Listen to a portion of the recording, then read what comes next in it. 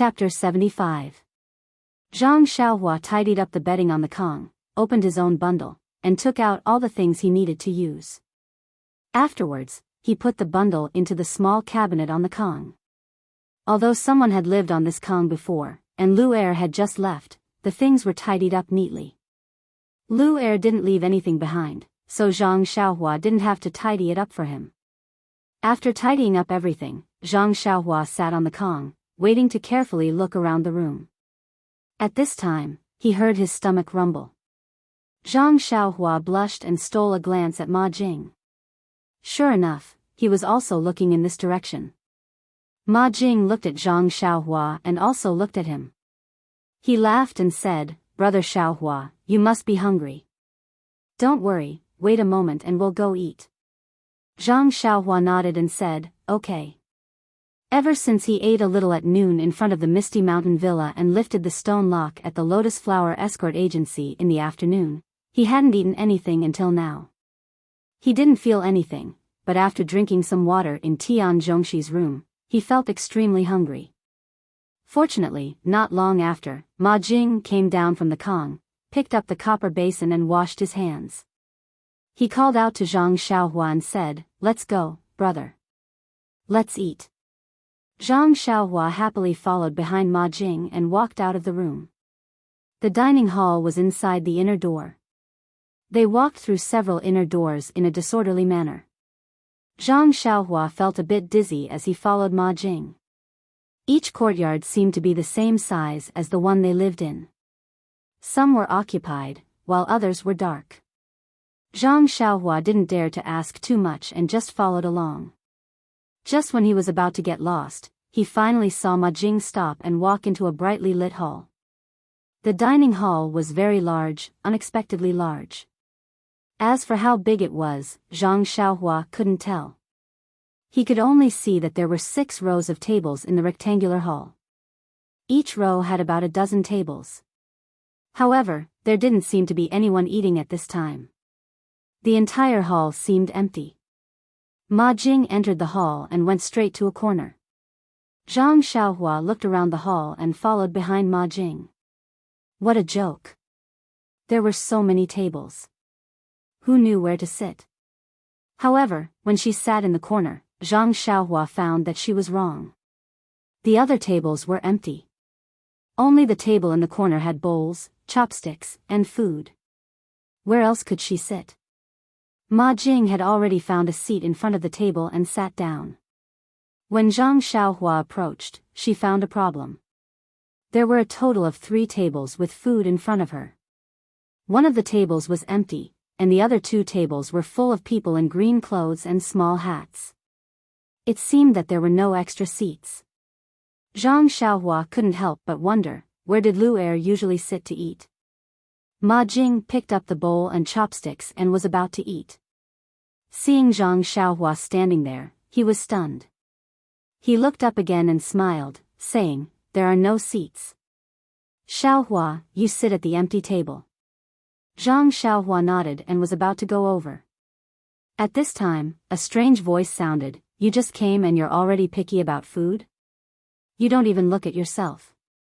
You want to eat first-class food?" Zhang Xiaohua was stunned. She looked back and didn't see who said it. However, Zhang Xiaohua looked carefully at the food on the empty table and then looked back at the food Ma Jing and the others were eating. Her heart couldn't help but move. There was indeed a difference. Not to mention what the food on the 2 tables were, Zhang Xiaohua couldn't distinguish clearly. However, from the plates and bowls, she could see the difference. The plates that Ma Jing and the others were eating were obviously bigger and the number of plates were fewer. On the other table, there were obviously more plates, but the plates were smaller. Of course, the quality of the plates and bowls were different, but Zhang Xiaohua didn't know. At this time, even if Zhang Xiaohua was stupid, she knew that he couldn't eat on that table. What's more, Zhang Xiaohua wasn't stupid. She just didn't go out to the countryside and didn't see the world. Therefore, Zhang Xiaohua stopped. There was a trace of doubt in her heart. What did this Ma Jing mean? Just as he was thinking about it, someone else came in. Zhang Xiaohua looked up and saw that it was the four men in tight clothes. They walked straight to the empty table and started eating. They didn't even look at the people at the other two tables. Instead, it was the simple middle-aged man who had patted Zhang Xiaohua's shoulder. He glanced at Zhang Xiaohua but didn't say anything, nor did he invite him over to eat. Just as Zhang Xiaohua was abnormally embarrassed and didn't know what to do, a voice sounded behind her. Zhang Xiaohua? Why don't you sit down and eat? Zhang Xiaohua looked back. It turned out that Tian Zhongxi was walking over. Zhang Xiaohua said, "The tables are full. There's no place to sit." Tian Zhongxi was stunned. Looking at the people at the two tables who were eating, he couldn't help but frown. Immediately, he smiled and said, "Hee, there is. Come with me." After that, he walked to Ma Jing's side and pulled out a stool from under the table. He said to Zhang Xiaohua, "You can sit here." Then, he patted Ma Jing and the person next to Ma Jing on the shoulder and said, "You two, make way. Make room." Ma Jing said with a cheeky smile, "Brother Shi, there's no place. How can we make room?" Tian Zhongxi glared at him and said, "Lu Er usually sits here. Zhang Xiaohua is even thinner than Lu Er. How can she not sit?" The other person didn't say anything and moved away. When Ma Jing saw this, he had no choice but to move. Although the space wasn't big, it was enough for Zhang Xiaohua. Tian Zhongxi walked to another table. The person who was eating quickly pulled out a stool from under the table, leaving a big space for the people beside him. Zhang Xiaohua sat on the stool and wolfed down the sumptuous dinner. Not to mention that his stomach was already growling from hunger, just the delicious food on the table made his mouth water.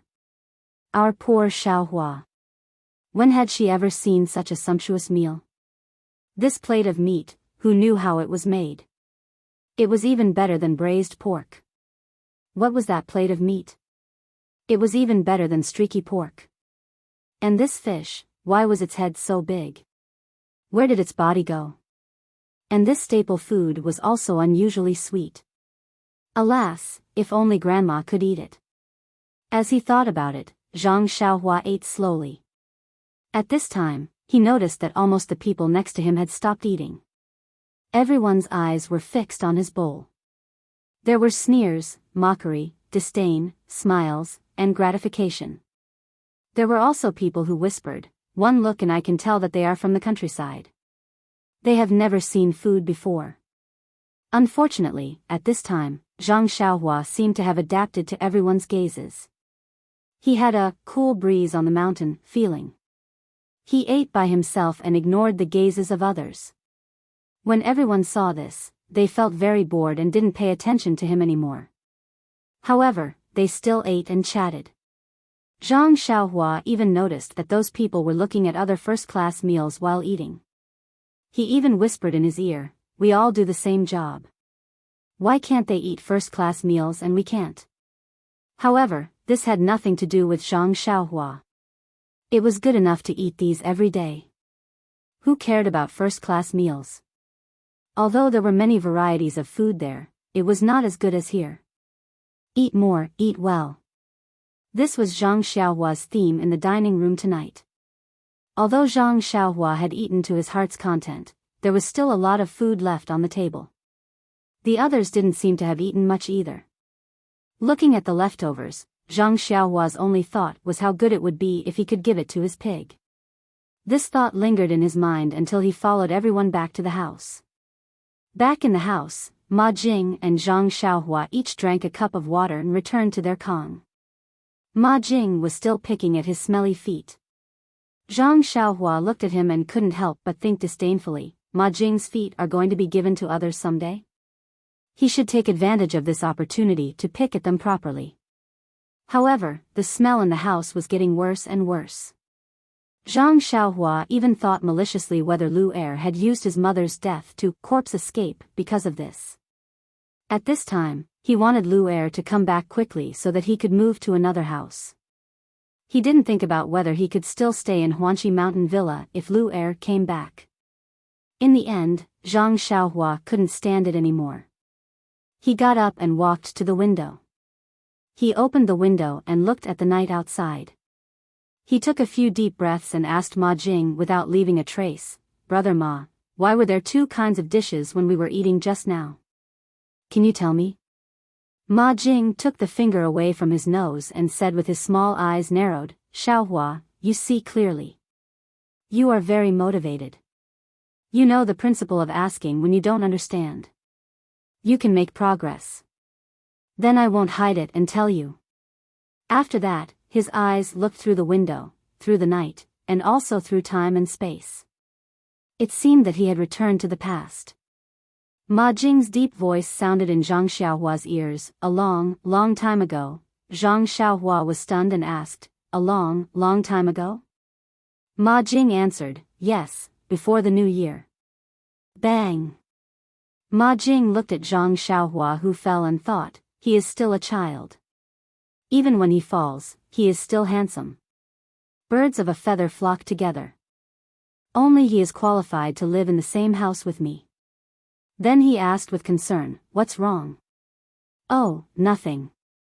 I was tripped by your thoughts of traveling through time and space," Zhang Xiaohua said with a smile. Ma Jing continued, "Before the new year, the people in charge of the medicine fields in Huanqi Mountain Villa were us manservants. Although it was very hard and we didn't eat the best food, everyone was very happy and enjoyed a peaceful and harmonious life. However, since the new year, it seems that starting from the 18th of the first month, a few more medicine fields were opened on the side of the medicine fields. Do you know what kind of medicine it is?" Zhang Xiaohua was at a loss. "I don't know." Ma Jing said, "Why don't you guess?" Zhang Xiaohua was at a loss. "I really don't know. I have never planted medicine before and have never seen it. How can I guess?" "Yes." Ma Jing nodded and said, "I guess you won't be able to guess." "Then, what kind of medicine is it?" Zhang Xiaohua asked eagerly. Ma Jing said slowly, "This, I don't know either." Bang! Zhang Xiaohua's head fell to the ground. Ma Jing exclaimed again, "What a handsome posture. This is a bit of a joke. Please vote for me. Please add it to your collection, thank you." Chapter 76. Ma Jing continued, "We're the ones who opened the fields, Xiaohua. Did you know? Opening a field is very tiring. We're all so tired that we shed a layer of skin." "That's right, have you opened a field before?" "You're so young, so you definitely haven't. You probably don't know how hard it is to open a field. When the cold wind blows and the snowflakes fall, our hands are all frozen and cracked. Look, my fingers haven't even healed yet. When the wind blows and it rains, my bones ache." Zhang Xiaohua looked at the dancing Ma Jing. On one hand, she wanted to kick his mouth until it was broken so that he could finish his words. On the other hand, she was afraid that he would put his fingers in front of her and let her see them. She didn't dare go forward. She secretly despised him in her heart. This hand is frozen and cracked, but the bones are still injured. Who knows what Ma Jing is made of? Seeing that Ma Jing still wanted to continue, Zhang Xiaohua quickly said, "Brother Ma, I've also done this work of opening a field before. It's really tiring. And you should continue talking about the medicine field." "Ahem, oh, you've opened a field before. And then you should know the hardships of opening a field." Ma Jing smiled and continued, "After opening the field, we were chased away and not allowed to come close. The pharmacy hall's hall master by an elder he personally planted the seeds of the medicine. After planting them, we thought that they would leave it to us to take care of. Did you know? Zhang Xiaohua, this is definitely a rare medicine. If we take care of it well, the manager will definitely give us more money. They'll definitely give us a raise in salary. With a raise in salary, our lives will be better. Then I'll definitely earn a lot of money. When the time comes, I'll definitely be able to marry Little Peach." As he spoke, Ma Jing's deep eyes seemed to pierce through the night and return to the future. Zhang Xiaohua quickly said, "Who is this Little Peach?" Little Peach is drunken fragrance houses. Ahem, Ma Jing immediately stopped and said, "Oh, I've said too much. Even if we don't get a raise, the higher-ups will still see how precious we are. Giving me a bit more responsibility and making me a manager is also good." But then, Ma Jing said bitterly, they actually separated these few fields from the other fields and even set up rules to prevent us from getting close. They picked 4 sons of bitches from the Misty School's pharmacy to steal our jobs and put them in charge of those few fields. The most important thing is, their treatment is actually better than ours. Not only do they get 3 taels of silver a month, but their meals are also better than ours. They can actually eat first-class meals. Moreover, when they go on business trips, their carriages are all first class and the hotels they stay in are also 4 stars higher than ours. Tell me, isn't this infuriating? It's not just me, all of us brothers are holding back our anger. We want to teach them a lesson, but... Ma Jing, who was gnashing his teeth just now, stuttered a little. Zhang Xiaohua asked curiously, "But what?" Ma Jing sighed, his head hung low. His finger stopped drawing circles in the air and said, "But we don't know any martial arts. How can we beat them?" "Ah! You guys don't know any martial arts?" Zhang Xiaohua cried out in alarm. "What's wrong? Is it strange that we don't know any martial arts? Who said that servants need to know martial arts?" Ma Jing said unhappily when he saw Zhang Xiaohua cry out. But Zhang Xiaohua couldn't continue and thought, "You guys don't know any martial arts. Who can teach me martial arts?" "But what? Don't tell me you know martial arts." "That's right, you came from the Lotus Flower Escort Agency. You definitely know some martial arts. Brother, when will you teach your big brother a few moves?" Ma Jing seemed to have woken up from his daze and wanted to get down from the ground to find Zhang Xiaohua. Zhang Xiaohua quickly waved her hand and said, "Brother Ma, do I look like I know any martial arts?" Ma Jing looked Zhang Xiaohua up and down and said doubtfully, "I can't tell. I heard that the disciples of the Misty School all start practicing martial arts at the age of 4 or 5. At your age, you're already very strong." Zhang Xiaohua smiled wryly and said, "If I started practicing martial arts at the age of 4 or 5, would I still be able to come to the villa to grow herbs?" Ma Jing tilted his head and thought for a moment before saying, "That's true. Then you would have been at the Misty Mountain Villa and not at the Huanxi Villa." As he said this, he sat down again and began to do his idle business. However, Ma Jing immediately asked curiously, "Then how did you end up at the Lotus Flower Escort Agency and how did you come here? Isn't the Lotus Flower Escort Agency a lot stronger than this place?" Zhang Xiaohua smiled wryly and explained, "It's not that I don't want to be at the Lotus Flower Escort Agency. It's just that I wanted to be a guard at the Lotus Flower Escort Agency, but they didn't want me. Coincidentally, just as I was talking to 4th Master One, Big Sister Chiu Tong from the villa went over to ask for someone and took a fancy to me. I didn't have anywhere to go anyways, so I came here." Ma Jing narrowed his eyes and said, That's right. Guards need to be escorted. With your small body, who would dare to take you?" "What? Chiu Tong, how did she take a fancy to you? Do you know her?" Ma Jing's small eyes immediately widened and shot out a divine light.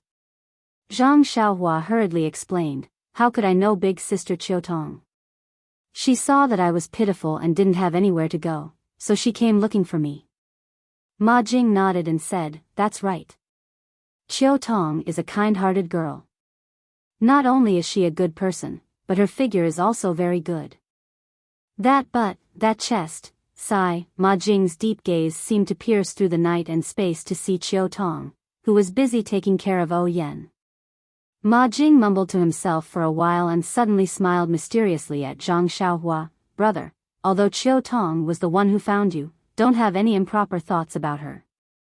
Chiu Tong is everyone's dream lover. Who knows how many people have a crush on her, did you know? The one next door." Zhang Xiaohua was speechless.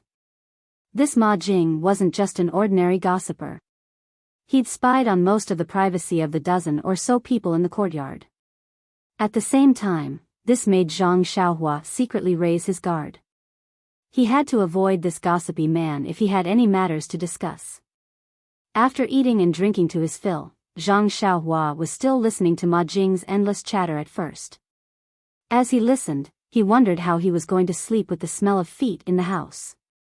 In the end, as he listened, his eyes became blurry and he unknowingly fell asleep. It wasn't until Ma Jing's mouth was dry and he got up to drink some water that he realized that Zhang Xiaohua had already fallen asleep. He had played the lute to a cow for so long, so he could only sulkily drink some water, kick off his shoes, and go out to visit. It was late at night, but the house wasn't quiet at all. Fortunately, Zhang Xiaohua had fallen asleep early. Ever since Ma Jing fell asleep, his earth-shattering snoring continued like a long river. Occasionally, he would say something in his sleep that couldn't be understood. Occasionally, he would stop talking and only the sound of teeth grinding could be heard. Sigh, poor Xiaohua. Fortunately, he didn't wake up at night. Otherwise, wouldn't he be so frightened that he wouldn't be able to sleep? Well, even if he woke up, he would be immediately fainted by the stench in the house. There was no chance for him to hear so much noise. It turned out that Ma Jing didn't wash his feet. However, our Xiaohua couldn't smell the smell of Ma Jing's stinky feet at this time, because his breath was long and faint. If you put your finger on Zhang Xiaohua's nose, you couldn't feel that he was breathing. Perhaps, he wasn't breathing air? Perhaps, at this time, he wasn't breathing through his mouth and nose, but through all the pores on his body? No one knew. The next morning, Zhang Xiaohua woke up on time. Before he could figure out where he was, the pungent stench immediately rushed into his nose. Zhang Xiaohua moved like a rabbit and rushed to the door like an arrow. After rushing out, he took a few deep breaths of fresh air and then remembered that he was in Huanxi Villa and his situation. Looking back at the hut, which was no different from other rooms, he really didn't want to go in. Seeing that the yard was still quiet, he thought that everyone was still sleeping, so he walked out of the round door outside. When he came here yesterday, it was already dark, so he didn't see very clearly. Although he had a general understanding of Huanxi Villa, he was still frightened by the scene in front of him when he went out now. In front of him was the foot of a mountain. At first glance, there were many farmlands and some woods, and there were countless continuous houses beside it. Is this Huanxi Villa? Why is it even bigger than the Guizhuang house? The mountain seemed to be in the villa. There were many trees and farmlands on the mountain, which were in the shape of stairs. Zhang Xiaohua was confused for a while. Can people farm on the mountain? After the shock, Zhang Xiaohua didn't want to think more. Since he had already entered Huanxi Villa, there would be plenty of opportunities to go there in the future. These days, he had been shocked by many things outside. Now thinking about it, even if he didn't learn martial arts, this trip was not in vain. Thinking of martial arts, Zhang Xiaohua's heart skipped a beat. He faced the rising sun and gulped down a mouthful of warm water. His whole body felt comfortable. This was already his daily homework. After that, he recalled the 6 harmonies fist that he had seen people practice at the Lotus Escort Agency yesterday. He began to practice it one by one. However, after a few moves, he forgot the rest. He racked his brain and tried to think for a while. He forced himself to practice a few more times, but no matter how hard he tried, he could not remember it. Zhang Xiaohua could not help but be annoyed with himself. Could it be that he was not cut out for martial arts? But since my second brother can learn so fast, and I am his brother, I can't be so different from him, right? Zhang Xiaohua painfully thought. When he turned around, he saw a pair of eyes looking at him. It turned out to be the middle-aged man in martial arts yesterday. Zhang Xiaohua hurriedly went over to salute. The man also smiled and saluted back. Then, he walked to the side, took up a posture and began to practice. Zhang Xiaohua didn't know what kind of boxing he was practicing. He only felt that his steps were like dragons and tigers, and his punches were very impressive. Zhang Xiaohua's eyes were full of stars and he was very envious. Not long after, the other 3 people also came out in martial arts clothes. They stood in different positions and began to practice martial arts. Zhang Xiaohua watched from afar. When they finished practicing and returned to the small courtyard, Zhang Xiaohua followed them back. Looking at the backs of the 4 people, Zhang Xiaohua couldn't help but think, if I can have their skills, I should be able to protect my family's safety. But I don't know if they are willing to teach me. Chapter 77. At this time, Zhang Xiaohua already knew that streaky pork wasn't the most delicious thing in the world. Being able to eat streaky pork wasn't his dream, and martial arts was his new streaky pork. However, how to eat this streaky pork still needed to be thought about. Looking at the backs of the 4 people, Zhang Xiaohua couldn't help but think to himself. The courtyard was still as quiet as ever. That bunch of lazy pigs in green robes and hats must still be sleeping. How could they compete with the disciples of the ethereal sect like this? Do they have the strength? Although he had just arrived yesterday, Zhang Xiaohua himself felt that there was no chance.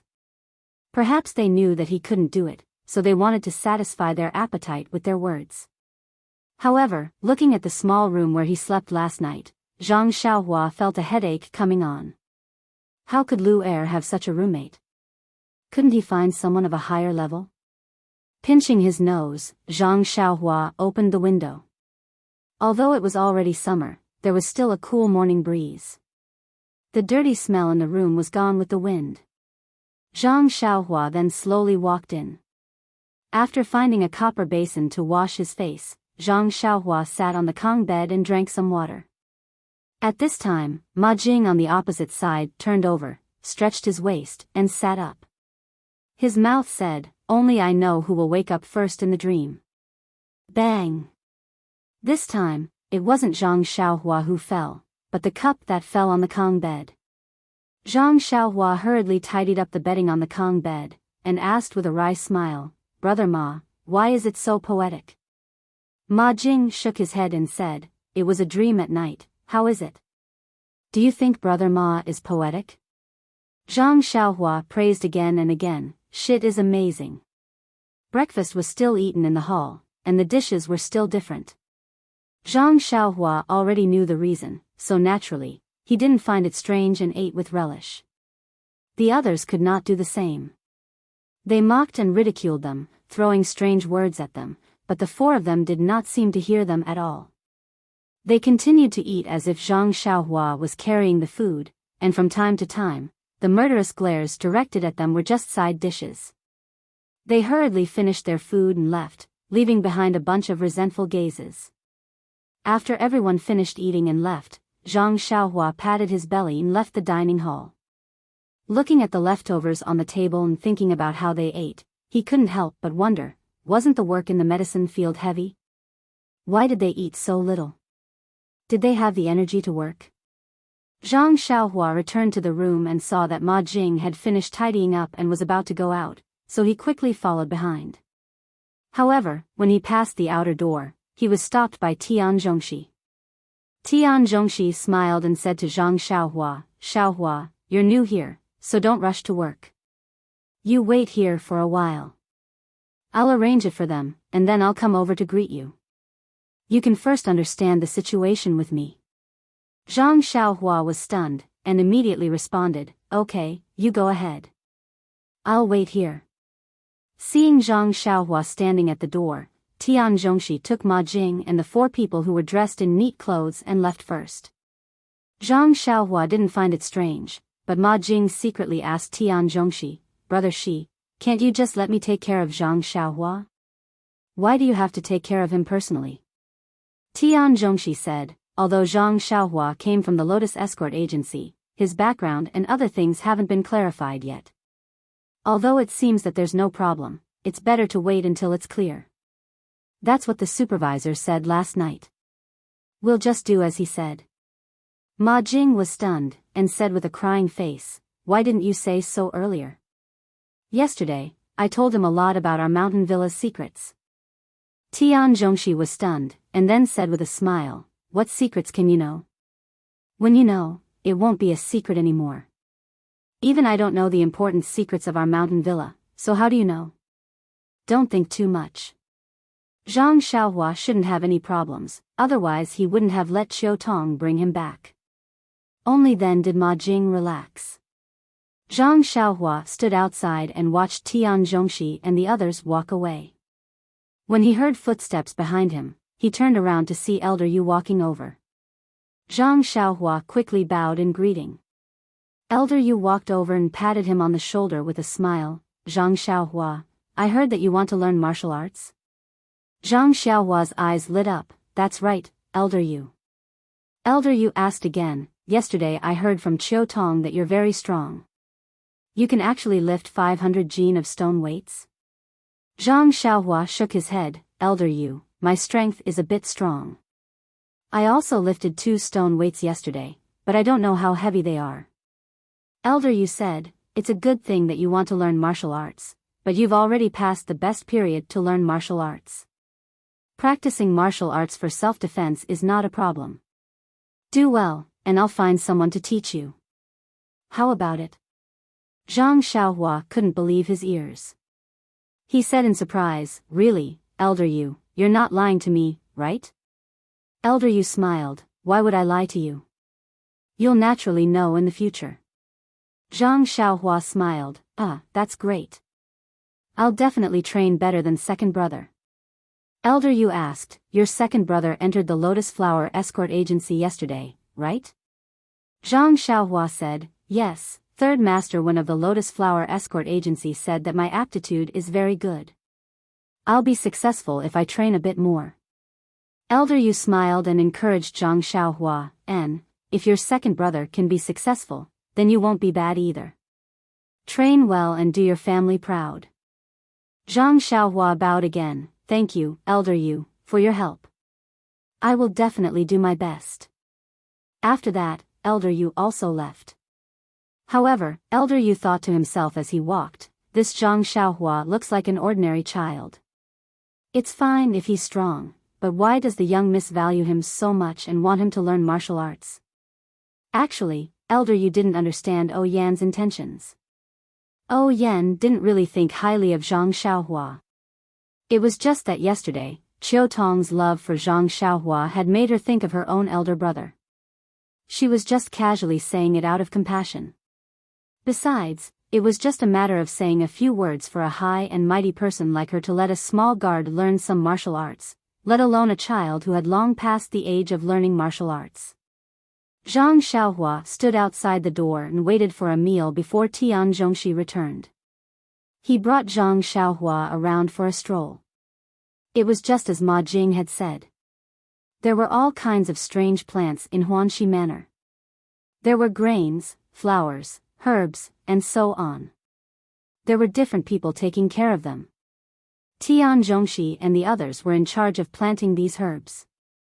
Tian Zhongxi pointed at the herb field from afar and gave Zhang Xiaohua a rough description of the herbs. Zhang Xiaohua had never seen them before, so she could only memorize them. Fortunately, it was just planting, weeding, and watering. It wasn't much different from taking care of the crops. Zhang Xiaohua had done farm work for a long time at home, so she didn't have to worry about these things. In the next few days, Tian Zhongxi still brought him around and didn't let him do any work. Even when Tian Zhongxi was busy with the herb field and didn't have time to take care of Zhang Xiaohua, he didn't let Zhang Xiaohua do any work. Zhang Xiaohua was very strange. She just watched people practice martial arts in the morning, followed him around during the day, slept under a tree when she had nothing to do, and listened to Ma Jing talk nonsense at night. This simple life was very boring. Zhang Xiaohua had come here to learn martial arts, but he was thrown here instead. Although he had never eaten anything before, and heard things that he had never thought of before, he still felt uncomfortable. Not to mention the stinky feet in the house every night. In the beginning, Zhang Xiaohua also felt embarrassed that she had just arrived. But later, she couldn't stand it anymore. She had to indirectly tell Ma Jing that it would be best if he could wash his feet before sleeping. But that Ma Jing still did things his own way. Don't you think this made Zhang Xiaohua feel vexed? In the end, Zhang Xiaohua had no choice but to open the window to sleep at night for some fresh air. However, it was the same every night before going to sleep. In the morning, Ma Jing would close the window again. The air in the house was still very dirty. Ma Jing must have woken up from the cold at night and got up to close the window himself. That afternoon, Ma Jing mysteriously looked for Zhang Xiaohua and whispered to her, "Xiaohua, do you think my feet are very smelly?" Zhang Xiaohua said embarrassedly, "It's not too smelly, but a little." Ma Jing nodded and said, "I know. From today onwards, you don't have to worry." "Really?" Zhang Xiaohua asked in disbelief, "You've started washing your feet?" "No." Ma Jing shook his head and said, "I just told Brother Shi about this. Brother Shi said to let you move into his house." "Really? Brother Shi said that to you?" Zhang Xiaohua asked. "Yes, that's right. Brother Shi said that." Ma Jing nodded affirmatively. Zhang Xiaohua said gratefully, "Brother Ma, you're really a good person." "Thank you." Ma Jing chuckled and didn't say anything. He went out to the herb field. In the afternoon, Zhang Xiaohua packed her things, which were the small bag and a roll of bedding. In the small courtyard, the rooms were not locked. In the evening, she put her things on Tian Zhongshi's empty Kong bed. Before dinner, Ma Jing and the others came back. They didn't see Tian Zhongshi. Zhang Xiaohua naturally didn't thank Tian Zhongshi and followed Ma Jing and the others to the dining room to eat. While they were eating, Tian Zhongshi came in. He was covered in dust and seemed to have not washed. As soon as he sat down, he picked up the bowl and chopsticks and quickly ate. The person next to him asked softly, "Brother Shi, the water is not ready yet?" Tian Zhongshi was eating and answered vaguely, "Yes, not yet. I still have to do it later." Zhang Xiaohua saw that he was eating in a hurry and didn't dare to go forward immediately.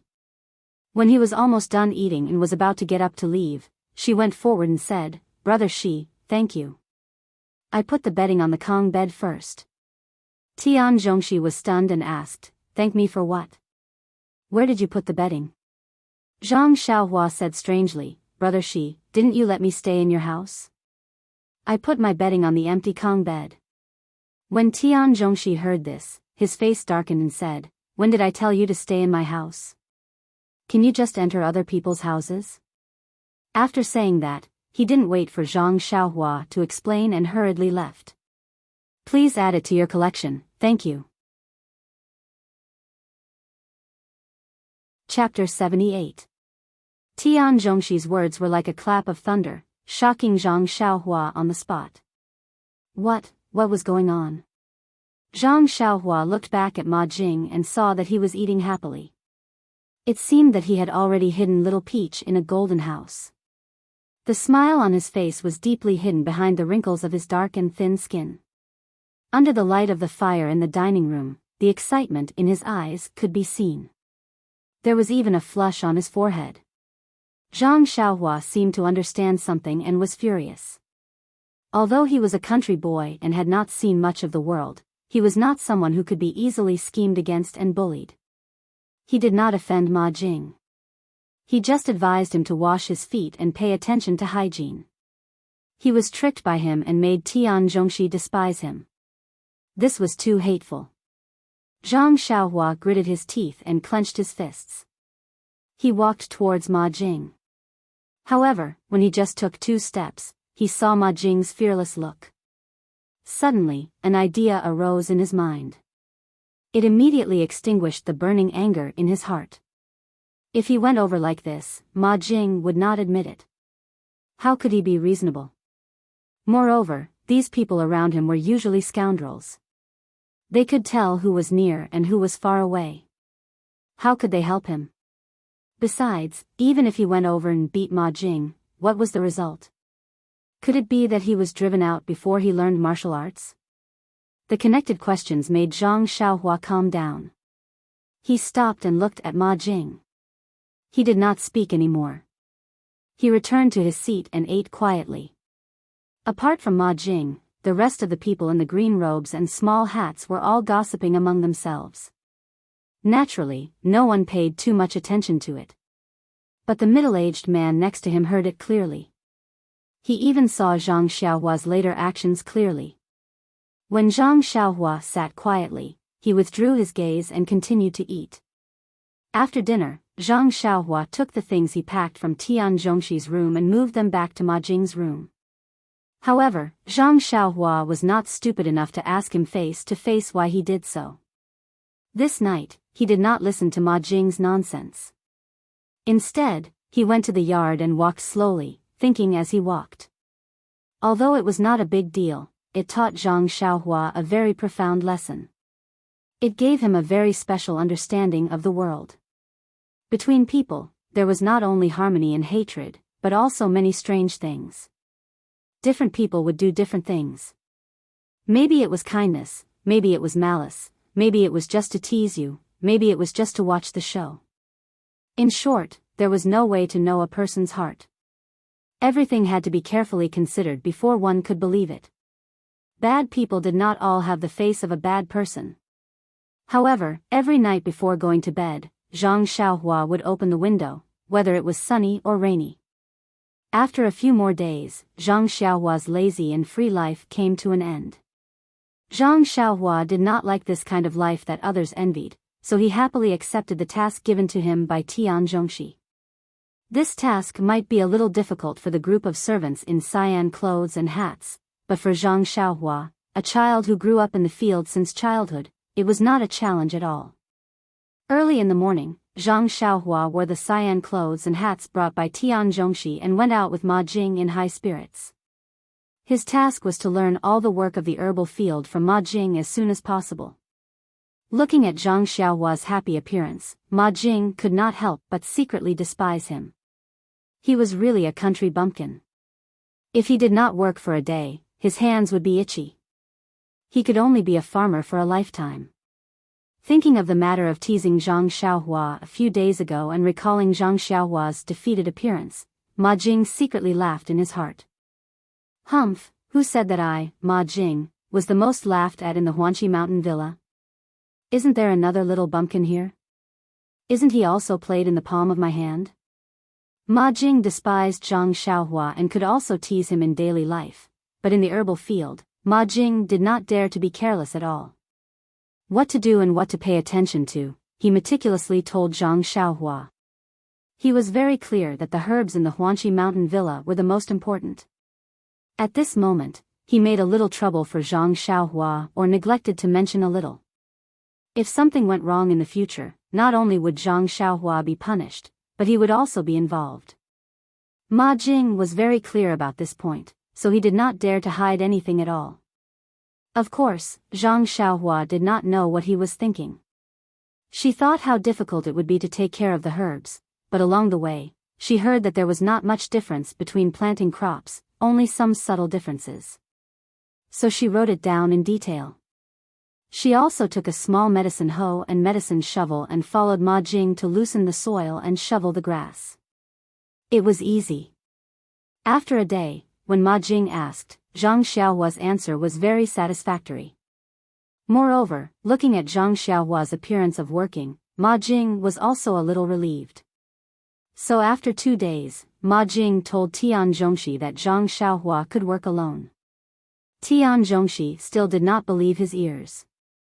In the past, there were new people in his manservant team, but he only dared to let them go after a long time. Was Ma Jing fooling him? Thinking about Ma Jing's usual behavior, he was more certain. However, after he also took care of Zhang Xiaohua for a day, he really believed that Zhang Xiaohua could work alone. He felt a little guilty that he had wronged Ma Jing. After he asked Zhang Xiaohua in detail, he then found out the reason. This kind of medicinal herbs was no different from planting crops. In the past, the manservants recruited by the Huanqi Mountain Villa were mostly from the vicinity of Pingyang City and had a certain family background. How could the poor children of farmers be qualified to be taken in by the Huanqi Mountain Villa? Only Zhang Xiaohua was an exception. She was a child from a poor family and had farmed before. The bunch of manservants under him were all arrogant at home. How could they work in the fields? Therefore, it gave them the illusion that the work in this medicinal herb field was very complicated and difficult to do. After thinking through this, Tian Zhongxi could not help but let out a long sigh.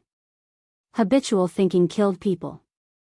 After that, Zhang Xiaohua finally got rid of the decadent days of reaping without sowing and returned to the fields that she was familiar with. The small medicinal hoe and spade were really cute. It was much more convenient to use than the big hoe at home. Zhang Xiaohua also had the strength now. She could easily finish a day's work. These days were really comfortable. However, Zhang Xiaohua was pleasantly surprised by what happened next. This morning, Zhang Xiaohua was still watching the middle-aged man in martial arts training. However, that person did not leave immediately after he was done. Instead, he walked in front of Zhang Xiaohua and said, "Your name is Zhang Xiaohua." Zhang Xiaohua blinked and nodded. Then, she heard a very pleasant sentence. "Miss asked me to teach you martial arts when I have the time." Zhang Xiaohua opened her mouth and said, "Really?" That person smiled and said, "It's true. My name is He Tianshu. You can call me Team Leader He. Wait for me here after dinner tonight. I will start teaching you today." Zhang Xiaohua was stunned again. She was obviously happy. He Tianshu saw that Zhang Xiaohua did not say anything and knew how he was feeling. He patted his shoulder and turned to leave. Only Zhang Xiaohua was left digesting the news that she wanted to hear the most in her life. This miss was really a good person. Zhang Xiaohua almost wanted to rush into the inner courtyard and worship the Mississippi. However, thinking about the inner courtyard's complexity, if she got lost, wouldn't she be chased out as a peeping Tom? Only then did she extinguish the thought. In short, her gratitude towards O Yen could not be expressed with words. She instantly placed this unknown miss on the same level as her sister-in-law Lu Qian in her heart. Zhang Xiaohua spent the whole day waiting anxiously and excitedly. There were even a few times when she almost made mistakes in the medicine field. This made Zhang Xiaohua immediately alert. How could she forget about this small beginning? Calm down, calm down. Zhang Xiaohua warned herself as she worked hard. From time to time, she would raise her head to look at the sky. Why was the sun going so slowly today? In the torment, the sun finally set in the west. Tian Zhongxi's shout came from afar. Zhang Xiaohua immediately rushed out of the medicine field. She had long left her calmness behind. This state of mind that was not happy with external gains and not sad for oneself, Zhang Xiaohua was still far from it. Zhang Xiaohua hurriedly finished her dinner and came to the outer courtyard early. The moonlight was like water, but Zhang Xiaohua's mood was like boiling water. She was so excited. The wish that she had been thinking about for a long time was finally going to be realized. Who could still calm down? But why was He Tianshu not here yet? When she was eating just now, she saw that he was almost done eating. Usually, he would finish eating early and come out early. Why was he so slow now? Zhang Xiaohua walked back and forth under the moonlight, anxiously waiting. After an unknown amount of time, she finally heard footsteps coming from the courtyard. Zhang Xiaohua hurriedly went to greet them. Sure enough, it was He Tianshu. Zhang Xiaohua happily said, "Captain He, you've come." He Tianshu looked at Xiaohua and said with a straight face, "Xiaohua, although I'm teaching you martial arts, I'm not your real master. Captain He is just a title. Do you understand?" Zhang Xiaohua blankly nodded. He Tianshu said again, "Although I'm not your real master, I'll teach you to the best of my ability. It just depends on how much you can learn." Zhang Xiaohua nodded again. He Tianshu continued, "Then I'll tell you the first thing today. When practicing martial arts, you must practice with a calm heart. Don't be impatient. Look at you now. How can you practice martial arts in peace?" When Zhang Xiaohua heard this, she immediately understood a lot. Yes, what had she become today? She was completely dazzled by this good news.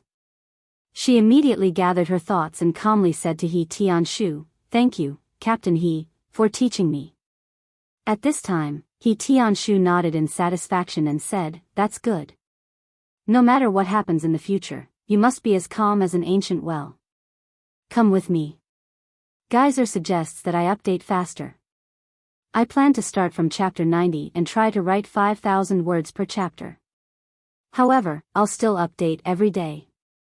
Thank you, reading friends. Please bookmark, thank you. Chapter 79. He Tianshu brought Zhang Xiaohua to a spacious area and asked, "Xiaohua, I heard that you've never learned martial arts before?" Zhang Xiaohua nodded and said, "Yes, I've never learned before." He Tianshu asked again, "You're quite strong, right?" Zhang Xiaohua nodded again and said, "Yes, I didn't feel it before, but since the new year, I feel that my strength has been increasing. I heard that the stone weight I lifted at the Lotus Flower Escort Agency was 500 pounds. He Tianshu said, "That's good, give me a punch with all your strength and give it a try." Zhang Xiaohua thought for a bit and asked, "Use all my strength?" He Tianshu said, "Yes, it's okay, use all your strength, don't be afraid that I'll get hurt." Zhang Xiaohua said, "Okay then, be careful." After saying this, Zhang Xiaohua took a deep breath and used all her strength to raise her right fist and punch towards He Tianshu's body. He Tianshu looked at the incoming fist and also raised his right palm, but he only used 20% of his strength, thinking that it was more than enough. When the two people's fists collided, He Tianshu knew that he was wrong and immediately used another 30% of his strength to block Zhang Xiaohua's fist. His body swayed slightly and his right arm became numb from the shock. He thought to himself, "This Xiaohua really does have 500 pounds of strength, she's born with divine strength." Zhang Xiaohua was even more shocked and thought, "Oh my god, Captain, he is too strong." When my fist hit him, his body only swayed a little. The difference between whether or not he knows martial arts is too big. This won't do, I must learn martial arts properly. He Tianshu's right arm was numb and he couldn't raise it. He wanted to use his left hand to rub it and move it, but when he saw Zhang Xiaohua's worshipful expression, he was a bit embarrassed to do so. He could only secretly frown and praise Zhang Xiaohua, "Not bad, Xiaohua, your strength is not small." Then he patted Zhang Xiaohua's shoulder and moved his shoulders without a trace, saying, "Now I'll officially start teaching you martial arts." Zhang Xiaohua nodded excitedly. "Thank you, Captain He." He Tianshu smiled, then got into a horse stance and said, "Watch my posture and learn from me. This is called the horse stance. Come, you too." Zhang Xiaohua carefully looked at He Tianshu's posture and imitated him in the horse stance. He Tianshu stood up and pointed out a few of Zhang Xiaohua's mistakes. He then said, "Good, you did a good job. From now on, you will practice the horse stance for 2 hours every morning and night. Today, you can do it first. I will come over later to take a look." After saying that, he patted his butt and left. Zhang Xiaohua's head was filled with confusion. She kept shouting in her heart, "Practice martial arts, practice martial arts, I want to practice martial arts, I want to practice martial arts. How can you just let me do this posture and you run away?" As He Tianshu walked through the door, he turned around to look at Zhang Xiaohua in the horse stance. He took a big stride and jumped into the shadow of the wall. He swung his arms with all his strength and sucked in a breath of cold air. He thought to himself, "This brat, where did he get so much strength from? Judging from his strength, it should be more than 500 pounds. Careless, I almost made a fool of myself." The ancient said, "Even a boat can capsize in a ditch. Next time, I have to be more careful." What careful? Next time, I definitely won't give him this chance. I have to think of a way to beat this brat up. I'll let him stand like this for now and reduce his prestige. I'll let him stand until his waist and legs are sore. He stuck out his head with lingering fear and looked at Zhang Xiaohua. Only then did he pull himself together and walk back to his hut. Under the light, looking at the bruise on the lower part of his palm, He Tianshu could not help feeling a little stunned. He took some medicinal wine and slowly rubbed it. At the same time, he thought to himself, to be honest, when Miss O told me about this, I didn't care at all. This Zhang Xiaohua was a simple and honest good boy who had not seen the world and was teased by the manservant in the villa. I also saw it in my heart, so I inevitably sympathized with him. But that was human nature. Moreover, in his view, Zhang Xiaohua was a manservant in the villa and had nothing to do with me. I just sympathized with him because I didn't have the good style of meddling in other people's business. Although there was no precedent in Huanxi Villa to teach a manservant martial arts, the master of the villa said that he could just do it casually. Who didn't know the superficial skills? Everyone would have the vanity of being a teacher, so there was nothing wrong with giving some pointers. However, O Yen seemed to have seen through his thoughts, but she didn't say it clearly. She just told him that Zhang Xiaohua had the strength of 250 jin with one arm.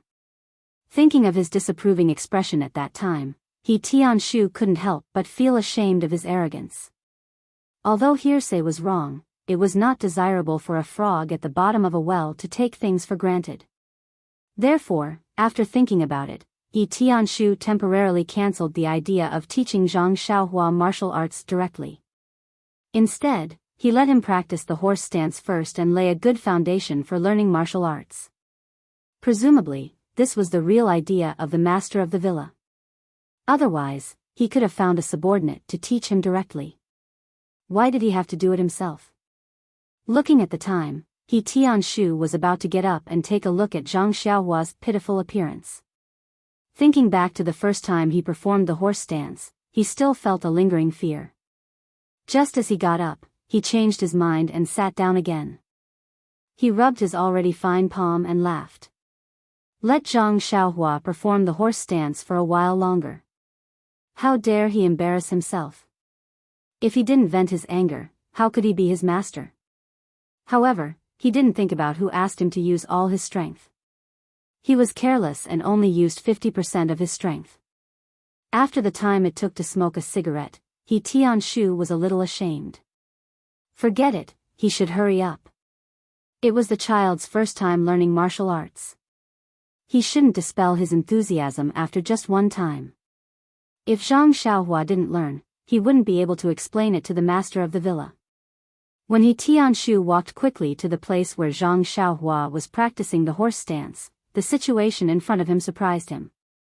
Zhang Xiaohua wasn't like he imagined, lying on the ground like a pile of mud. He also wasn't standing there pitifully, waiting for him, the savior, to save him. Zhang Xiaohua's horse stance was steady, just like when he had just left.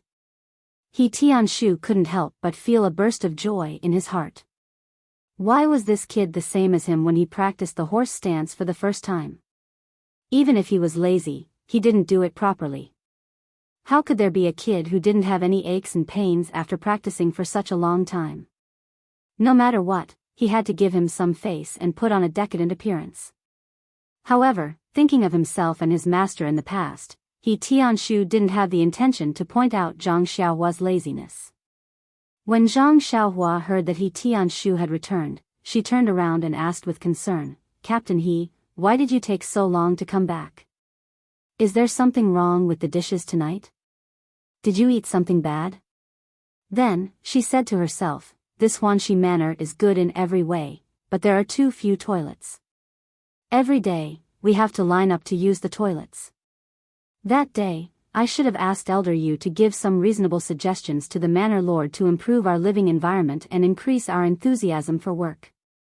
Then, Zhang Xiaohua seemed to have thought of something and said mysteriously to He Tianshu, "Oh right, Captain He, if you encounter this problem next time, you can go to the fields to solve it.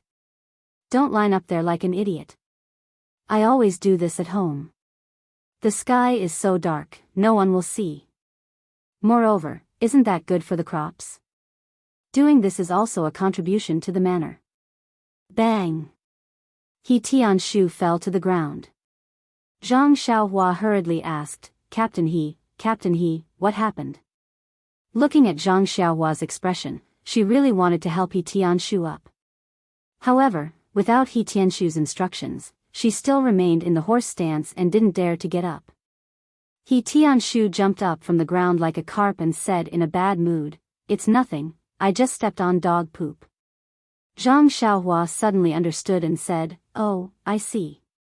This dog is too much. Why doesn't it know how to poop in the fields? It would save people the trouble of picking it up." "Oh right, Captain He, your posture just now was so cool. When can you teach me?" He Tianshu smiled and said, "No problem, this is called a carp jumping up. I'll teach you one day." Zhang Xiaohua was stunned. "I'm talking about the posture when you fell just now. That's called a carp jumping up? This name is really strange." He Tianshu was also stunned.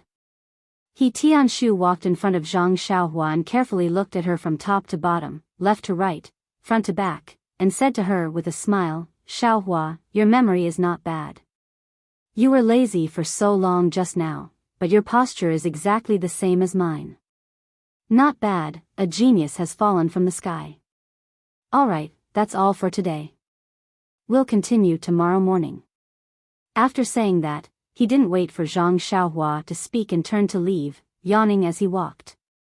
When Zhang Xiaohua heard this, she quickly got up and said with grievance, "Captain He, I wasn't lazy.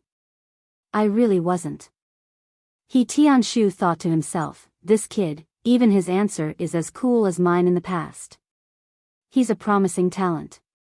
He didn't turn around and asked, "Are your legs sore? Can you still walk now?" After saying that, she quickened her pace and ran back to her room. As she walked, she thought, the feeling of being a teacher is really satisfying. Back then, did Master smile like this in his heart as he went back to his room? Leaving her blushing, she slowly slipped back to her room. When she thought about how she was exposed for being lazy, she was so shy that she didn't dare to raise her head, afraid that Master would see. When she got back to her room, she let out a sigh of relief. Now that I think about it, Master had already found out, but just didn't punish me. It's also because of this that I worked hard and stood out. And, looks like I did the right thing today. Tomorrow morning, Zhang Xiaohua will definitely be like me back then, working hard and no longer being lazy." However, He Tianshu didn't hear Zhang Xiaohua's different answer. "My legs are sore."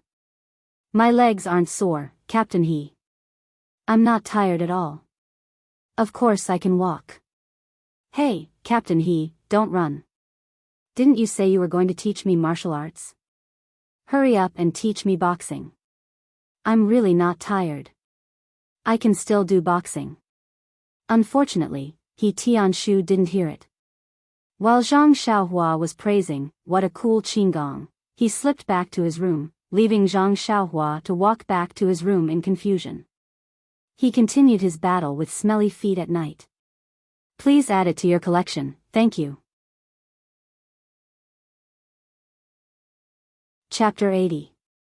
The next morning, the sky was gloomy, but Zhang Xiaohua's mood was bright and sunny. Early in the morning, Zhang Xiaohua arrived at the place where she practiced the horse stance last night. She thought happily in her heart that it was time to teach her boxing today. After waiting for a while, He Tianshu came over. Seeing that Zhang Xiaohua was already standing there, he was very happy. He nodded and said, "Zhang Xiaohua, you're really not bad. You woke up early. That's good, let's start today." Zhang Xiaohua asked, "What boxing technique are you going to teach me today?" He Tianshu was stunned. "Boxing technique? Hee, don't be in a hurry. First practice the horse stance well. The horse stance is the foundation of boxing. If you don't practice the horse stance well, your lower body won't be stable. As the saying goes, if you want to practice martial arts, first practice the horse stance or practice the horse stance for 3 years. Once your lower body is stable, it'll be easy to learn anything." Zhang Xiaohua opened her mouth wide. "What? I have to practice the horse stance for 3 years? What else can I learn?" "Right, what's the lower body?" He Tianshu smiled and said, 3 years is just a metaphor, but it's also possible that you have to learn the horse stance while practicing boxing. Anyway, if you don't practice the horse stance well, it won't be easy to master boxing. The lower part refers to the area below your waist. Only when your legs are stable can you not be at a disadvantage in a fight. Oh right, didn't you see how you punched me yesterday? Although you used a lot of strength, you didn't notice my legs, right? I used the horse stance at the last minute. Didn't you feel that I was standing very steadily yesterday? That's right. If the lower body is floaty and your punch makes me retreat, you'll have the upper hand. If you continue to fight, you'll be suppressing me. If I want to take the upper hand and beat you, it'll be very difficult. Do you understand? Zhang Xiaohua nodded as if she didn't fully understand. Then, she asked weakly, Captain He, what's the upper hand? He Tianshu immediately assumed the horse stance and stood there firmly, saying, that's a good question, but I won't answer it today. You'll slowly understand it in the future. Alright, let's begin today's lesson. Zhang Xiaohua, continue assuming the horse stance, the same stance I taught you yesterday. Continue. Of course, it's difficult at the beginning, but you must persevere. Don't think about slacking off. At the beginning, you only need to persevere for the time it takes to brew a cup of tea. Take a rest, then continue. If you can persevere for 1 or 2 months and persevere for a meal, or even better, then I can teach you fist techniques. Zhang Xiaohua said in surprise, Captain He, you said that I can hold it for a meal's time? He Tianshu nodded and asked curiously, yes, what's wrong? Practice, He Tianshu was to practice. Captain He Tianshu's is, Master, He Tianshu understood, and said with a smile, it doesn't matter if it's breakfast or dinner. You have to do it to my satisfaction. Zhang Xiaohua said resentfully, okay, I got it. I'll do the horse stance for you now. With that, she faced the east, raised her head, and put her hands on her waist. She took the horse stance steadily. He Tianshu smiled as he looked at Zhang Xiaohua's movements. He pointed out a few small mistakes, nodded, and praised, Zhang Xiaohua, not bad. You still remember what I taught you yesterday. Let's see how long you can hold it. If you're tired, let me know and you can rest. Zhang Xiaohua didn't say anything after answering. Her eyes looked at the gloomy sky in the distance, as if she wanted to find the sun there. He Tianshu also walked to the side and began his daily practice. At this time, the other 3 also came out and found a place to practice. He Tianshu was practicing the 1,000 leaves palm today. When he first started, he paid attention to Zhang Xiaohua and waited for him to say that he was tired so that he could let him rest first. But as he practiced, he started to focus on his own palm technique and put everything else to the back of his mind. The 1,000 leaves palm was very complicated, and it took a lot of effort to practice it from beginning to end. He Tianshu didn't practice it often, so sometimes there would be some inconsistencies. But today, for some reason, from the first move to the last move, it was very smooth. When He Tianshu exhaled and finished, he heard a burst of cheers from the side.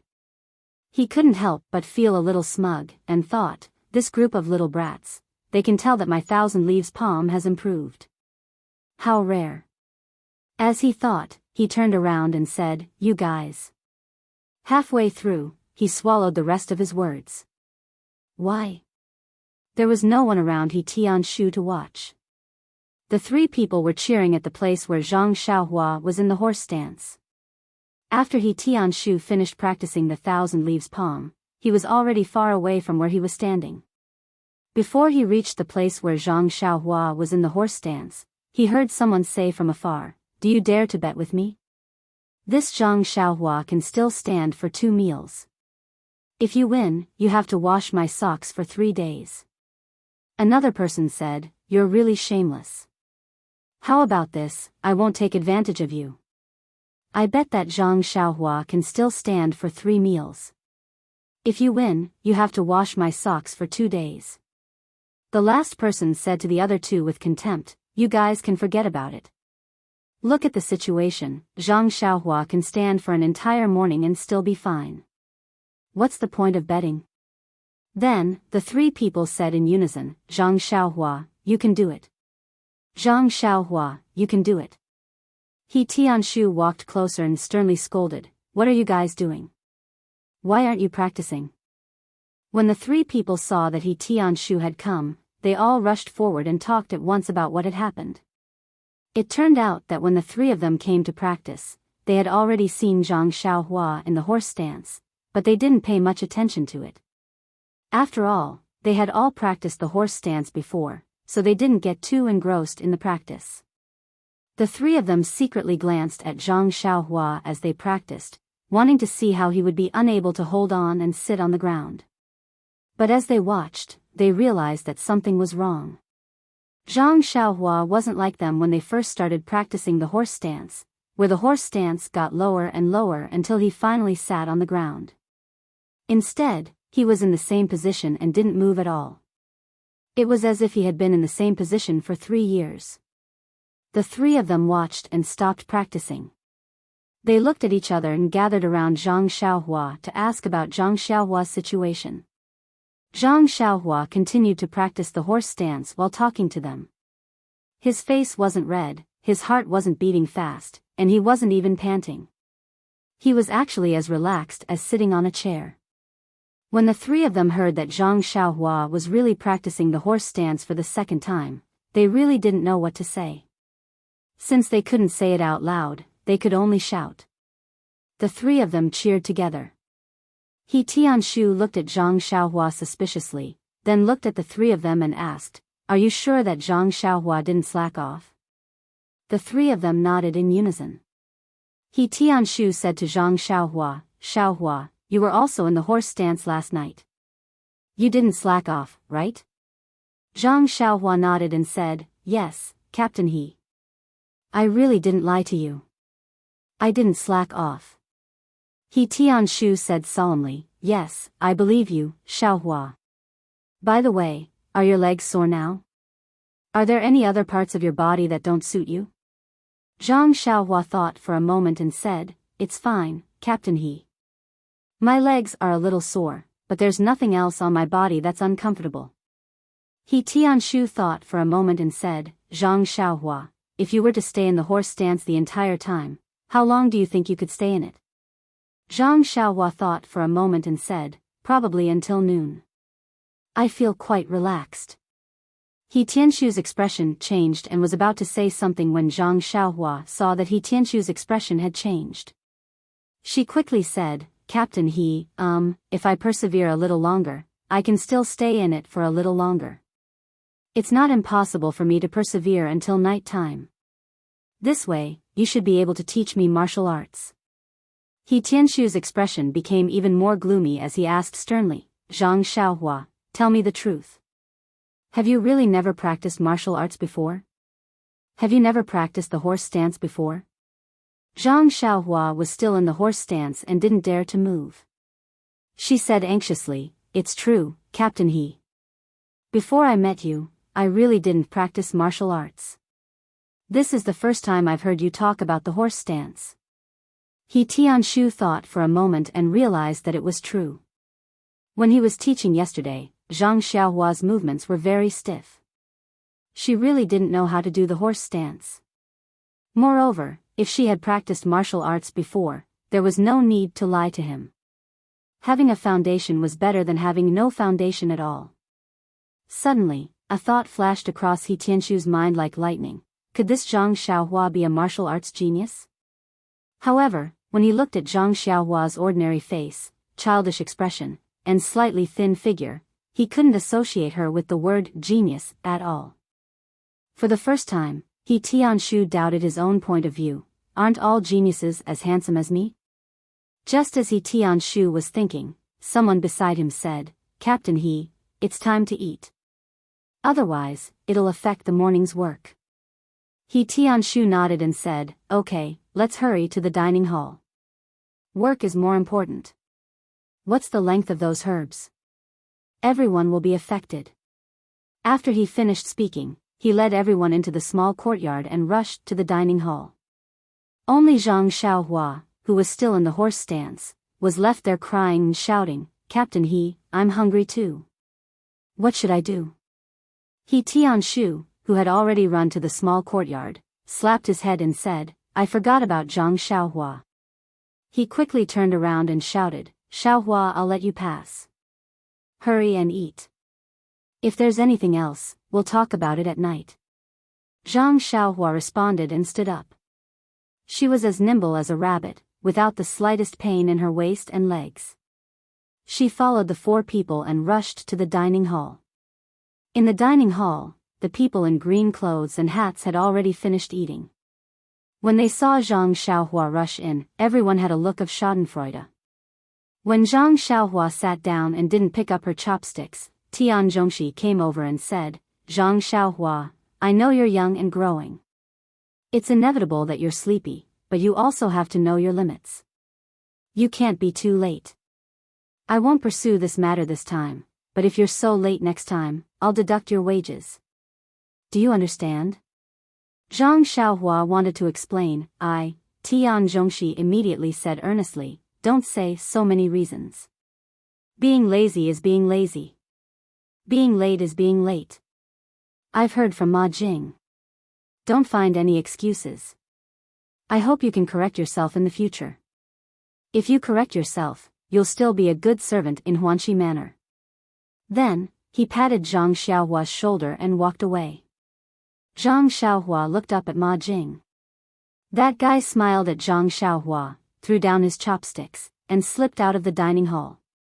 Zhang Xiaohua was disgusted. She thought, who did I provoke? I'm just a newcomer. I just want to practice martial arts. Why does this Ma Jing want to bully me? Chapter 81. Zhang Xiaohua naturally understood the thoughts of these people after hanging out with them for a long time. Some of them were born servants at Huanxi Mountain Villa, while some were children from families near Pingyang City. They were sent to the mountain villa to earn money for their families. Life in the mountain villa was leisurely but boring at the same time. After a long time, their hearts would inevitably feel empty. However, the rules in the mountain villa were also strict. These people definitely did not dare to commit big mistakes, but they had secretly done many things like scheming and flirting. Ma Jing probably belonged to the kind of people who felt empty in their hearts. He was usually bullied in front of others. Now that he saw Zhang Xiaohua, who was even more interesting than him, how could he let her go? Naturally, he would think of ways to bully her for fun. However, Zhang Xiaohua's mind was on practicing martial arts. She would not take their petty tricks to heart. She laughed in her heart and muttered to herself, how can a sparrow or swallow know the ambition of a swan? Unconsciously, Zhang Xiaohua had already seen through the psychology of this group of people. She had a faint feeling of looking down on them. Zhang Xiaohua naturally did not know that she had changed. In fact, most of the changes in one's body were usually seen clearly by others, but not by oneself. Thinking 3 times a day was the work of a saint. Zhang Xiaohua only knew that she disdained to play these tricks with Ma Jing. This gloomy day, Zhang Xiaohua had a very fulfilling time. She was busy here and there. Her excited mood yesterday had already calmed down. Although it was only a night, the greater the expectation, the greater the disappointment. She did not expect that the martial arts practice that she had been thinking about day and night would start with practicing the horse stance. She had guessed the process but not the beginning. However, this horse stance was too easy. How could it be called practicing martial arts? Since she had already seen the shadow of practicing martial arts, Zhang Xiaohua naturally threw away the burden in her heart and waited wholeheartedly for He Tianshu's arrangement. In contrast to Zhang Xiaohua's leisurely mood, He Tianshu was in a completely different mood. Yesterday, He Tianshu did not take the matter of Zhang Xiaohua practicing martial arts seriously. He thought that it was just a small wave in life that would subside after a while. However, ever since he saw Zhang Xiaohua practicing the horse stance in the morning, He Tianshu's heart was in turmoil. Although Tian Zhongxi and the other manservants were especially envious of He Tianshu's treatment and looked up to their lives, He Tianshu himself was also full of bitterness and did not know how to vent it. Where there were people, there would be conflicts. Where there were conflicts, there would be scheming. The scheming of the disciples of the Misty School was actually not much different from the scheming of the manservants. This He Tianshu seemed to be the sacrifice of this struggle. It was simple to say. Needless to say, the top figures of the Misty School aside, there were plenty of low-level disciples like He Tianshu in the sect. These people were also divided into numerous private factions according to their own likes and dislikes, personality rejection and other reasons. To survive in this kind of faction, the most important thing was naturally martial arts. With first-class martial arts, not only did they not need to rely on others, but they could also stretch out their legs and let others hug them. Without martial arts, they could only rely on their own interpersonal relationships. Jianghu people were not nobler than ordinary people. When it came to interpersonal relationships, they were all the same. As long as there was a relationship, it was valuable in Jianghu, in the sect, and in the mortal world. As for He Tianshu, his martial arts were ordinary, and his personality was also ordinary. There was nothing to be proud of, and in terms of interpersonal relationships, he was even worse. He did not know how to flatter others, nor did he know how to curry favor with others. Therefore, in the sect, he only had a few good friends who drank and drank. Usually, he could drink and brag, but other than that, there was nothing good about him. Look, the medicinal field in the Huanxi Manor needed people to take care of it. Of course it was He Tianshu, who was not loved by his uncle or grandma. It was said to be an important task in the sect that needed elites to personally take care of it. In fact, it was just farming work. It was just a tall hat for him to wear. This medicinal field had been planted for several months, and he had not seen Zhang Qingyue and the others come to take a look. How could it be considered important? The important elites were all going to fight the Luo Shui gang with real weapons.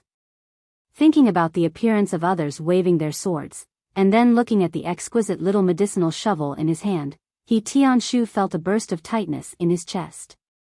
However, Zhang Xiaohua's appearance seemed to give him a glimmer of hope. What did it mean to be a martial arts genius? Not only did it mean that he could create miracles, but it also meant that his status in the sect would rise. It meant that in the future, he would no longer have to work as a farmer in this small medicinal field. It was common sense that a father's status depended on his son. It was the same for a master to follow his disciple. Now that he thought about it, He Tianshu somewhat regretted letting Zhang Xiaohua call him Captain He. If she had called him master earlier, then this genius disciple would not have been able to escape from the palm of his hand. However, with Zhang Xiaohua's naive appearance, it was likely that he would not have any other intentions. But thinking about Zhang Xiaohua's martial arts, He Tianshu was once again at a loss. Martial arts were naturally divided into internal strength and external strength. As the saying goes, internally, one's breath is cultivated. Externally, one's muscles, bones, and skin are cultivated. No matter what kind of martial arts one practiced, there must be conditions. Let's talk about internal strength first. Naturally, one must have the incantation for internal strength and the method to practice it. Not to mention that He Tianshu's own internal strength was mediocre, the cultivation method was also very common in the Misty School. Even so, these cultivation methods could only be practiced by internal disciples of the Misty School. Privately teaching them to Zhang Xiaohua was absolutely out of the question. Otherwise, before Zhang Xiaohua, this genius, could cultivate her internal strength, the elders of the law enforcement hall would recover Zhang Xiaohua's internal strength. He would also be more miserable than the Huanxi mountain villa. At least here, he could still eat first-class meals. At that time, he estimated that he could only eat plain tea and simple meals. In fact, there was another point, and that was that the mental cultivation method of internal strength was generally practiced from a young age. At that time, the meridians of the whole body were not fully formed. Early practice would help to stabilize the meridians and lay a good foundation for future development. At this time, Zhang Xiaohua's meridians had already formed, so it would be difficult for her to practice internal strength. Therefore, for the time being, He Tianshu didn't think too much about internal strength. The only thing left was external strength. When external strength was practiced to a certain extent, it could reach the effect of external strength. It wouldn't necessarily be at a disadvantage when fighting with an internal expert. For example, the external expert Shi Niu from the Misty School was younger than He Tianshu, but his achievements were far beyond He Tianshu's. However, there were also conditions to practice external martial arts. When Shi Niu was young, he was also tall and big. His muscles were not comparable to ordinary people. This Zhang Xiaohua didn't seem to have that kind of capital. And the most important point was that to practice external martial arts, one must have the assistance of medicinal herbs. Think about it. Don't external martial arts practitioners use external forces to stimulate their bodies to make their bodies strong? After the stimulation, the body not only needed to be nourished with medicinal herbs, but also relied on medicinal herbs to recuperate. This treatment and recuperation could effectively improve one's skills. Otherwise, if you only relied on external forces to stimulate your body, then you could only wait for others to collect your corpse. It was simply impossible to enter Jianghu. Although Shi Niu was powerful, he relied on mountains of medicinal herbs. Otherwise, why would there be the saying, the poor study while the rich study martial arts? It also made sense. Thinking of this, He Tianshu also had a headache.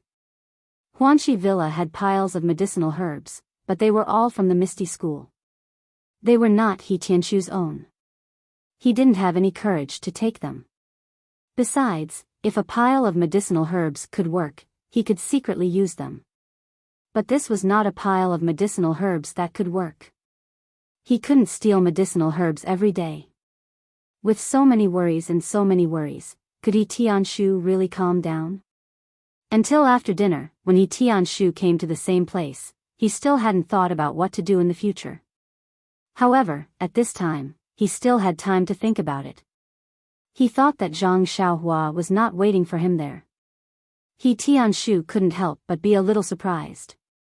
What's wrong with this kid? Yesterday, he was still full of interest. Why is he slacking off today? No, he's the guarantee of my good life in the future. I must make good use of him. He turned around and was about to find Zhang Xiaohua when he heard the sound of running. He looked up and sure enough, it was Zhang Xiaohua. When Zhang Xiaohua ran in front of him, He Tianshu's face became serious and he asked seriously, Zhang Xiaohua, why are you so late today? Is it because you feel that practicing martial arts is easy? Or do you feel that the horse stance is easy? Zhang Xiaohua saw that He Tianshu was angry and quickly explained, Captain He, no, I didn't mean that. It's just that brother Shi told me to have some other things to do, so I was delayed. When He Tianshu heard this, his brows relaxed. He nodded and said, I know. If you don't have anything to do in the future, come earlier. As the saying goes, an inch of time is an inch of gold. The more time you have to practice martial arts, the more you can improve. Zhang Xiaohua nodded seriously and said, I know, Captain He. He Tianshu continued, then let's start now. Let's get into the horse stance for a while. With that said, He Tianshu took the lead and got into the horse stance. Zhang Xiaohua didn't hesitate. She spread her legs apart and put her hands on her waist. She squatted down and steadily got into the horse stance. Seeing that Zhang Xiaohua had gotten into the horse stance, He Tianshu didn't waste any time. He told Zhang Xiaohua about the things to take note of and the benefits of getting into the horse stance. After he finished, He Tianshu asked, You're clear now, right? Do you feel that your lower body is stable? Zhang Xiaohua nodded in agreement. Then, He Tianshu asked again, Does your waist and legs hurt? Zhang Xiaohua said, It doesn't hurt. It's just like normal. He Tianshu nodded to himself. She was indeed a genius. Then he said, Okay, then you can get up. Zhang Xiaohua stood up naturally as if she wanted to stand up from the chair. He Tianshu looked at her and nodded again. Then, He Tianshu asked, You haven't learned any fist techniques before, right? Zhang Xiaohua said, I haven't learned it before, but I've seen people practice Liuhe Quan at the Lotus Flower Escort Agency. He Tianshu nodded and asked, You still remember, right? can you show it to me? Zhang Xiaohua said, no problem. With that said, she got into the starting position of Liuhe Quan and was about to start practicing. Please add it to your collection, thank you, I've inadvertently become non-mainstream. That's good too. I don't have to do anything to attract attention. Chapter 82. But He Tianshu waited for a long time and did not see Zhang Xiaohua's next stance. He could not help but ask curiously, what's wrong, Zhang Xiaohua? Do you want to continue? Zhang Xiaohua turned her head and said embarrassedly, Captain He, I'm sorry. I forgot. He Tianshu smiled and said, it's okay. This Liuhe fist is a very complicated fist technique. It's normal that you can't remember it. Just pretend that you didn't see it. Today, I'll teach you a simple Luohan fist. Watch me do it once. With that said, he got into a stance and performed the entire set of Luohan fist once. Then, he asked Zhang Xiaohua, do you understand? Zhang Xiaohua shook her head and said, you were too fast. I couldn't see it clearly. He Tianshu smiled and slowly performed a simple set of Luohan fist once again. Then, he said to Zhang Xiaohua, did you see it clearly? Zhang Xiaohua nodded and said, I saw it clearly. He Tianshu asked, can you show it to me? Zhang Xiaohua shook her head again and said, I didn't remember it. He Tianshu nodded and said, then I'll do it again. Follow me and learn. With that said, without waiting for Zhang Xiaohua to agree, he got into a stance again and started to practice slowly. Zhang Xiaohua, who was beside him, also slowly learned from He Tianshu. She started to practice one move after another. When He Tianshu was done, Zhang Xiaohua had also finished learning. He Tianshu asked again, how is it? Can you remember it? Zhang Xiaohua closed her eyes and thought for a while, then said, Captain He, can you let me practice it with you again? He Tianshu said, okay. Then, he slowly practiced it again. It was even slower than before. Zhang Xiaohua followed him and practiced it again. He Tianshu saw that Zhang Xiaohua had finished learning and said, Zhang Xiaohua, practice it again. Let me see. Zhang Xiaohua closed her eyes and recalled for a while. Then, she got into a stance and practiced the Luohan fist that she had just learned. But halfway through, she could not continue. Zhang Xiaohua said embarrassedly, Captain He, I can't remember it. Please practice it again. He Tianshu frowned a little, but he still controlled himself and practiced it even more slowly. Zhang Xiaohua carefully learned it again, but when she practiced it herself, she only practiced a few more moves than before and forgot it again. She could not help but say to He Tianshu, Captain He, I can't remember it. Can you practice it again? This time, He Tianshu's frown deepened. He did not practice it from the beginning, but continued to teach Zhang Xiaohua the parts that she had forgotten. He guided Zhang Xiaohua to practice from the beginning to the end, making He Tianshu sweat profusely. It was more tiring than sparring with others. Thinking that Zhang Xiaohua had already learned it, He Tianshu let Zhang Xiaohua practice it again from the beginning to the end. But Zhang Xiaohua stopped halfway and scratched her head in embarrassment.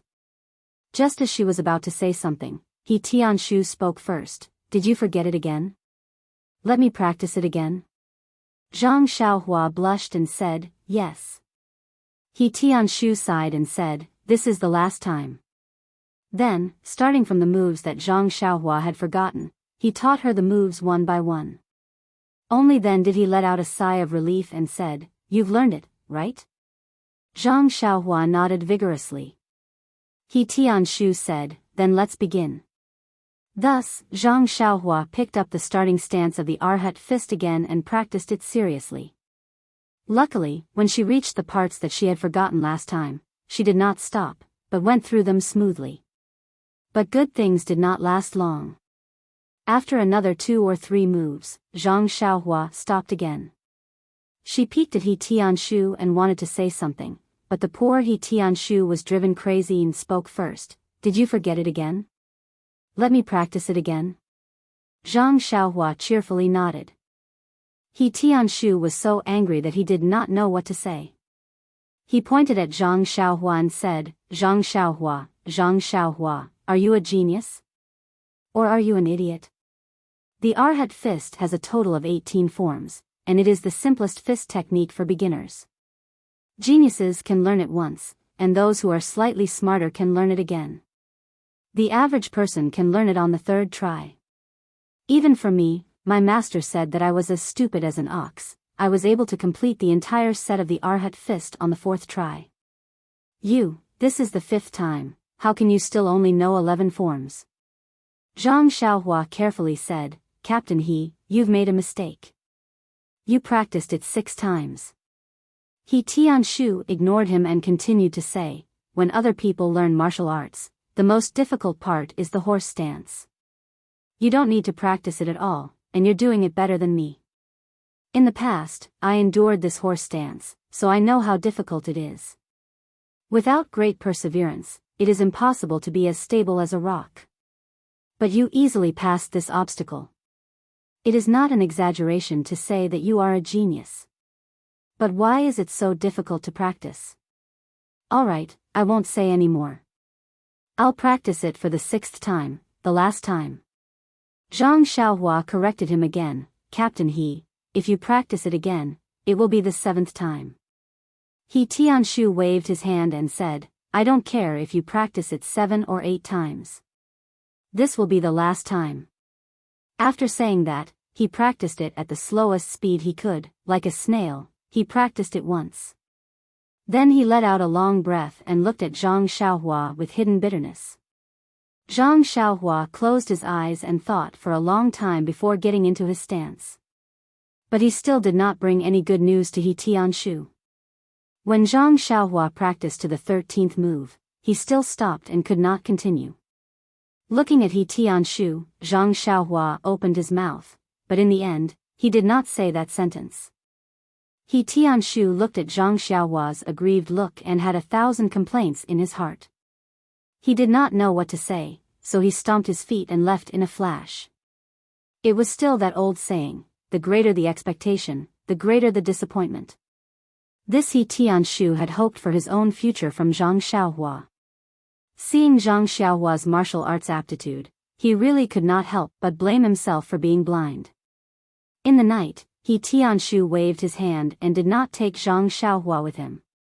He stood there in a daze, looking at He Tianshu's back as he left. He bit his lips and did not follow him.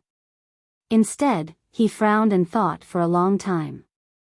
Then he got into the horse stance, picked up the Arhat fist starting stance, and started practicing it.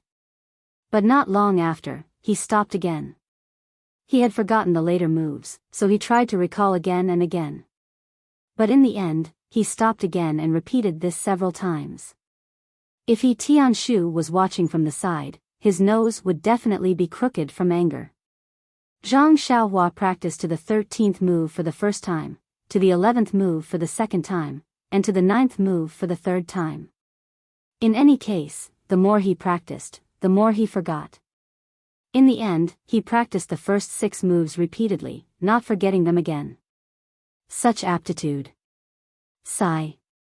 Not only was He Tianshu sighing, even Elder Yu, who was standing in the corner, shook his head slightly.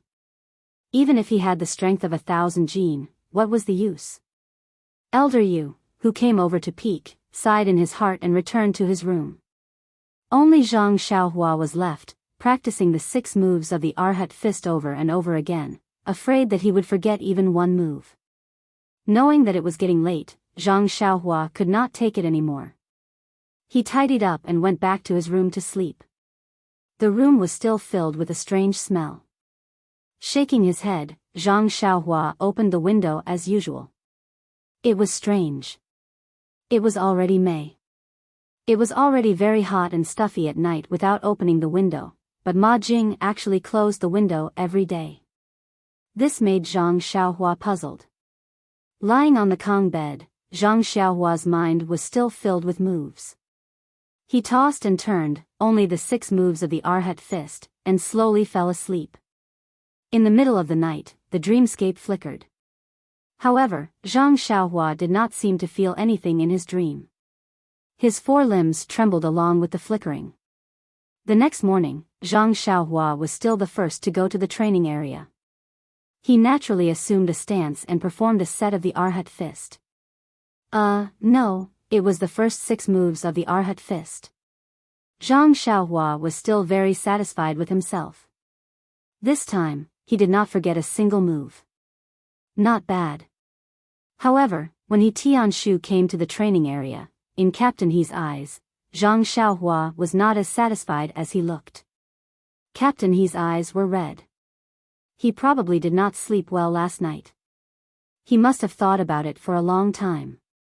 It seemed that not only would people not sleep well when they were excited, but when they were extremely disappointed, it would also cause insomnia. Looking at Zhang Xiaohua repeating the 6 moves, no, there was a mistake. It was 5.5 moves. He Tianshu's heart itched. He wanted to go up and kick Zhang Xiaohua's butt. When he left last night, Zhang Xiaohua had learned 13 moves. How come he was only left with 5.5 moves? The 5th move should be to turn left, raise your left arm, and clench your right hand into a fist and punch forward from under your armpit. However, when it came to Zhang Xiaohua, he actually pressed his left arm down, and clenched his right hand into a fist and punched forward like a cannon. Sigh, it could only be considered half a move. He Tianshu was speechless. Yesterday, he had taught him hand in hand 6 times, not 7 times. He was only left with 5.5 moves after one night.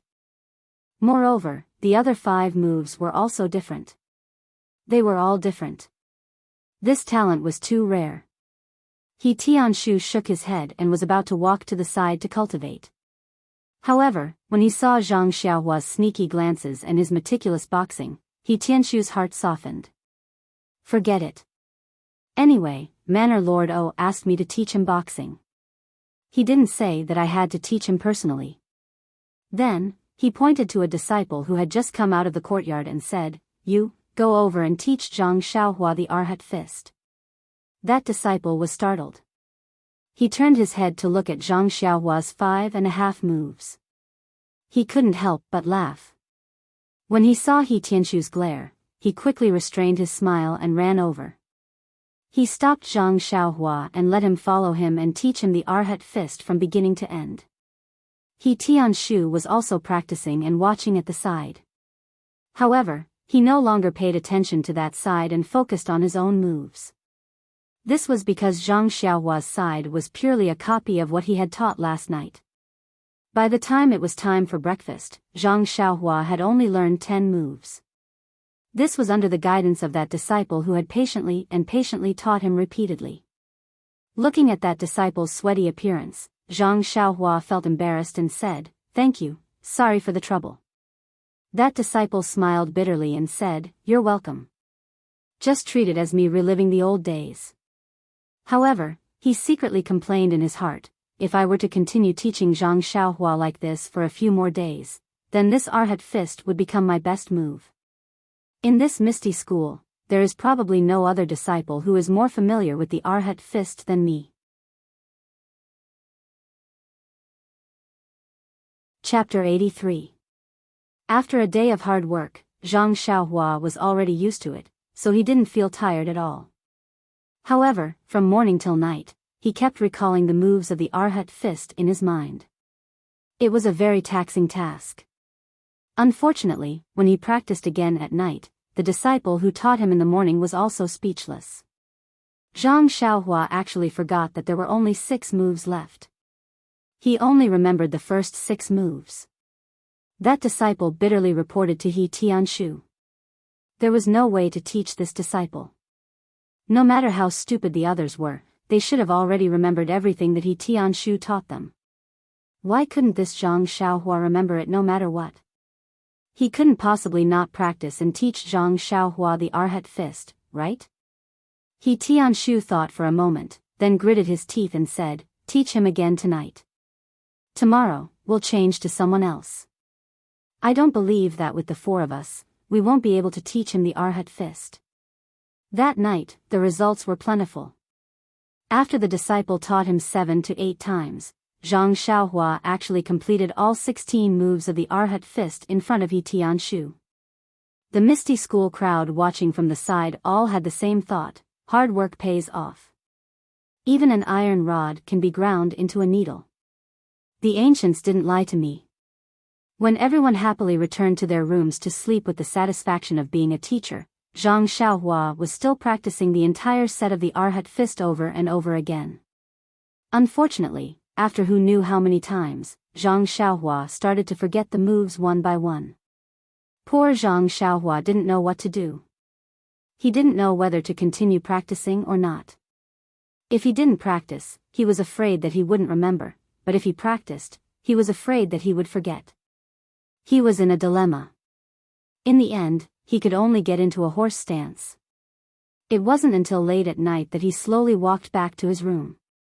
The disappointed Zhang Xiaohua didn't know that a pair of eyes had been watching him in the night. It was the one-armed elder Yu who had come to see him last night. The next morning, Zhang Xiaohua's Arhat fist once again dealt a blow to the strong spirits of the Misty School crowd. The confidence that they had built up last night as a teacher instantly collapsed. He Tianshu looked at Zhang Xiaohua's 5.5 moves that were still full of mistakes and decisively changed to another disciple. That disciple also very generously stepped forward as if he was going to sacrifice himself. The only thing missing was the line of, "The wind blows coldly, the water turns cold." Today's practice was the same as yesterday's. He Tianshu was speechless again. A genius that was hard to come by. He should be the Misty School's #1. For the next few days, the Misty School crowd took turns to practice.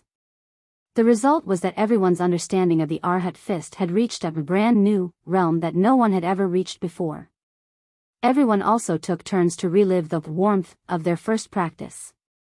Finally, after seeing Zhang Xiaohua's 5.5 moves that were still the same, He Tianshu waved his hand and swept away the last trace of hope in his heart.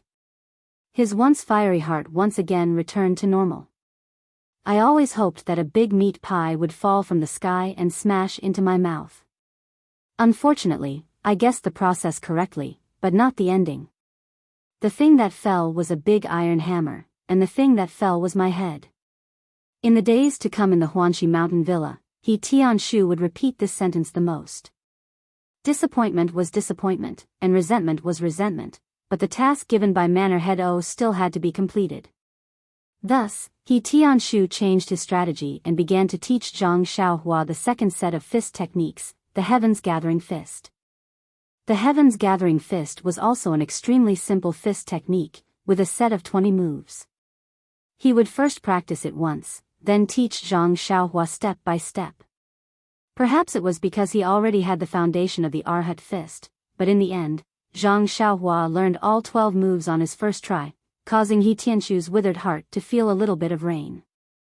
However, on the second day, Zhang Xiaohua's performance was like a tornado that completely blew He Tianshu's heart into a barren land.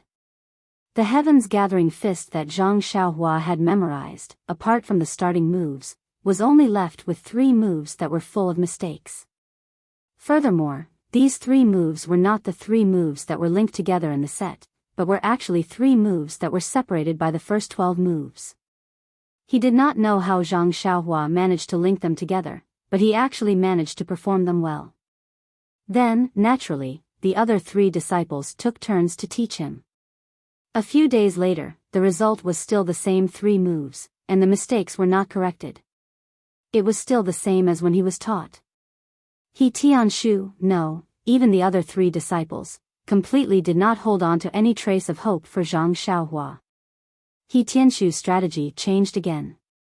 He no longer had the 4 of them teach Zhang Xiaohua the same set of fist techniques, but let the 3 disciples each teach Zhang Xiaohua a different set of fist techniques. He did not teach him anymore. Anyway, it was the same no matter who taught. When it came to Zhang Xiaohua, they would all be wrong and would all be forgotten. He did not need to waste his energy on teaching Zhang Xiaohua a set of fist techniques. When the other 3 disciples first started teaching, they also taught the same set of fist techniques a few times.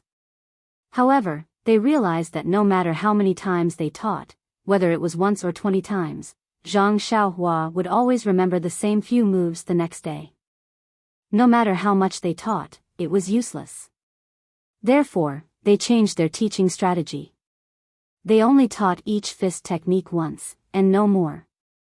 Every day, they would only teach one fist technique, and no more. Thus, everyone's life in the Misty School returned to its original point. However, every night, one of the 3 disciples would teach Zhang Xiaohua a new set of fist techniques. No matter if it was simple or complicated, there was only one set. Then, the next morning, Zhang Xiaohua would perform the fist techniques that he still remembered. In this strange practice, Zhang Xiaohua learned the incomplete Erlang fist, Wei Tuo fist, Great Sage fist, 8 Immortals fist, Tian Luo fist, Earth Fiend fist, 6 Stars fist, Neza fist, Vajra fist, Guanyin fist, Buddhist fist, Arhat fist, and Vajra hammer. 28 Mansions fist, 4 Immortals fist, 7 Stars visiting a friend fist, Arhat Mantis fist, Yiksha Sea patrolling fist, Vajra Samadhi palm, Yiksha iron sand palm, and so on. 1 fist a day was quite fast. Those who were good at learning these fist techniques could remember close to 10 moves, while the worst could only remember 2 or 3 moves. And among these few moves, very few of them could be linked together. Most of them were linked together by Zhang Xiaohua himself. However, it was strange that Zhang Xiaohua linked them together very well. Some of them were as seamless as the antelope's horn. Even He Tianshu was secretly amazed when he saw it. The strangest thing was that Zhang Xiaohua did not remember many of the moves that were completely correct. Most of them were changed by Zhang Xiaohua, and the parts that were changed were firmly remembered by Zhang Xiaohua. No matter how hard he tried to correct them, he would not change them back. Of course, he would not forget them either. After teaching the fist techniques at night, He Tianshu watched as Zhang Xiaohua practiced the incomplete fist techniques that he had learned. He Tianshu shook his head and thought, to be able to learn the fist techniques to this extent, he can be considered a genius. For a long time after that, Zhang Xiaohua would wake up early and work late at night. Every day, he would be the first to arrive at the open space. He would never return to his room until the last moment of the night. His diligence in cultivating made Elder Yu, who had been secretly observing him, nod his head incessantly. He thought to himself, this Zhang Xiaohua's aptitude is really bad. That head of his is like a piece of wood that cannot be carved. However, his perseverance and his ability to endure hardships are not for show. He really is a master that needs to sharpen an iron rod. He really has the potential to be molded. Little did he know that every day when Zhang Xiaohua stepped into the house, he would hold his breath and curse in his heart. When will this Ma Jing start washing his feet? Every morning, when he rushed out of the house, he would shout, "Long live Ma Jing." He could finally breathe fresh air. Sigh, the heavens have eyes. Could it be that behind every successful man, there would be someone silently supporting him? However, could the person behind Zhang Xiaohua be this stinky Ma Jing?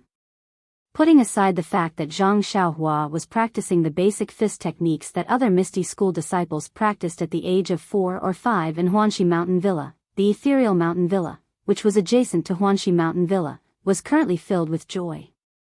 In the ethereal sex meeting hall, it was bustling with noise and excitement. There was no sign of the usual solemnity. Oh Peng was still sitting at the front, smiling as he looked at the bustling crowd below. Although Oh Peng looked calm, the smile on his face let everyone know that sect leader Oh was very excited. Thinking about it, since the establishment of the Misty School, there were records of it being passed down for hundreds of years. There was no need to mention anything that wasn't recorded. In the records, the influence of the Misty School seemed to have never crossed the Luo River. At its peak, it only covered the southern Wanjian Peak.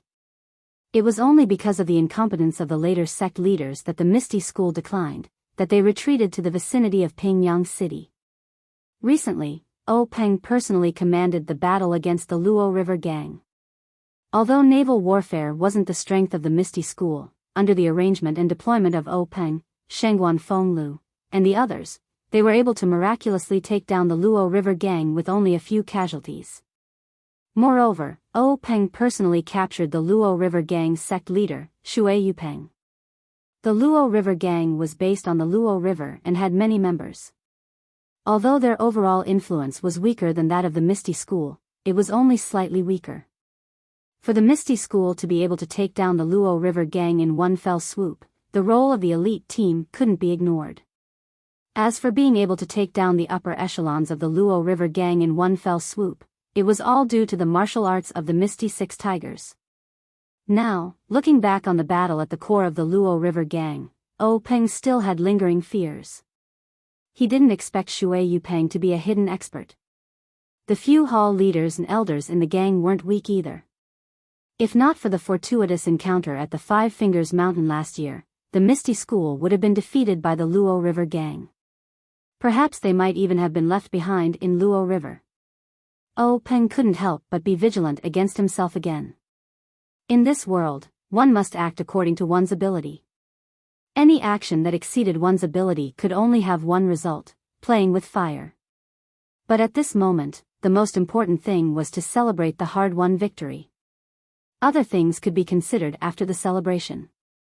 Now, the entire Misty School was in high spirits. If he were to put on the airs of a parent, it would inevitably dampen everyone's spirits.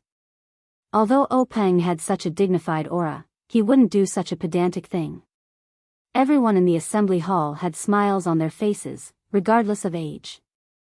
At first, they were still concerned about the dignity of the assembly hall. Later, when they saw that the usually serious sect leader was smiling, everyone relaxed. It was rare for them to be able to have fun here. Tomorrow, they would probably have to be solemn, so they might as well smile. Please add it to your collection, thank you. Chapter 84. Looking at the liveliness in the meeting hall, Peng felt extremely satisfied. Wasn't this man's life to hold up a stable world? He seemed to have done it. Just when Peng was intoxicated with himself, he saw a beautiful figure enter the meeting hall. Peng's eyes lit up and the smile on his face became wider. It was his only sister, Yen. Peng's life experience was miserable since he was a child. His parents died early, so he and his sister depended on each other. After being accepted by the master of the Misty School, his sister naturally followed him to the Misty School. However, she did not follow Peng to become a disciple. Instead, she grew up with Peng's master's wife in Huanxi Mountain Villa.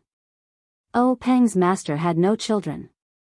When Peng's master abdicated, the headmaster of the Misty School was determined after careful consideration. Huanxi Mountain Villa was directly handed over to Yen by Peng's master's wife. That was to say, even if Peng was not the headmaster of the Misty School, Huanxi Mountain Villa was still Yen's. Yen could not control Huanxi Mountain Villa because she was Peng's sister. In fact, according to the relationship between Huanxi Mountain Villa and the Misty School, many people thought that it should be managed by Peng's wife. Unfortunately, many things did not seem reasonable. However, in the eyes of the 6 Misty Tigers, this was not the case. Most of them still remembered the little girl who came with Peng a long time ago. They all regarded Yen as their child or sister. They did not care about other people's views and opinions. Huanxi Mountain Villa was their back garden.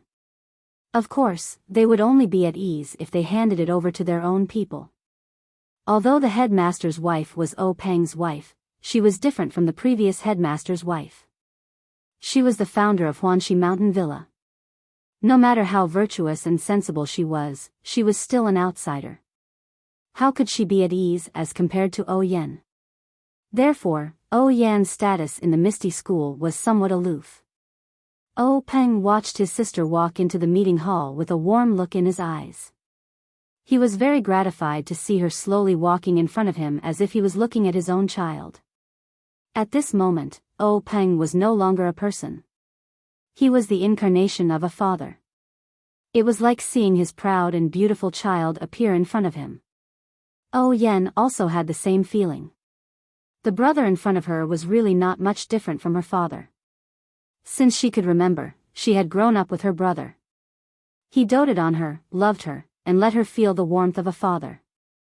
There were so many words about her father in the book, so she thought of the image of her brother in her heart. It was just that this Jianghu was too cruel. In the past, when Peng was not the gang leader, every time he went out to fight, Yan would be terrified. She prayed silently for fear of losing her only family in this world.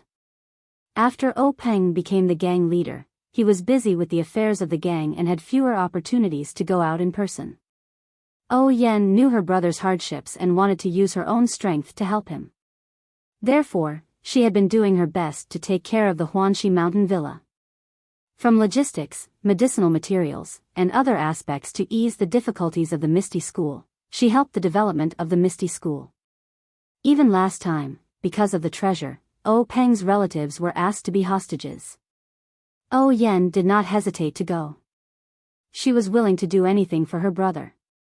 It was just that this time, what Peng wanted to do was a bit too shocking.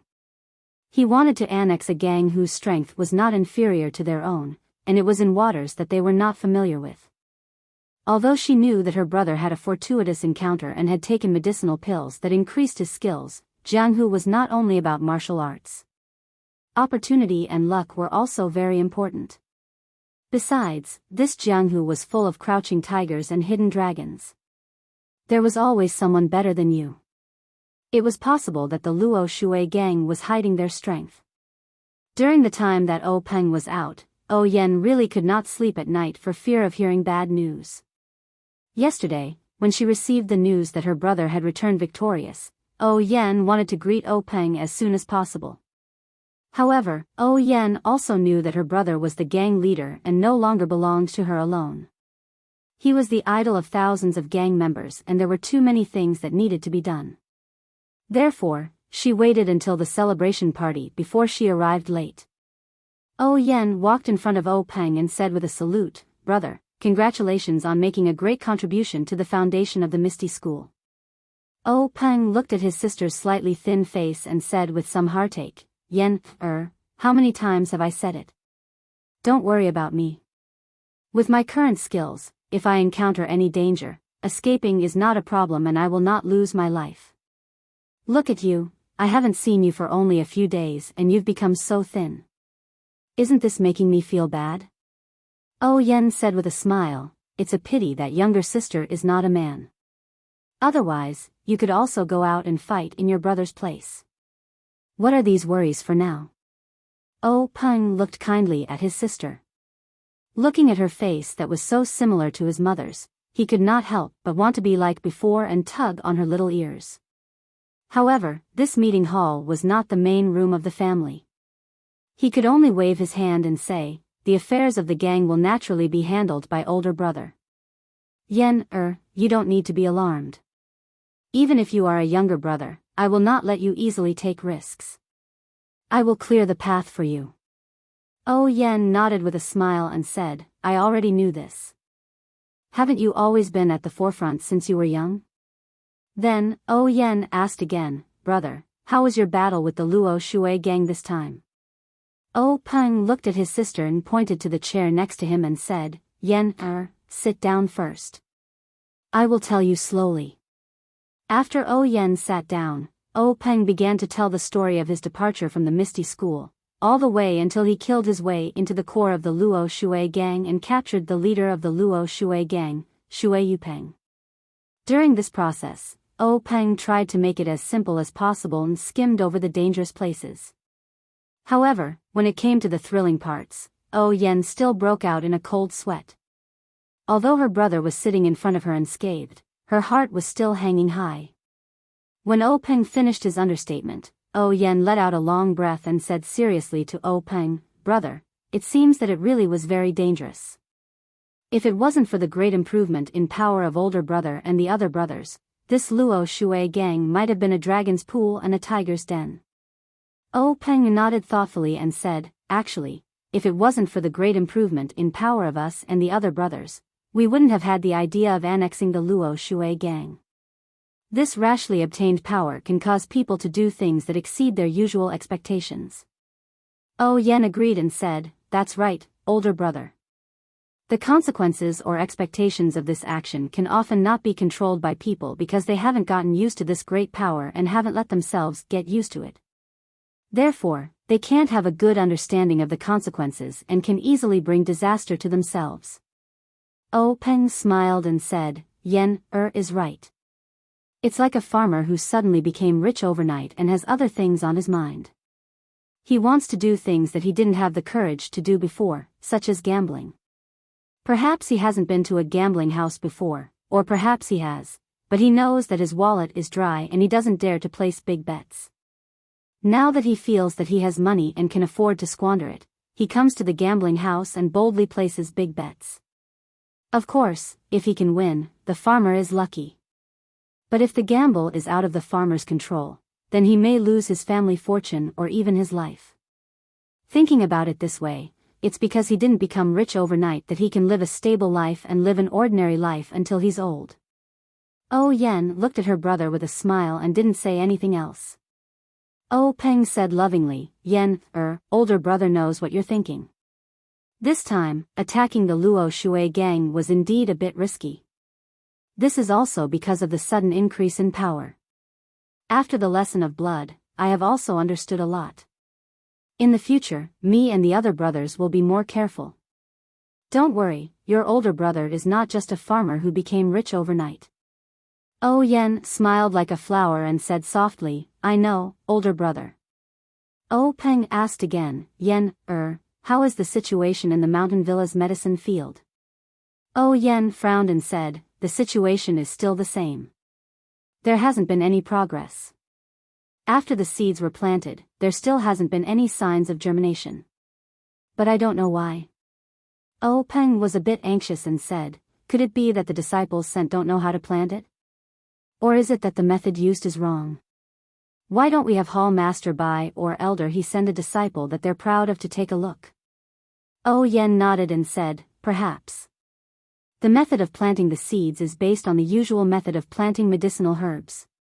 The disciples in charge of the medicine field were all sent by the medicine hall and have a wealth of experience in planting medicinal herbs. It's just that I don't know why they haven't germinated. Previously, I saw that you were busy with the Luo Shui gang and presumably the medicine hall didn't have any spare time. Now, I reckon that Hall Master Bai and the others will have some time. Peng nodded and said, Yen, you also have to be careful of your body. Don't study too much. If this medicinal herb can be grown, that's the best. If it can't be grown, it's also fine. Older brother doesn't want to see you tire yourself out over such an insignificant medicinal herb. Yen smiled and said, I know, older brother. Although I can't practice high-level internal strength, I still know some basic skills. It's more than enough to strengthen my body. You don't have to worry. Peng also smiled and said, that's right. If you can learn the high-level internal strength of the Misty School, coupled with your mind that likes to study, I will give you the position of the gang leader. I still remember Master's regretful expression when he found out that you couldn't cultivate. It's probably because he felt that it was a pity that you couldn't properly take over the Misty School. Yen rebuked, older brother, look at what you're saying. I'm not interested in the position of the gang leader. Every day, there are so many chores that it's as annoying as the hairs on an ox. It's better to stay in the Huanxi Mountain Manor. There's nothing troublesome all year round. There's plenty of time to look at the moon and admire the flowers. Occasionally, you can also practice your martial arts. Isn't that wonderful? Peng also said enviously, that's right. Looking at how much Master and Mistress love you, it's obvious that they gave you the Huanxi Mountain Manor. I also want to live a life like yours. It's a pity. Yen smiled and said, it's a pity that people in Jianghu have no choice. It's not that bad. Everyone has their own life. Look at older brother, you're like the moon surrounded by stars. You control the power of the gang and work hard for the livelihood of thousands of gang members. Isn't that a life that many people envy?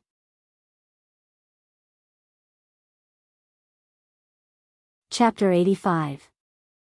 Peng smiled proudly and said, Yen, is right. A real man has an indomitable spirit. Naturally, we have to do something vigorous. Farmers are proud of their crops. Businessmen are proud of their wealth. People of Jianghu are proud of their fame in Jianghu. Since Big Brother has become the leader of the Misty sect, I naturally have to be proud of the Misty sect. I have to be proud of the brothers in the sect. I have to be proud of the Misty sect in my own hands. Maybe when Big Brother is old and can't walk anymore, I will go to your Huanxi Manor to enjoy my retirement. Oh Yan nodded happily and said, the Huanxi Manor will always be reserved for brother, sister-in-law, and future nephews and nieces. Hee, and grandnephews and grandnephews. At this point, Oh Peng suddenly asked, Yan, you don't seem to be young anymore. Do you want brother to give you advice on your marriage? Oh Yan blushed and said, brother, you should worry about the affairs of the sect first. If there is a suitable one, I will definitely tell brother. I won't talk to you anymore. I'm going to talk to Sister Qin. Then, she stood up and walked to a row of hall masters to talk to a middle-aged woman. Oh Peng watched his sister run away and couldn't help but laugh in his heart, thinking, it seems that Yan has reached the age. I have to take care of things for her. However, there are many young men in Jianghu who meet the requirements. I have to slowly choose one. Sister Qin, who was talking to Oh Yan, was the hall master of the Misty School's Mingchui Hall. As the saying goes, men and women of Jianghu are affectionate. If there are men in Jianghu, there must be women. The Misty School was no exception. In addition to most of the male disciples, they also recruited some talented girls to be trained as female disciples. These female disciples, except for a few who followed their masters to cultivate, such as Xue Qing, were all in Mingchui Hall. Generally, the female heroes who had some fame in Jianghu were mostly talented. This talent was reflected in their appearance. Generally, female heroes had beautiful faces that people would never get tired of looking at. Big Sister Qin, on the other hand, was an anomaly. Her appearance was extremely ordinary, and could even be said to be passable. Moreover, her skin was coarse and dark. At a glance, she was no different from a peasant woman in the countryside. In fact, she could not even compare to a peasant woman. Why?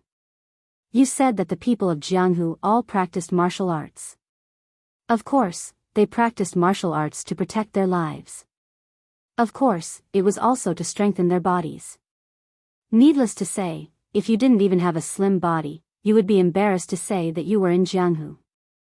However, Big Sister Qin was not like that. She had a waist like a water bucket. Coupled with that face, she was naturally inferior to a peasant woman. The most infuriating thing was that Big Sister Qin's specialty was the snake fist. However, no one knew whether she practiced it for the sake of practicing martial arts or for other purposes. However, most people did not have the fortune to see it. Those who were able to see Big Sister Qin's snake fist were either beaten to death by her on the spot or fainted from anger. When they returned home, they vomited and died.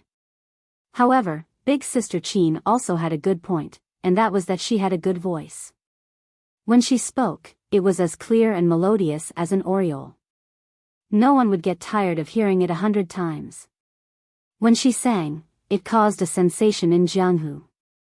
No one knew how many Jianghu elites followed her voice. After listening to her singing, they used their peerless qing gong to escape. When I close my eyes, I want to commit a crime. When I close my eyes, I want to retreat. When I open my eyes, I want to defend myself. This was written by a famous scholar in Jianghu for Big Sister Qin. However, Big Sister Qin also contributed to Jianghu. For a long time, the number of rapists in Jianghu had greatly decreased. Many rapists had washed their hands and no longer dared to believe their own ears. Moreover, the first choice of martial arts for the generation of Jianghu elites was Qinggong. Big Sister Qin's contribution to the promotion of Qinggong in Jianghu could not go unnoticed. As a result, there were a few sects in Jianghu that specialized in Qinggong that wanted to find Big Sister Qin and give her a banner. However, before these sects could make a move, an accident happened. Big Sister Qin's destined son appeared. That day, just as Big Sister Qin was singing in the bath, our big brother Qin followed the sound and came over. He was intoxicated by the sounds of nature. When the singing stopped, he realized the awkwardness of the situation. If Big Brother Qin listened, then he listened. If he saw, then he saw. If he saw, then he should quickly run away. However, Big Brother Qin had despised Qigong ever since he was young. He thought that it was an inferior martial art. Usually, he would not show any disadvantage in Qigong. However, at this critical moment, he could see the difference. The other people who had been hiding and eavesdropping also walked away. In the blink of an eye, they had disappeared. Poor Big Brother Qin was easily caught up by Big Sister Qin after she put on her clothes. From then on, he fell into Big Sister Qin's evil clutches and was forced to get married. For a long time after he got married, Big Brother Qin would pull people's hands whenever he saw them and say, "I'm really stupid, really." Then, he lifted his waist that he almost could not straighten up and said, "I only know that practicing Qigong is for escaping. It's not what a real man should do. I also know that rapists have good Qigong because they have ulterior motives. That's why I disdain to practice Qigong. However, I did not know that Qigong is also used to save lives. If you can't practice Qigong well, how can you survive in Jianghu? I really regret it. If God gives me another chance, I will definitely tell Master that I was wrong. If God can add a few more words to this mistake, I will definitely say that I will never dare to eavesdrop on other people's singing again." He then picked up the deer blood and tiger bones soup that he always carried with him and drank it all in one gulp. Then, he cried bitterly. After Big Sister Qin got married, she no longer stepped into Jianghu. She and Big Brother Qin were inseparable. This caused those sects who wanted to give her a banner to fail. It was also an accident that Big Sister Qin joined the Misty School. Big Sister Qin and her husband met an enemy in the wilderness. Both of them were seriously injured. At the moment of life and death, they were saved by the 6 Misty Tigers who were passing by. They were brought to the Misty Mountain Villa for rescue. Unfortunately, Big Brother Qin's injuries were too serious. He passed away after a few days in the Misty Mountain Villa. Big Sister Qin was lucky enough to escape death. So, she joined the Misty School and took charge of the Mingsue Hall. The Mingsue Hall was named after the words, 2 orioles singing in the green willows, a group of egrets flying in the blue sky. When Big Sister Qin went to the Misty School, there were naturally many followers of her singing in the sect. These people also sympathized with Big Brother Qin's experience. There were also many people who had been held by Big Brother Qin. However, Big Brother Qin and Big Sister Qin's final battle of life and death shocked them. Even now, it was still remembered by many people. They only remembered that day when Big Brother Qin was dying. Big Sister Qin held his hand and said, "Big brother, that day you were forced to marry me. I know that I have wronged you. You have suffered by being with me. I have let you down." Big Brother Qin shook his head weakly. He used the last of his strength to hold Big Sister Qin's hand and said, "No, you are wrong. Meeting you is my greatest happiness. The ancients said that after the lights go out, all women are the same. Actually, they are all wrong. After the lights go out, you are the best in the world. With a wife like this, what more can a husband ask for? Can you sing one last song for me?" Big Sister Qin dragged her extremely weak body and opened her cracked and bloody lips to sing, "A plum blossom stands proudly in the snow." Under Big Sister Qin's lingering singing, Big Brother Qin closed his eyes. Big Sister Qin's face was covered in tears. However, to everyone's surprise, after the song ended, Big Brother Qin forced his eyes open and said, "Also, the deer blood tiger penis soup you made is also very good." Big Sister Qin understood and forced a smile and said, "Nice to meet you." "Nice to meet you too." Then, Big Brother Qin let go of her hand and went straight to the west. Big Sister Qin also fainted in pain. She only woke up one day and one night later. Then, she dragged her injured body and held Big Brother Qin's funeral. She also cut off her will to never marry again and never sing again. When this matter spread to the martial arts world, everyone sighed and said, "Endless love, a plum blossom is the best." Because of this, Big Sister Qin won the respect of everyone in the Misty School. Oh Yen was naturally no exception. She liked this female hall master Mingsue very much and would chat with her whenever she had nothing to do. Moreover, Big Sister Qin's voice was so pleasant to the ears. However, Oh Yen didn't talk much with Big Sister Qin today before she saw Zhang Qingyue walk to Oh Peng and whisper a few words. Oh Peng nodded and stood up. He called Big Brother Hu and Big Brother Li of the 6 Misty Tigers, and the 3 of them left the meeting hall. After the 3 of them came out, they walked along the corridor to the back of the meeting hall. They passed through a row of spacious rooms and entered a door. The door was also a spacious courtyard. Opposite the courtyard was a lobby. There was a plaque in front of the lobby that said, Law Enforcement Hall. It was the Misty School's Law Enforcement Hall. At this time, a powerful and solemn-looking old man was standing in front of the lobby. It was the Law Enforcement Hall Master Lu Yuzhou. Lu Yuzhou saw Oh Peng and the others coming and went forward to salute. "Greetings, gang leader." Oh Peng quickly returned the salute and said, "Old Hall Master Lu, there's no need to be so polite. Has Shui Yupeng been escorted to the hall?" Hall Master Lu cautiously said, "Yes, gang leader." This time the escort was very careful, so it was a bit slow. Some of Shui Yupeng's family also accompanied her. They followed gang leader's instructions and took good care of her. There were no casualties. Oh Peng nodded in satisfaction and said, "Thank you for your hard work, Old Hall Master Lu. I can only rest assured if I leave this matter to you." Hall Master Lu smiled and said, "Gang leader's words are too serious. This is what this old man should do." Oh Peng smiled and said, "Old Hall Master Lu, there's no need to be so polite. You've been the law enforcement hall master for longer than I have been the gang leader. This cautiousness is all thanks to the Misty School. Alright, let's go in and see what this gang leader of the Luo Shui gang can do." After saying this, he entered the law enforcement hall's door. The others followed behind Oh Peng. The law enforcement hall's hall was very large. There weren't many chairs and there weren't many windows in the hall. They were all closed and no sunlight came in. It was very cold and gloomy. At this time, most of the disciples in the hall had gone to the assembly hall and the square. The ones left were the elite disciples.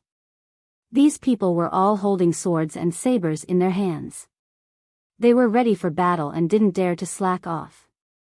This was because at this time, the gang leader of the Luo Shui gang, Shui Yupeng, was sitting in the hall.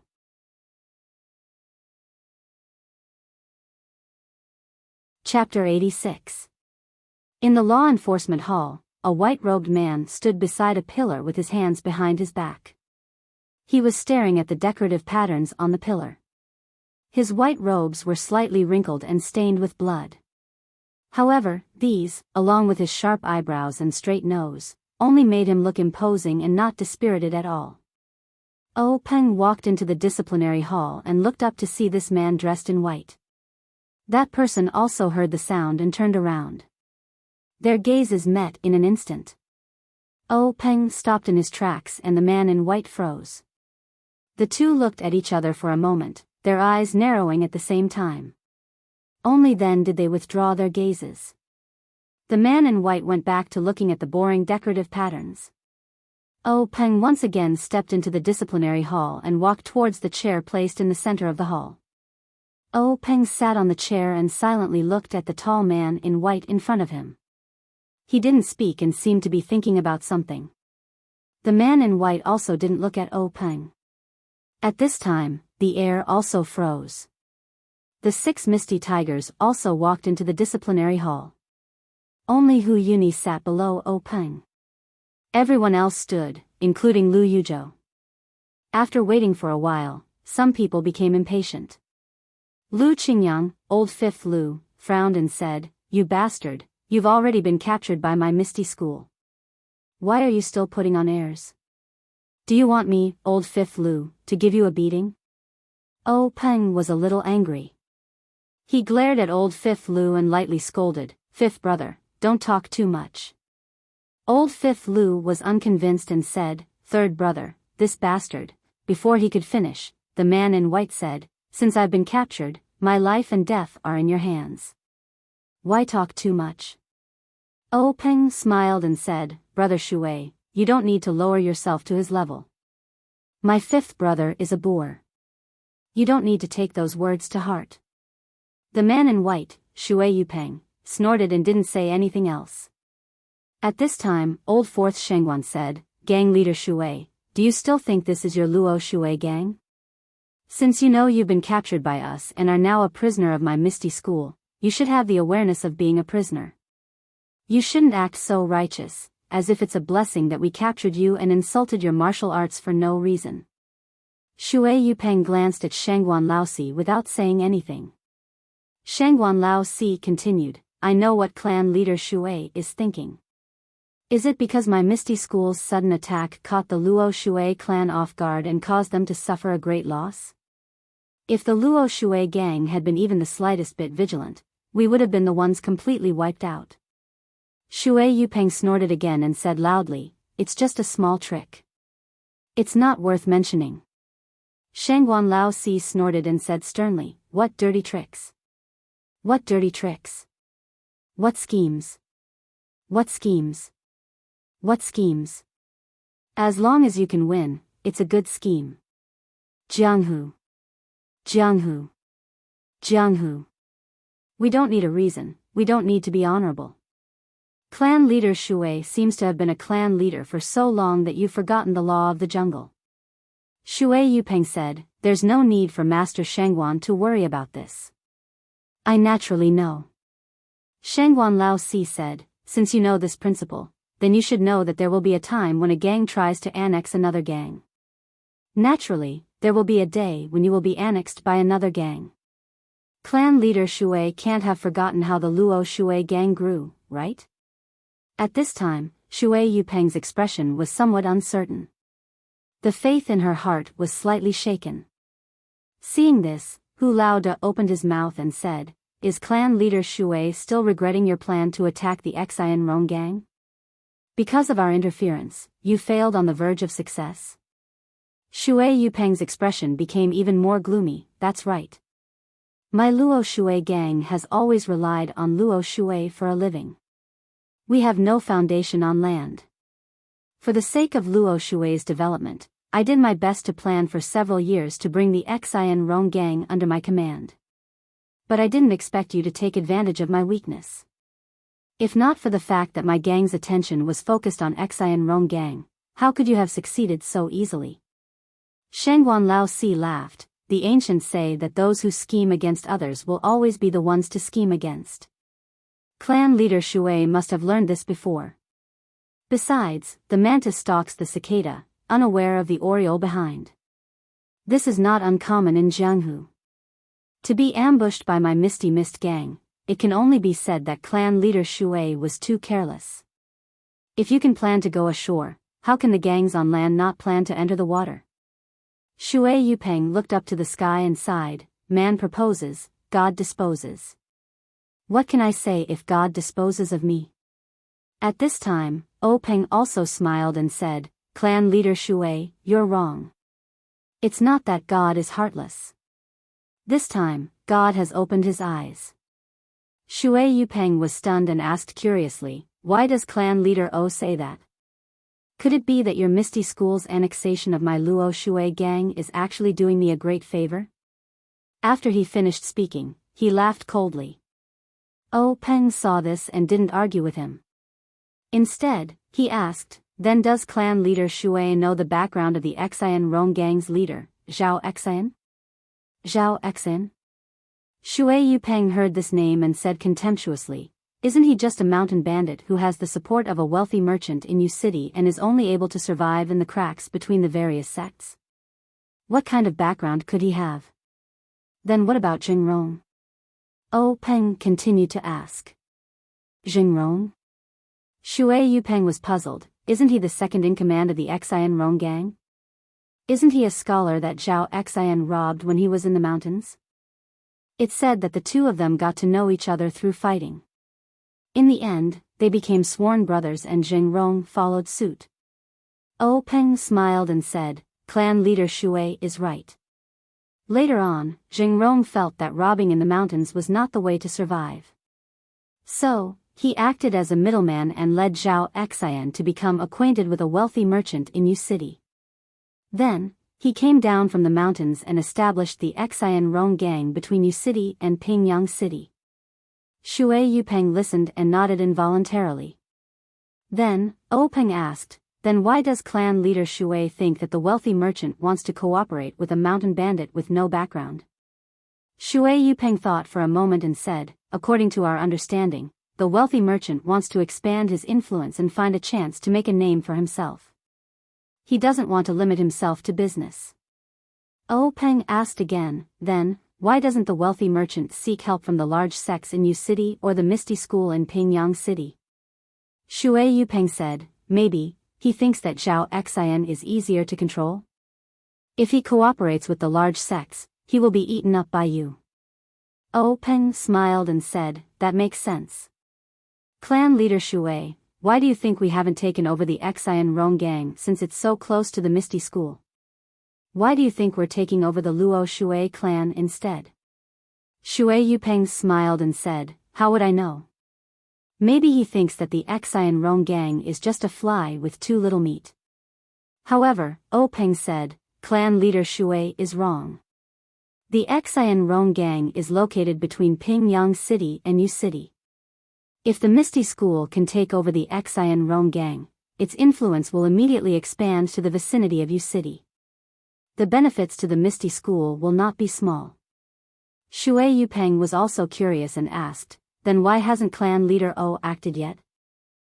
Peng smiled mysteriously and said, that's because of Jingrong. Jingrong? Shui Yupeng was stunned.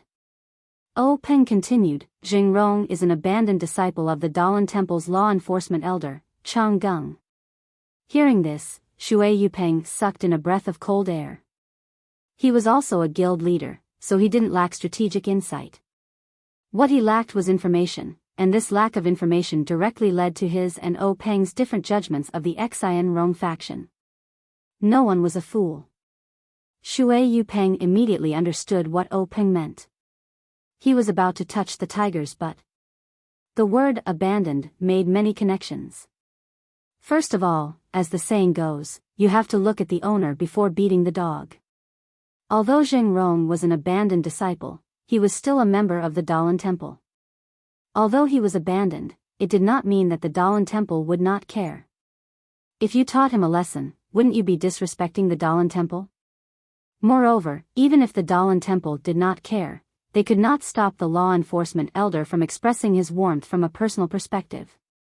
How could the Luo Shui gang provoke the Dalan Temple's law enforcement elder? Not to mention the connections in Jianghu, just Chang Gung's disciple alone was enough to destroy the Luo Shui gang. Secondly, if there was an abandoned, there would definitely be a return. Who knew when the Dalan Temple's abbot would impulsively accept this abandoned disciple back into the sect? No one could ignore this possibility. Moreover, this abandoned disciple of the Dalan Temple had not been announced to Jianghu. Even Peng only knew about this through extremely secretive channels. If one day the Dalan Temple announced that this abandoned disciple was just a slip of the pen and ink and could not be counted, then wouldn't anyone who acted against the Xian Rong gang become an enemy of the Dalan Temple? Alas, the Dalan Temple used the word abandoned very cleverly. When Shui Yupeng thought of this, he was somewhat disheartened and his expression could not help but become bleak. However, he still sneered and said, even if my Luo Shui gang could not take down the Xian Rong gang and was eaten up by them, or fell into the hands of the Dalan Temple, it would only be the end of the gang. What's the difference between this and today's situation? Grand Faction Leader this is just the pot calling the kettle black. Since you are the victor, you naturally have the right to laugh. Peng smiled and did not refute him. Instead, he looked at Li Jian. Li Jian nodded and walked out. He came to Shui Yupeng and without saying anything, he pulled out the sword at his waist and waved it. Shui Yupeng thought that his time was up and closed his eyes like a hero, ready to sacrifice himself. However, after waiting for a long time, he did not feel any pain. Then, he opened his eyes and looked at O Peng. O Peng looked at him with a smile. Just like before, he did not say a word. Shui Yupeng looked at Li Jian in confusion. However, he was immediately stunned by the scene in front of him. This is the sword ray? Shui Yupeng's face was ashen as he looked at the sword ray in Li Jian's hand. He cried out in surprise, is there really such swordsmanship in this world? After a while, Shui Yupeng let out a long breath and said, Master Li's martial arts have advanced to such a level. I have nothing to say about my defeat. Then, he said to O Peng, I originally thought that I was unlucky to be ambushed by Grand Faction Leader O and fell into your trap. I felt indignant. When Grand Faction Leader O exchanged blows with me, I was absent-minded and thought that Grand Faction Leader O was only so-so. Now that I think about it, Grand Faction Leader O seems to have hidden his true strength. Please add it to your collection, thank you.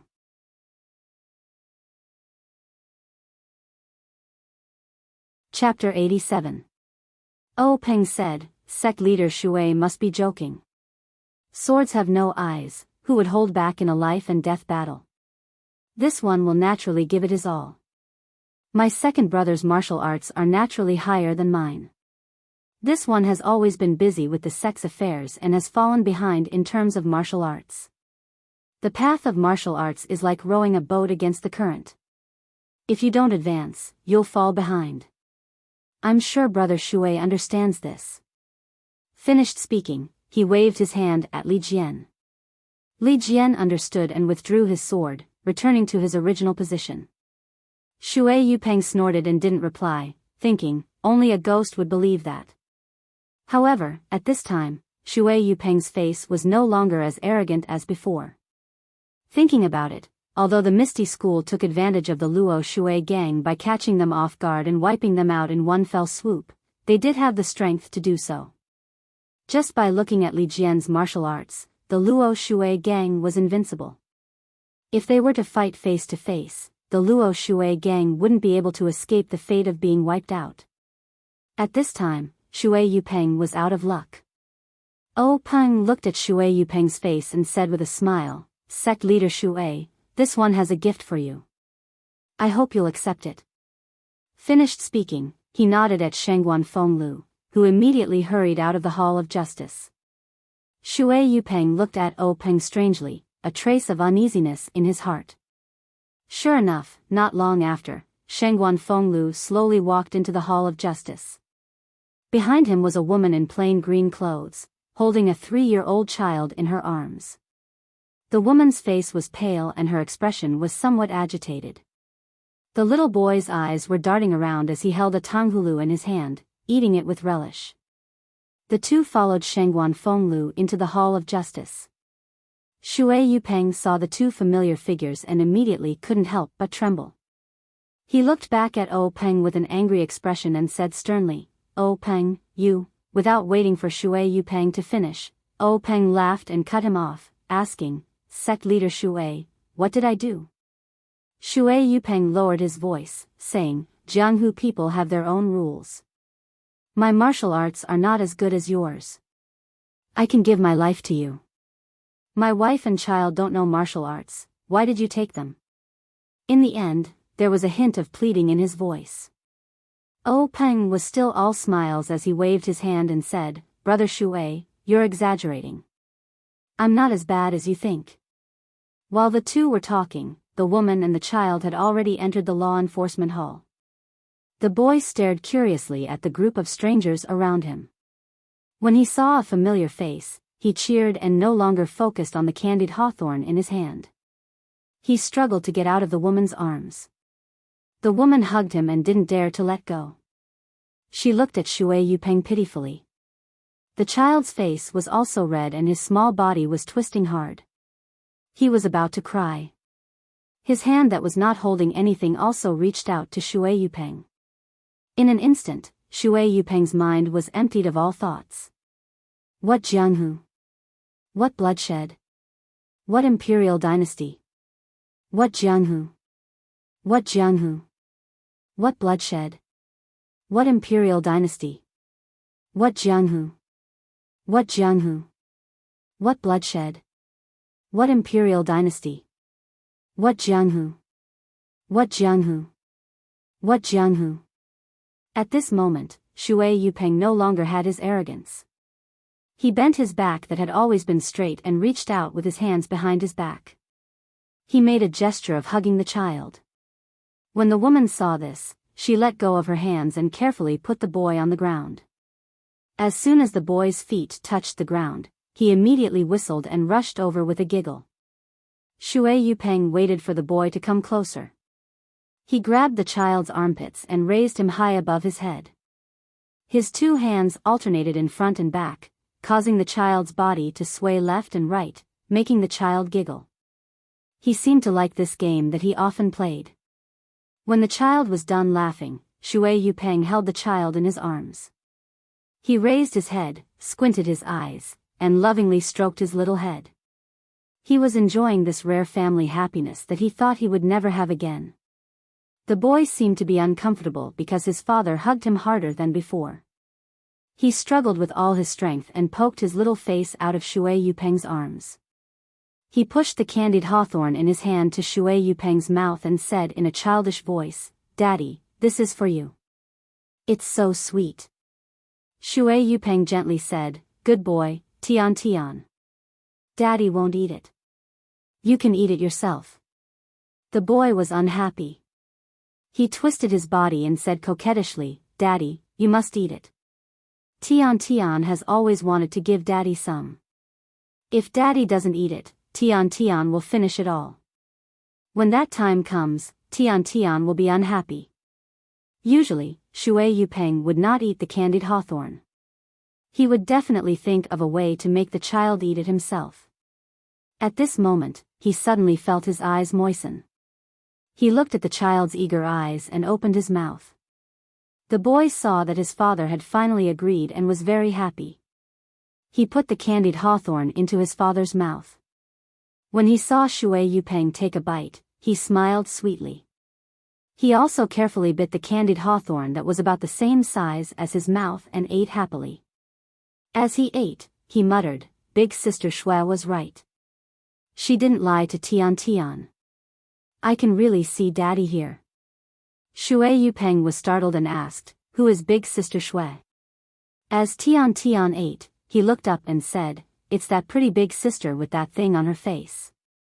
Big Sister Shui picked up Tian Tian and Mother and said that she was looking for Daddy. She even gave Tian Tian this delicious thing.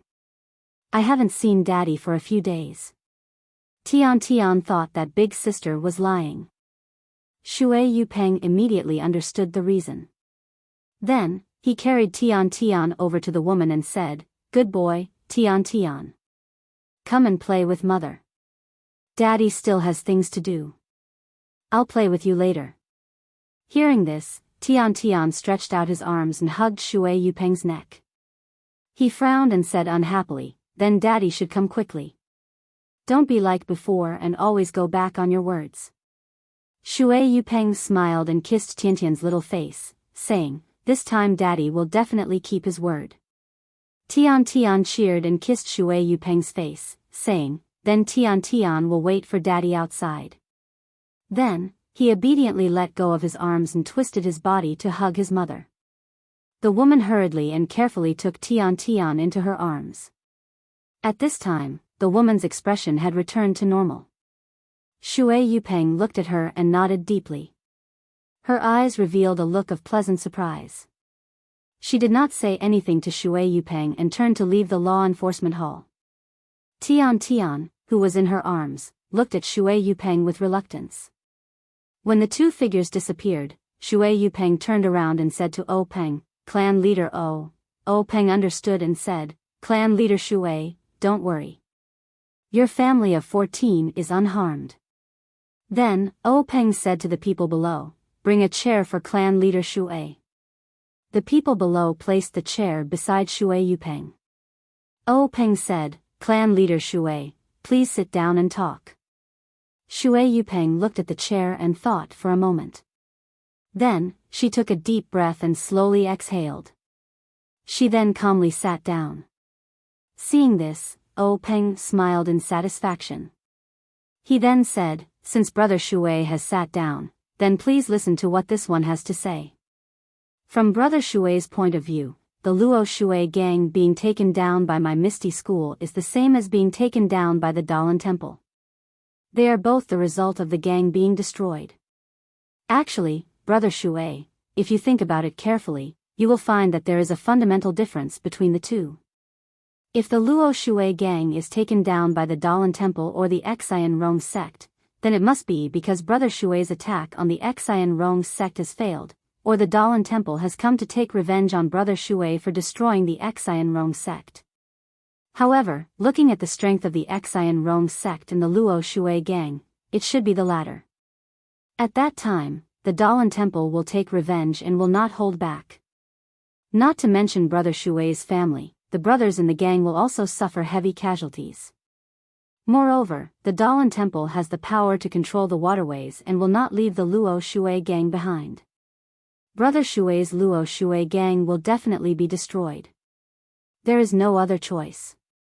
Shui Yupeng smiled bitterly and said, I have overestimated myself. If it was really an egg striking a rock, this would probably be the result. Peng continued, but now the situation has changed. Brother Shui has not even begun to attack the Xian Rong sect before it was taken down by my Misty School. Brother Shui's Luo Shui gang has yet to form a grudge with the Dalan Temple. Shui Yupeng sneered, then wasn't the Luo Shui gang taken down by you guys? Didn't it also end up being destroyed? It's just that the casualties in the gang were not heavy. Don't tell me you want me to continue running the Luo Shui gang? Speaking up to this point, she could not help but be startled. She raised her head and looked at Peng. Don't tell me gang leader O really has such intentions? She seemed to be surprised.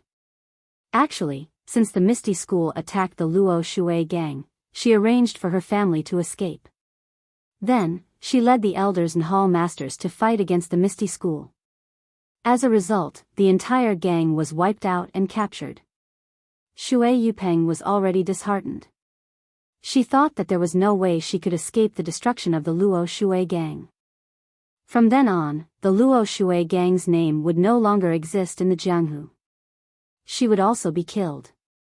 The reason they took her to the Misty School was nothing more than to encourage the morale of the gang. Killing the gang leader in front of everyone would have a much better effect than if no one saw it. Therefore, Shui Yupeng had always maintained her integrity. She wanted to leave a good reputation before she left this world.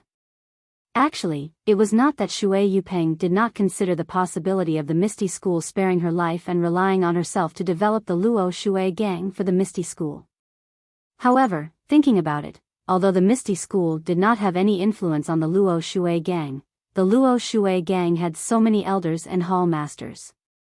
Any one of them might not have the prestige she had in the gang, but there was never a shortage of capable people who could manage the affairs of the gang.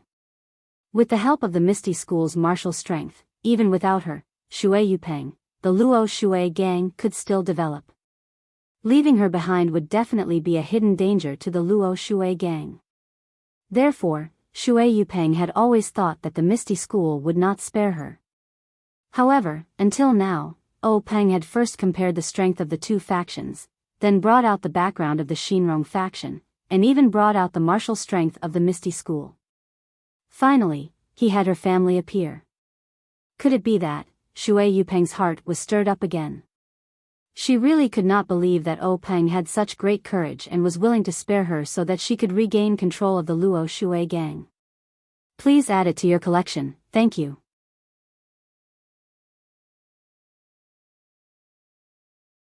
Chapter 88. When Peng heard Shui Yupeng's words, he smiled proudly and said, why not? With such a big step in front of him, how could Shui Yupeng not take it? He immediately knelt down and said, Shui Yupeng greets Chief O. Peng waited for him to kneel down before he stood up and helped Shui Yupeng up. He said loudly, "Brother Shui is too polite. Since you've entered the Misty School, you're my brother. Please rise."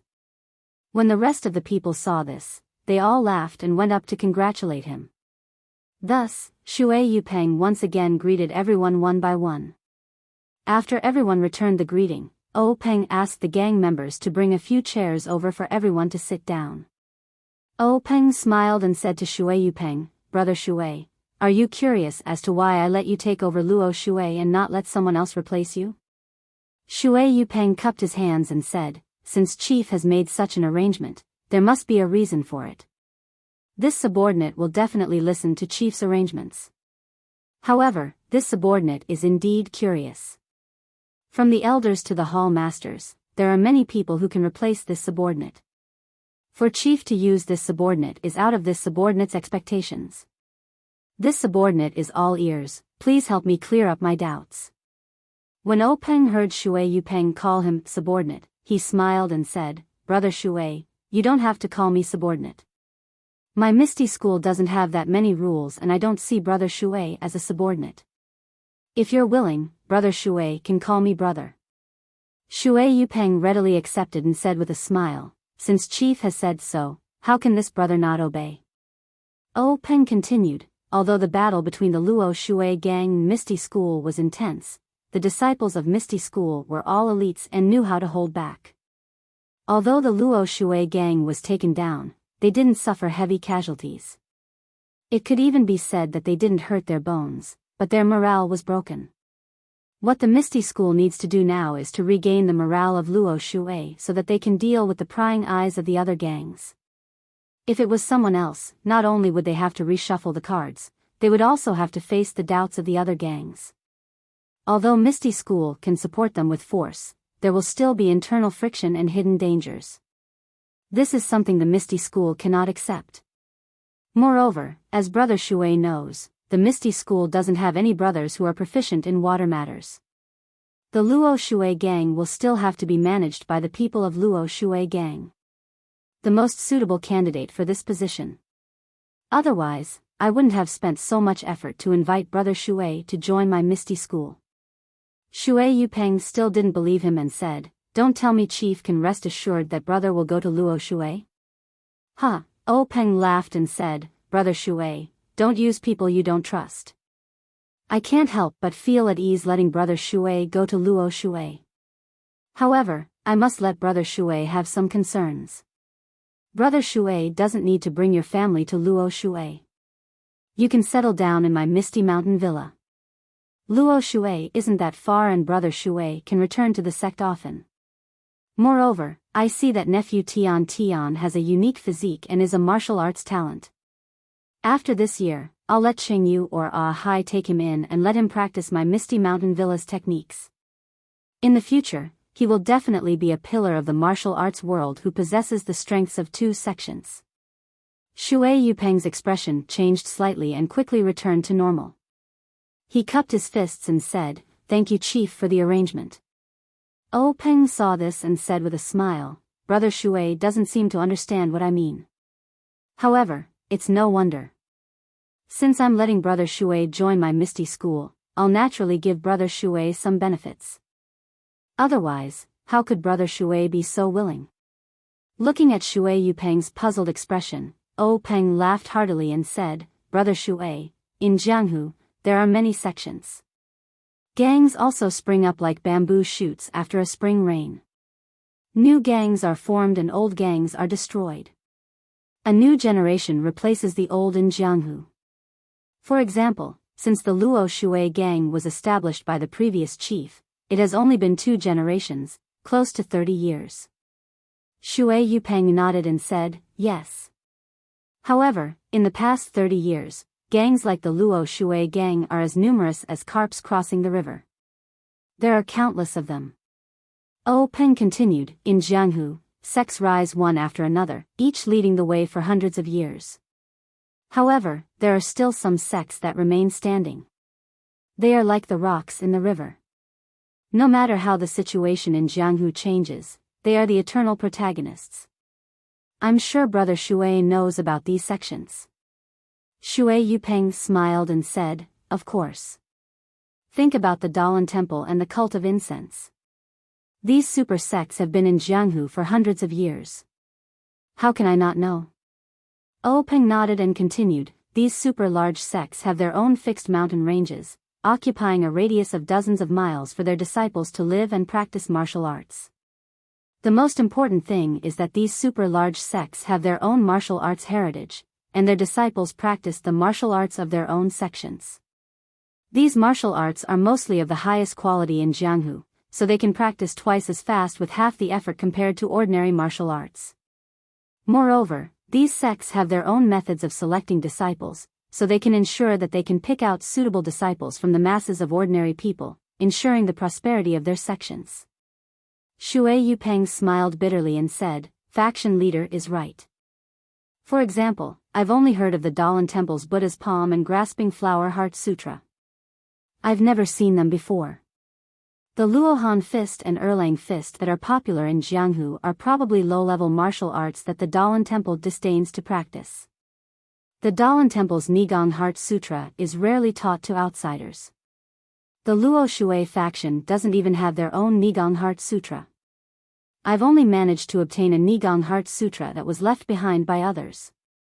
Otherwise, I don't know where in Jianghu I'd be holding swords and using blood to exchange for life. Peng said, yes, Brother Shui's sigh is the voice of many people in Jianghu. It's easy to enter Jianghu, but difficult to practice martial arts. Without good luck and the heritage of a sect, it's extremely difficult to practice profound martial arts. Shui Yupeng was still puzzled. These were secrets that were not easily known to the lower levels of Jianghu, but to the faction leaders and leaders of various sects, it was extremely common knowledge. What did Peng mean by saying it today? He could not help but frown, but he still said, yes, back then, when I was in my teens, I ran away from home and wanted to make a living in Jianghu. But I was fooled and joined a small faction. After fighting and killing for several years, I finally understood the situation in Jianghu. Only then did I know that the Dalan Temple and the incense cult were the holy places to practice martial arts. When I found a chance to go there and learn martial arts, I was told that I was already past the age to practice martial arts. Although I did learn some martial arts in those years of life and death battles, they were nothing but trash in the eyes of others. They were not worth mentioning at all. Now that I think about it, I was too impulsive and my thoughts were extremely naive. I thought that I could practice profound martial arts in Jianghu, really. At this point, Shui Yupeng shook his head, looking as if he could not bear to look back on the past. Peng also agreed, Brother Shui is right. In Jianghu, it's always been the master who chooses the disciple. There's no such thing as the disciple looking for the master. Most of the disciples are selected at a young age to strengthen their muscles and bones and to forge their meridians. Occasionally, there are those who are not selected. Even if they have excellent aptitude, after their meridians are fixed, their achievements will be limited. Not to mention the Dalan Temple and the incense cult, even my Misty School will not accept most of them. Moreover, even if they have entered the sect, their aptitude still depends on their aptitude. Some practice external martial arts, some practice internal martial arts. Different martial arts have different effects on different people. If the sect you enter doesn't have a suitable martial arts for you, your 10 years of practice will only be regarded as 1 year of practice for others. How can you stand out? Therefore, the martial arts inheritance of a sect and the foundation of the sect's cultivation methods are extremely important. Shui Yupeng's heart was filled with sorrow. Faction leader, you're right. Now I'm envious of those disciples who enter the Dalan Temple and the incense cult. They're really lucky to be able to practice profound and authentic martial arts. At this moment, Boss who was listening to their conversation, opened his mouth and said with a smile, Faction leader Shui, you don't have to be envious. Now there's a good opportunity in front of you. Shui Yupeng was stunned and asked Boss Hu, Brother Hu, what do you mean? Peng said with a smile, Brother Shui, don't be anxious. When we talked about martial arts heritage, Brother Shui naturally thought of the famous sects that have been standing for hundreds of years. In fact, there are some sects that have martial arts heritage. Although they aren't super sects, they have survived the changes in Jianghu. Those that have been passed down for hundreds of years were just unlucky and couldn't become super sections. To be able to practice in such a sect is not much worse than the Dalan Temple. When Shui Yupeng heard this, his face froze and immediately became ecstatic. He stood up from his chair and said, "Faction leader, could it be that this misty school has been passed down for hundreds of years?" After he finished speaking, he looked at O Peng's face in disbelief. O Peng smiled and nodded proudly. Shui Yupeng let out a long sigh and said, "Compared to the misty school, Luo Shui faction is just a newborn baby. To be able to enter the misty school which has been passed down for hundreds of years is my fortune. Luo Shui's fortune. It's a pity that my meridians have already formed and I can't change to the misty school's methods." "What a pity." O Peng comforted him, "Brother Shui, there's no need to sigh. Didn't I just assume the responsibility of letting nephew Tian Tian enter the misty school? Isn't it a happy thing to let your children and grandchildren realize your ambitions?" Shui Yupeng was grateful and bowed again. "Thank you, faction leader, for the arrangement." This time, he was sincerely bowing down. O Peng quickly stood up and helped Shui Yupeng up. "Since we're brothers, there's no need to be so polite." After that, O Peng patted Shui Yupeng's shoulder. An extremely profound internal force swarmed into Shui Yupeng's shoulder from the acupoint on her shoulder. In an instant, it flowed through Shui Yupeng's meridians and unlocked all the acupoints that had been sealed earlier. It was only now that O Peng was truly at ease with Shui Yupeng. Shui Yupeng felt the depth of O Peng's internal energy and couldn't help but be shocked. In Jianghu, there were specific methods for unsealing meridians. If the method of unsealing the meridians was wrong, it would cause great harm to the human body. O Peng actually didn't use any specific methods. Of course, he knew how to seal the meridians, but more importantly, he had confidence in his own internal energy.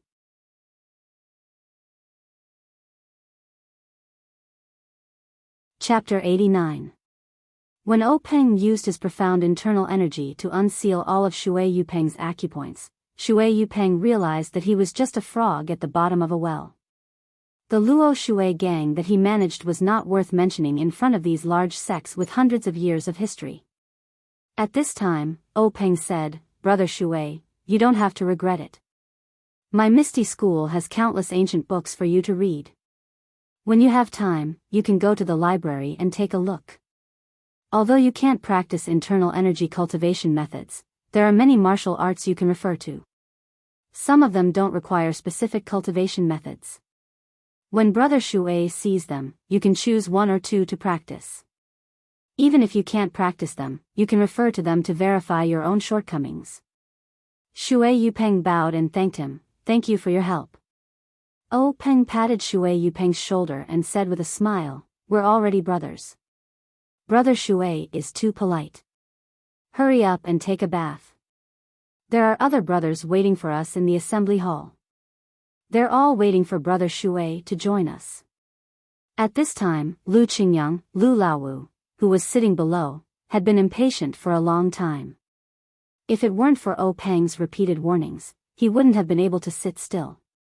When he heard this, he immediately jumped up and shouted, "Motherfucker, gang leader Shui, hurry up and take a bath. Now, my mouth is so thin that a bird is coming out." Shui Yupeng smiled apologetically and said, "I'll go right away." "Brothers, you can go first." Then, Shui Yupeng followed old Fourth Shengguan to take a bath and change clothes. The others chatted and laughed as they returned to the assembly hall. The assembly hall was still filled with laughter, but everyone felt strange. Gang leader O had been out for a long time, so why hadn't he come back yet? When would the celebration begin? O Yen and big sister Qin were also whispering to each other. From time to time, they would look at the entrance of the assembly hall. When O Peng and the others came back, O Yen was relieved. Looking at her brother's obviously more high-spirited expression, O Yen knew that her brother must have done something big. But, what was it? O Peng walked into the assembly hall and came to his seat. He didn't sit down, but turned around and said to everyone, "Brothers and sisters, I'm sure you've been waiting for a long time. I announce that the celebration feast will begin now. Let's all get drunk later." When everyone saw that the celebration banquet was held in the meeting room, they couldn't help but be pleasantly surprised. It seemed like the gang leader was really happy. They couldn't help but shout, "All right, thank you, gang leader. We'll definitely get drunk in a while." Soon after, the gang members and servants brought up a sumptuous amount of wine and water. The celebration banquet began in a lively manner. Not long after, the dishes were placed on the table. At this time, everyone was quiet, waiting for their leader to propose the first toast. However, when they saw that Oh Peng was sitting there steadily and didn't immediately get up, everyone was very surprised. Some people even began to whisper. Suddenly, two people came in from outside the door of the meeting room. The one in front was very familiar to everyone. It was Shengguan Fenglu of the 6 Ethereal Tigers. Following closely behind was a man in white. His face was tense and he looked a bit tired, but his eyes were filled with joy. He raised his head slightly, showing a completely different temperament. Although he didn't look the same as Oh Peng, the two looked surprisingly similar. Everyone couldn't help but compare this person with Oh Peng in their hearts. They felt that Oh Peng and this person were very similar, and it was difficult to tell who was better. But who was this person? When the man in white followed Shengguan Fenglu to stand in front of Oh Peng personally stood up and offered the seat next to him. Everyone's doubts grew. Who was this person?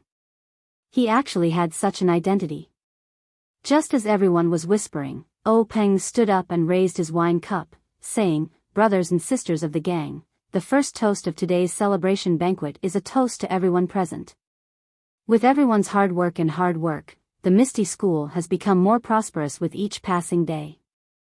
With today's atmosphere, I hope that everyone will continue to work together in the future and make our family even better. Every day, there will be flourishing progress. Misty School is my home. Our development depends on everyone. Come, let me toast everyone." After he finished speaking, he was the first to drink the wine in his hand.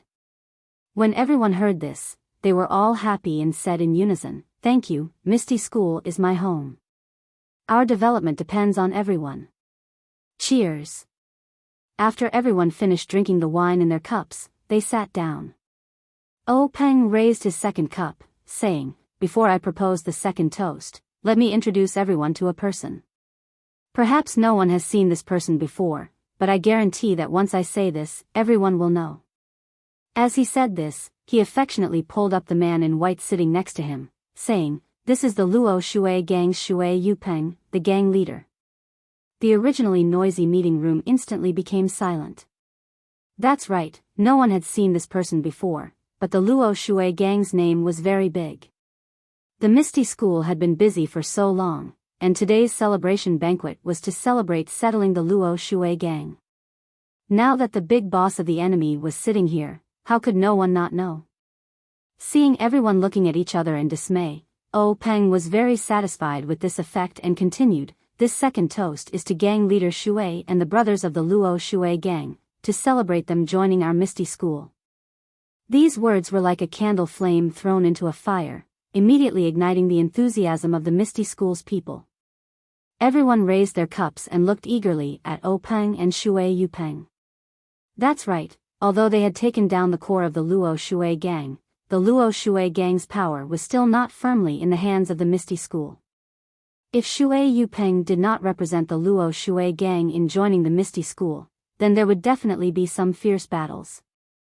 Moreover, it would be on water, which the Misty School was not good at. Needless to say, there would definitely be casualties. Now that the Luo Shui Gang had joined the Misty School, naturally the two factions would become one. In the future, these fierce battles would not need to be fought, and there would be no bloodshed. This was naturally everyone's wish, so everyone was very happy and excitedly drank the second toast. Waiting for everyone to quiet down a bit, Oh Peng raised the third toast and said to everyone with a smile, "This third toast needs everyone to toast our Misty School's vice gang leader." Hearing this, the hall was silent again. Vice gang leader? Strange, we've never heard of this before. Everyone's gaze turned towards the 6 misty tigers, but the 4 of them sat with their eyes down and nose down, not saying anything. Only Lu Qingyang and old 5th Lu sat together with Stone Cow, the 2 of them drinking without paying attention to anyone else. Peng felt that the atmosphere in the hall was in his control, and he liked this feeling very much. Looking at everyone's expectant gazes, he smiled and explained, although the Luo Shui gang has joined our Misty School, our Misty School does not have anyone who is proficient in water matters. Therefore, if our Misty School wants to develop and expand in the future, we will have to change our bad habit of only developing on land and walking on one leg. Instead, we will have to develop on both land and water. Both hands must be strong, and only when both sides are strong can we truly be strong, and only then can we walk on the road of harmonious development. In view of this, we plan to use the Luo Shui gang as a test subject, and give them special policies. We will make the Luo Shui gang a special gang, under the direct leadership of the Misty School's elders. The Luo Shui gang's development will be decided by the people of the Luo Shui gang, and we will give them a high degree of self-control.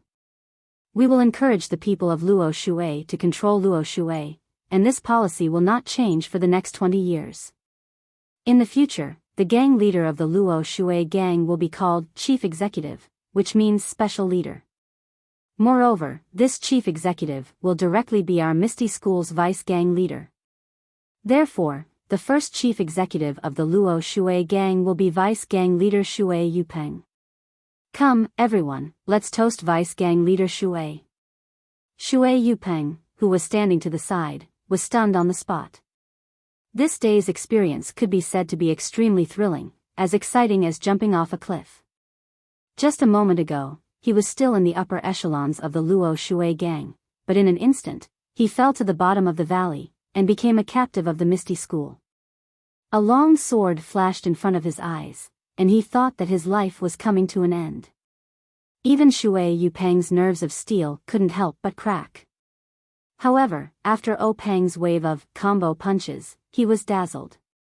For himself, for his family, for the pursuit of the peak of martial arts, and for his child, he was willing to enter the Misty School. He originally thought that he would just be a puppet gang leader, and at this moment, he had a calm heart, and very low-key participated in this so-called celebratory feast. But this Peng's words, once again, elevated him to the top of the slope. Now, standing on the high cliff, looking at the abyss that he had just jumped, he really didn't dare to believe that this was real. He couldn't help but hurriedly refuse, gang leader, this is too frightening. This brother has a heart condition, you can't play with him like this. Peng laughed heartily, saying, Vice Gang leader Shui, do you think I'm joking with you? Our Misty School is most particular about using virtue to win people over. Brother Shui has been in the Luo Shui gang for many years, and everyone knows that you have a chivalrous heart. Even in the Misty School, everyone admires you. It is extremely suitable for you to lead the Luo Shui gang. If you don't have the title of Vice Gang leader, won't the brothers of the Luo Shui gang be bitterly disappointed? You haven't even truly enjoyed the benefits of the Misty School, and you're already half a level lower than others. You'll have no reason to let the Jianghu people say that our Misty School's upper echelons do not conduct themselves well. The position of Vice Gang leader will definitely be given to the Luo Shui gang. I've already said it out loud in front of everyone, do you still want me to take it back? Shui Yupeng was extremely excited, and held Peng's hand as he said, Organization, I've finally found an organization. I've been the gang leader of the Luo Shui gang for so many years, but I've never felt the warmth of the Misty School. In the Misty School, I've found the feeling of home. In the past, when I was in the Luo Shui gang, I had to cross the river by feeling my way around. Now that I've followed the Misty School, it's truly a broad path. Brother my parents gave birth to me, and they use me to support the Misty School. Peng was also very happy, and held Shui Yupeng's hand, saying, Good, brother. With your words, it's enough. I believe that with the two of us working together, we'll definitely be able to catch up with the great Lin Chao, legend, and do something that will allow us to conquer the heavens.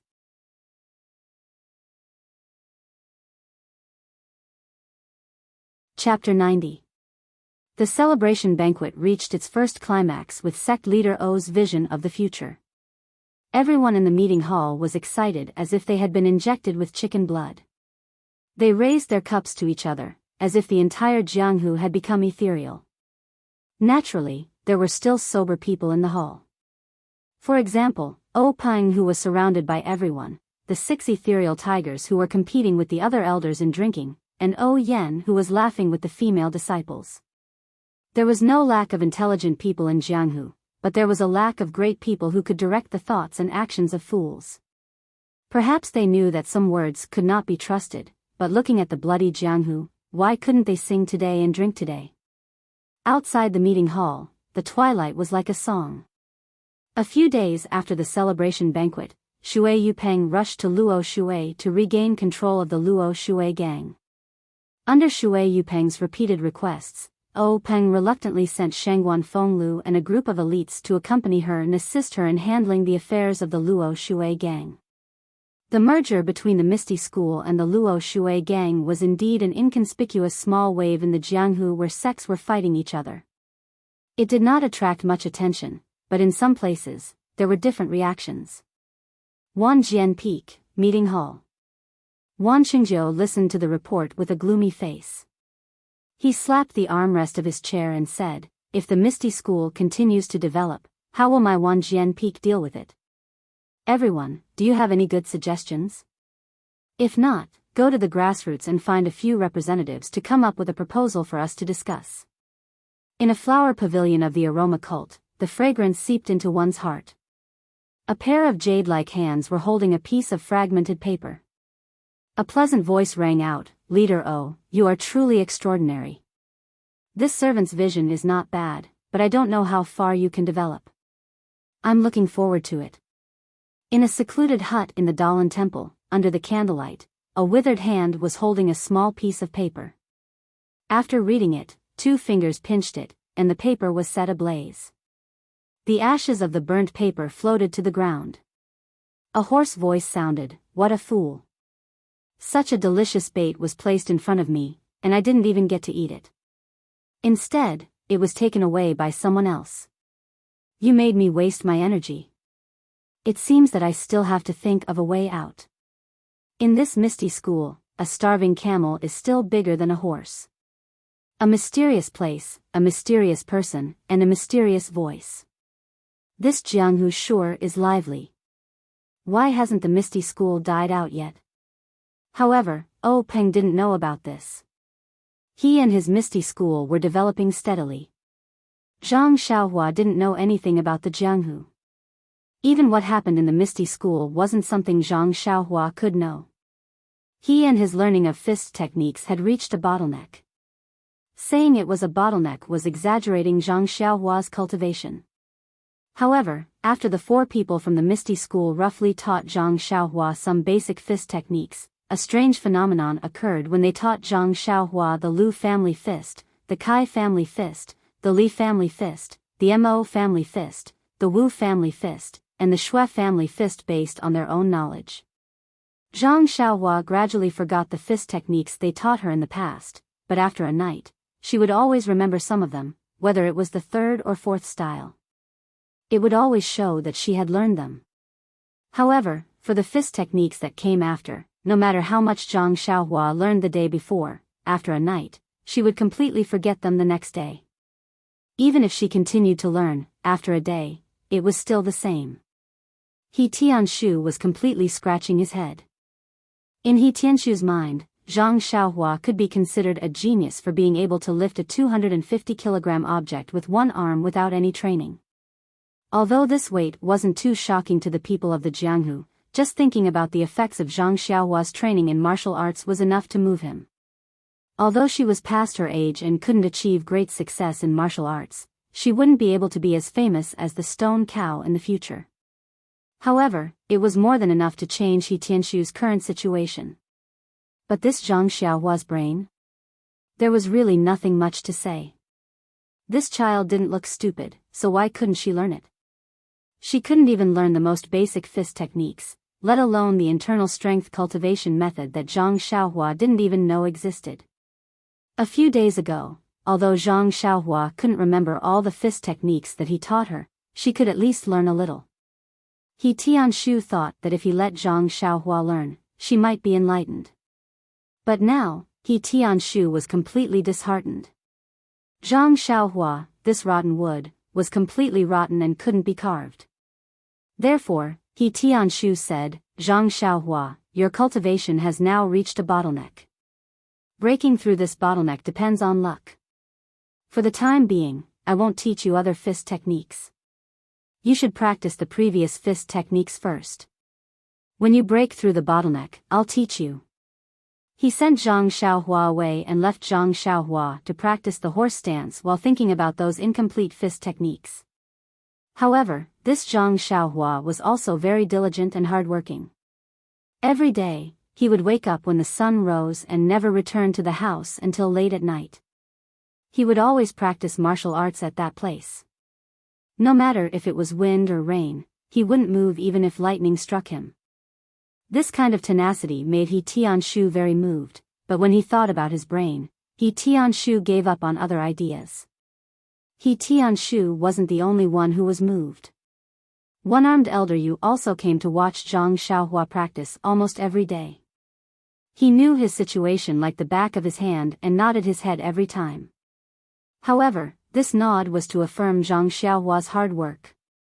It had nothing to do with talent at all. On this day, at night, the wind was clear and the stars were sparse. He Tianshu was in a very good mood. When he saw Zhang Xiaohua practicing the same few moves over and over again, his heart skipped a beat. He called for a pause and said, Zhang Xiaohua, you've been practicing for so long and at least know some fist techniques. Today, I'll let you spar with a real martial arts practitioner. How about it? Zhang Xiaohua looked at He Tianshu and said, Captain He, do you think I can do it? He Tianshu smiled and said, why not? Martial arts experts also start from the basics. You don't have to be afraid. I'll ask little heir to go easy on you and let him spar with you. After he finished speaking, he said to a misty school disciple who was practicing next to him, little heir Nya, come over here and spar with Zhang Xiaohua. You can just practice with him. Don't take it seriously. Little heir Nya retracted his moves and said, okay, Captain He, I understand. Then, he closed his legs and put his palms forward. Zhang Xiaohua took a look. Oh, this is familiar. Isn't this the Arhat fist starting stance? Although this was his first time sparring with someone and his palms were already sweating, he still followed little heir Nya's example and went into a starting stance. Then, little heir Nya shouted, Zhang Xiaohua, you go first. Zhang Xiaohua replied, okay. Brother Nya, be careful. After he finished speaking, he raised his leg and moved forward. He pushed his right fist forward and punched Zhang Xiaohua. That little heir Nya saw that Zhang Xiaohua's fist was getting bigger and bigger. When it was right in front of him, he twisted his body and used his left hand to hold Zhang Xiaohua's wrist while his right hand punched Zhang Xiaohua's nose. But Immortal's nose was a weak spot. Although little heir Nya was going easy on him, Zhang Xiaohua's tears still flowed. He couldn't see anything and didn't care about practicing anymore. He turned around and used his shirt to wipe his tears. After Zhang Xiaohua finished wiping his tears, he looked at little heir Nya and said with a determined expression, come, brother Nya, let's continue. After he finished speaking, the two went into a fighting stance again. This round of sparring was a copy of the first round, except that Zhang Xiaohua charged forward too quickly. Little heir Nya couldn't hold back his fist in time. That first punch landed solidly on Zhang Xiaohua's nose. Immediately, Zhang Xiaohua's nose bled. Zhang Xiaohua immediately jumped out of the circle. As he wiped the blood from his nose, he shouted, I'm not fighting anymore, I'm not fighting anymore. You're cheating. Why didn't you follow the routine? Everyone was stunned. If it wasn't for the time they spent with Zhang Xiaohua and trained their nerves, This sentence was enough to make them short-circuit. Poor Zhang Xiaohua. He thought they were going to follow the routine. Everyone sighed. Self-taught talent really can't do. It's better to be a full-time student with a master and a formal education. After Zhang Xiaohua finished cleaning up, Tianshu told him the meaning of the sparring. Zhang Xiaohua finally understood. What he said was true. If it was just a competition of routines, everyone could just use their own fist techniques. Where would the blood come from and the life be used as a bet? For the third time, Zhang Xiaohua was very careful. He slowly followed Nia Xiao, steps and moves. He began to show a little of his moves. Although he was very unfamiliar with it, it was the first step. However, his hands, arms, and legs were all very stiff. He was like a virgin who had just entered a field of flowers, paying attention to his left and right, up and down. He was really like a clumsy bear. On the other hand, Nia Xiao, actually had a fiddling attitude. His fists and legs were extremely beautiful, flying here and there like a butterfly. Zhang Xiaohua's fists and legs could not land on him at all, and his own body, face, and legs were all hit by Nia Xiao. In the end, Zhang Xiaohua was also extremely angry. When he saw Nia Xiao use a move, he felt that the move of Erlang punch was suitable, so he used all the strength in his body and punched Nia Xiao. His fist arrived in front of Nia Xiao's eyes with a whoosh sound. The strength of his fist did not seem to be inferior to the punch he had thrown at Tianshu that day. In Zhang Xiaohua's mind, he should at least send Nia Xiao flying. After all, this was a fist with the strength of 250 jin. However, the reality was far beyond Zhang Xiaohua's expectations. When Nia Xiao saw the fist coming, he didn't panic. His fist turned into a palm. One hand wrapped around a bowl with golden silk and caught Zhang Xiaohua's fist. His other hand reached forward and grabbed Zhang Xiaohua's collar. Then, he spun around and used the four tails to lift 1,000 jin technique. He pulled Zhang Xiaohua's body along the direction of his fist. In an instant, Zhang Xiaohua's small body flew off the ground like an arrow. Fortunately, there was a medicinal field in front. The soil was soft and the medicinal plants were also ordinary. When Tianshu saw this, he didn't stop him. In fact, Tianshu's loss of confidence in Zhang Xiaohua was also because of this. She had the strength, but she didn't know how to use it. It was like a 3-year-old child who could play with 1,000 jin meteor hammer. Although it was amazing, if he wasn't careful, the result would be his head being smashed. At that time, he would lose his life. And although Zhang Xiaohua had the strength of 1,000 jin, the path of fist techniques was like rotten wood. She couldn't use her strength. This Nia Xiao was just a low-level disciple of the Misty School. A simple 4 tails to lift 1,000 jin technique was enough to take Zhang Xiaohua's life, let alone others. Not long after, as expected, a dusty Zhang Xiaohua safely returned. Only her clothes were covered in dust and her hair was covered in mud. At this time, Zhang Xiaohua didn't have the regret and dejection that Tianshu thought. Instead, she was unusually happy. She walked in front of Nia Xiao and hurriedly asked what fist technique it was. Why didn't she teach it to him a few days ago? Nia Xiao looked at her innocently and pitifully pointed at Tianshu and said, "Brother, I'll have to let Captain He tell you." Zhang Xiaohua quickly walked over and begged Tianshu to teach her this fist technique. Tianshu didn't know whether to laugh or cry and said, "Zhang Xiaohua, I'm very supportive of your desire to learn martial arts. But everything has to be done step by step. If you don't have a good foundation, you won't succeed in learning any high-level martial arts. The martial arts that Xiao is using isn't a fist technique. It's just an application of fist techniques. You haven't even learned the basics of fist techniques. How can I teach you? Moreover, this 4 tails to lift 1,000 jin technique doesn't just require posture. It also requires the application of strength. This is a technique unique to the Misty School. You're not a disciple of the Misty School now, so I don't dare to teach you. Even if you want to learn, I'll have to ask the manor head and wait for the relevant leader's approval before I can consider it. After that, He Tianshu smiled apologetically and said, I'll reveal one more thing.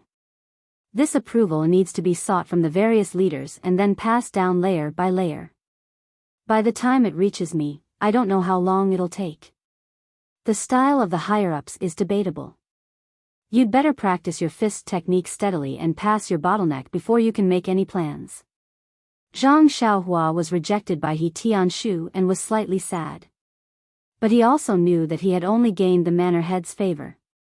It was already good enough that he was fated to learn the fist techniques.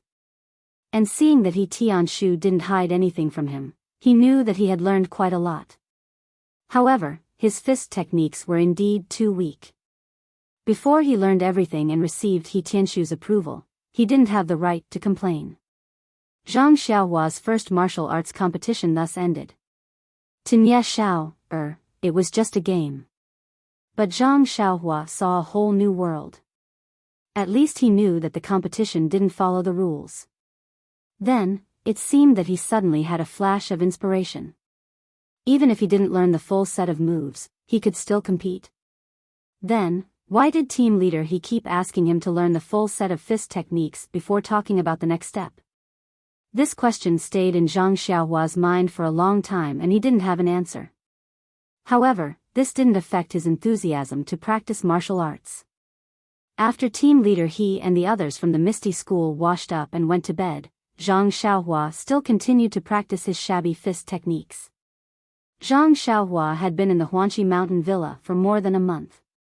On weekdays, he leveled the herbal field, uprooted the weeds, and watered the fields.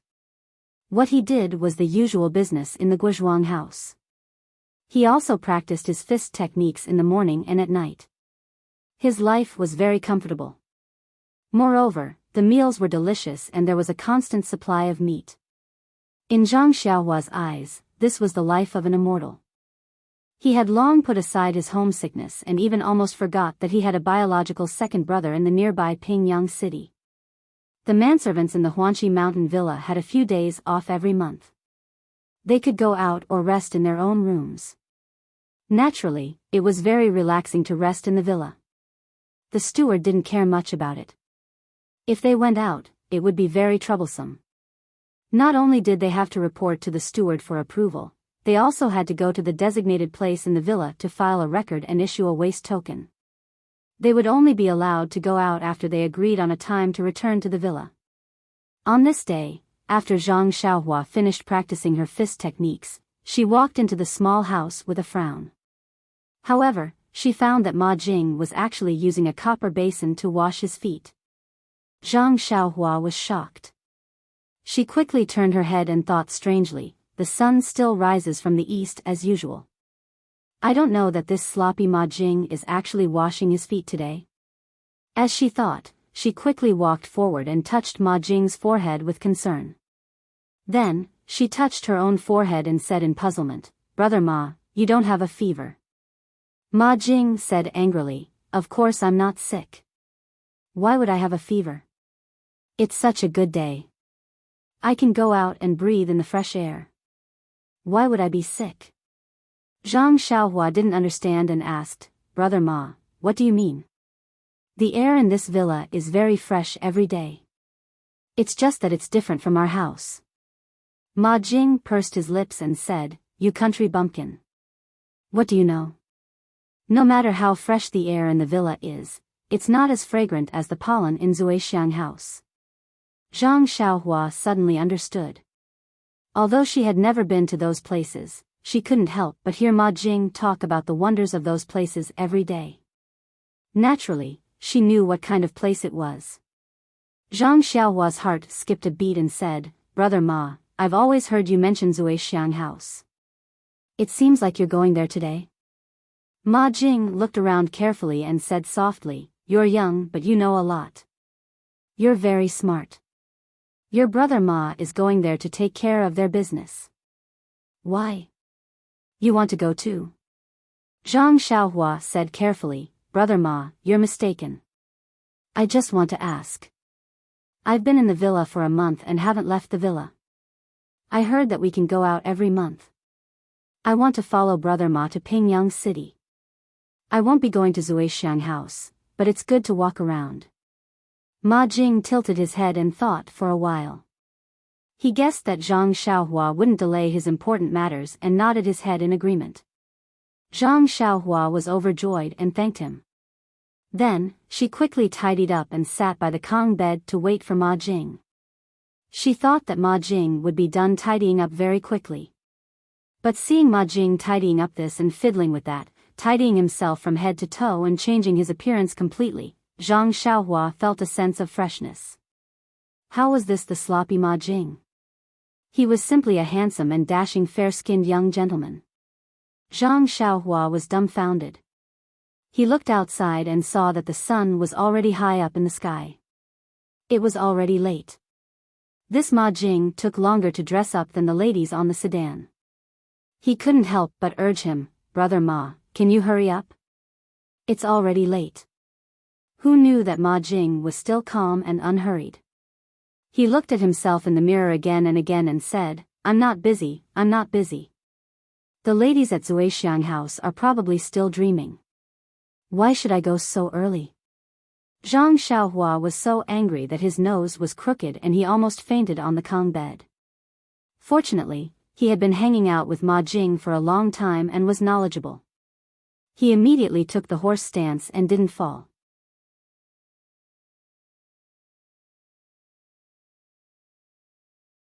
Chapter 91. Just as Zhang Xiaohua's patience was about to run out, Ma Jing finally finished his daily routine for going out. Only then did he slowly pack up his things for going out. He took out some silver from the small cabinet at the head of the Kong bed and weighed it in his hand. A wicked smile appeared on his face. Zhang Xiaohua watched from the side and shook his head, thinking, this smile really looks like a weasel going to pay his respects to the chickens. However, he immediately froze. Looking at the silver in Ma Jing's hand, he seemed to know that he had forgotten something. When he left the Guizhuang house, the silver he brought was kept by Zhang Xiaohu. Last time, when he parted ways with his second brother at the Lotus Escort Agency, he only brought a small bag with no silver in it. After staying in the villa for more than a month and not using any silver, he naturally couldn't remember. Now that he was going out, it would be difficult to go out without some silver. Of course, Zhang Xiaohua immediately remembered that when he came to the villa, elder sister Qiu Tong seemed to have said that if he worked in the villa, he would receive 3 coins of silver every month. However, he didn't know how to use the silver. He couldn't go find Qiu Tong now. After being in the villa for so long, Zhang Xiaohua also knew that Qiu Tong stayed in the inner courtyard of the villa. Most of the people who lived there were women. It wasn't good for the servants and other people to go there directly. Moreover, Qiu Tong's status in the villa wasn't low. If he went to find her for such a small matter, it would seem like he was too calculative. Why didn't he ask Ma Jing in front of him? Thinking of this, Zhang Xiaohua went up to Ma Jing and asked with a smile, "Brother Ma, I want to ask you something." Ma Jing glanced at him and said, "Say it, brother. There's nothing in the villa that I don't know." Then, he felt that Zhang Xiaohua was looking at the silver in his hand. His expression changed and he immediately put the silver into his clothes. He smacked his lips and said, "Other than this, I want to borrow silver." Zhang Xiaohua said, "That, Brother Ma, it's really about the silver." Ma Jing firmly waved his hand and said, "This, I really don't have it." Zhang Xiaohua smiled and said, "This, you can have it." Ma Jing was displeased and said, "Brother, if Big Brother says no, then no. Big Brother is a man of his word." Seeing that Ma Jing was unhappy, Zhang Xiaohua stopped teasing him and said, "Brother Ma, I'm not asking to borrow money from you. I just want to ask you about this month's salary." Ma Jing rolled his eyes and looked at Zhang Xiaohua's expression. After confirming that he didn't want to borrow money from him, he let out a big sigh of relief and said, "Good, kid. You've only been in the villa for a few days and you already know how to joke with your brother. You've really grown up." Zhang Xiaohua quickly smiled and said, "Look at what you're saying, Brother Ma. It's all because of your influence that I've improved. As long as you talk about my improvement, the first thing I say is to thank Brother Ma. Only then can I thank others. Ma Jing walked forward and patted Zhang Xiaohua's shoulder. He didn't use a lot of strength, but Zhang Xiaohua's shoulder trembled. Zhang Xiaohua's heart also trembled. He thought to himself, in a while, should I go wash the clothes first? Patting Zhang Xiaohua's shoulder, Ma Jing said with satisfaction, Xiaohua, you're very good. Big brother will teach you another good thing. As for this gratitude, you don't have to put me first. You can put me second. Zhang Xiaohua was stunned. She asked modestly, Brother Ma, then should I be the first to thank my parents? Ma Jing said earnestly, wrong, Xiaohua. It's not a problem to thank your parents. First of all, you still have to thank the villa. It's right to say filial piety to your parents. You also have to thank the villa in your heart. You have to put the villa first. Don't just talk about your parents. You have to mention it. Of course, if you thank me, I'll be very happy. It means that you don't need to strengthen your moral education and there's still room for improvement. By the way, you also have to thank the leaders of the villa. They gave you the right to thank not only the villa, but also me and your parents. Zhang Xiaohua looked as if she had been taught a lesson. She nodded like a chick pecking rice. After Ma Jing finished speaking, he turned his head and asked, by the way, Xiaohua, what did you say just now? I didn't hear it clearly. Can you say it again? Zhang Xiaohua looked as if she couldn't stand it anymore. She said, Brother Ma, I just wanted to ask you. I've been in the villa for more than a month, and I haven't received my monthly salary. I want to ask you how to receive my monthly salary.